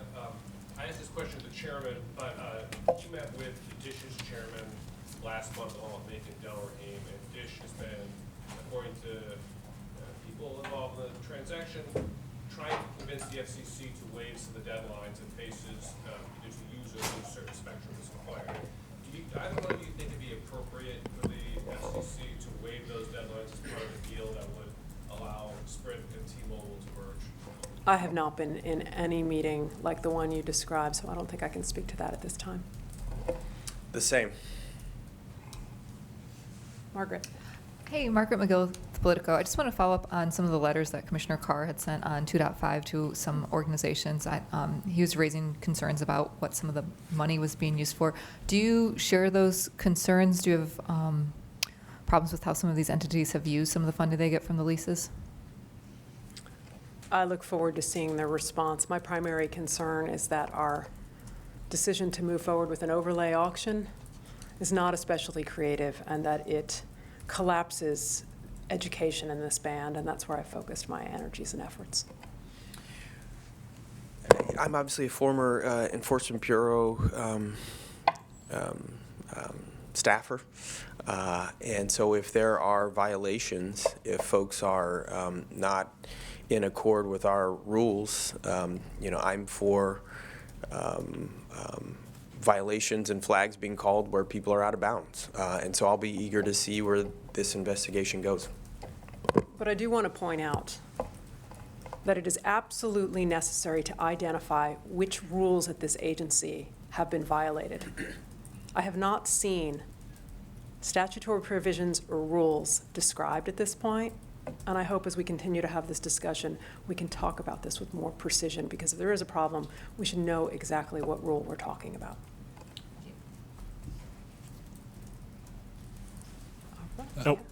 Commissioners, on the MTE issue, both of you were critical of the preemption portion of it. I'm curious, do you see specific state or local broadband deployment regulations that could be targeted by this agency? As we look at what happened with San Francisco, are there obvious other directions this agency might go in preemption of other such state or local regulation? Listen, consumers across this country want to see more broadband competition. They're tired of only having one choice in their homes. And because Washington is doing so little to address that problem, we've got cities and states around the country trying to come up with new policies and new rules to try to fix it. So when San Francisco decides that in apartment buildings, they're going to try to figure out how more consumers can get more choice in broadband, I find it astonishing that this agency needs to steamroll them and stop it. I think that's a mistake, and I certainly hope what we do today isn't the start of a broader trend where Washington decides that cities and states can't do anything to address broadband competition. I don't think that's correct legally, and I think it's an affront to our long history of allowing communities to have local control over the facilities that are in their backyards. And I agree with that, which is where I stood on my dissent there.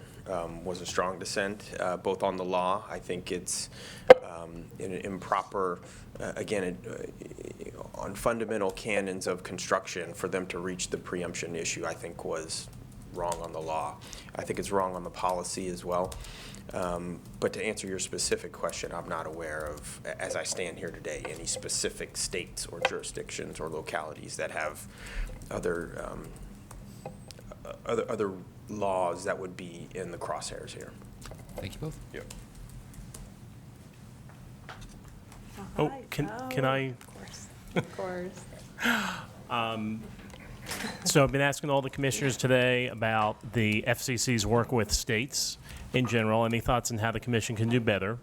And any specific thoughts on NARUC just during the FCC meeting released its resolutions for its upcoming meeting in a couple weeks. One of the resolutions proposes that the FCC not place an overall cap on the USF budget, but does support the individual budgets. Another resolution asks the FCC to halt any further Lifeline national verifier rollouts for the rest of the year. So anything on either or all of those three questions from either or both of you?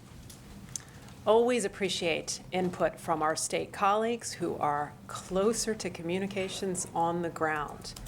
With respect to the overall cap, I think it's a mistake. I don't think the law compels it. I think that this agency offers a lot of high-minded rhetoric about how closing the digital divide is our top priority, but then decides we should put limitations on how we actually support carriers, low-income households, schools, and healthcare centers in our efforts to close that digital divide. I think that's wrong. I think the idea of having telehealth centers slug it out with schools for support under these programs is a kind of Hunger Games that I don't support. I'm glad to see that NARUC also does not support it. In addition, I'd note that last week, the United States House of Representatives, by voice vote, suggested that this agency got this issue totally wrong. They too find it offensive that we would put a cap on all these programs and somehow limit our ability to help close the digital divide. With respect to Lifeline, I think we are starting to see some serious problems with the national verifier. We've got to make sure that APIs are available so that we can figure out how companies can build to these public requirements.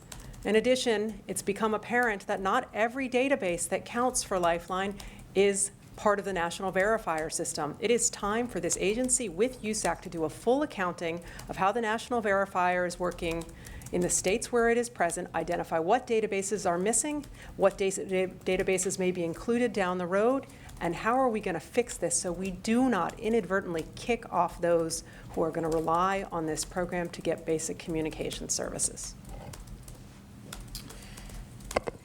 I also have, going back to House oversight, Senate oversight, have been strong on my disagreement with an overall cap. So I second Commissioner Rosenworcel's statements there, and glad that NARUC came with the same position. I think you would have programs that would start to cannibalize each other, and that is something that I am strongly against. With regard to Lifeline, similarly, I think to have the most vulnerable in our communities that need Lifeline to connect them with family, with jobs, with 911 and safety positions, that these are folks that could end up kicked out or not otherwise able to get enrolled in Lifeline, I think is deeply problematic. When you look at the approval rates when they manually review these folks as opposed to them being electronically enrolled, it is shocking. And so this is an issue, again, for the most vulnerable. We have to get this right. We Thank also you. get-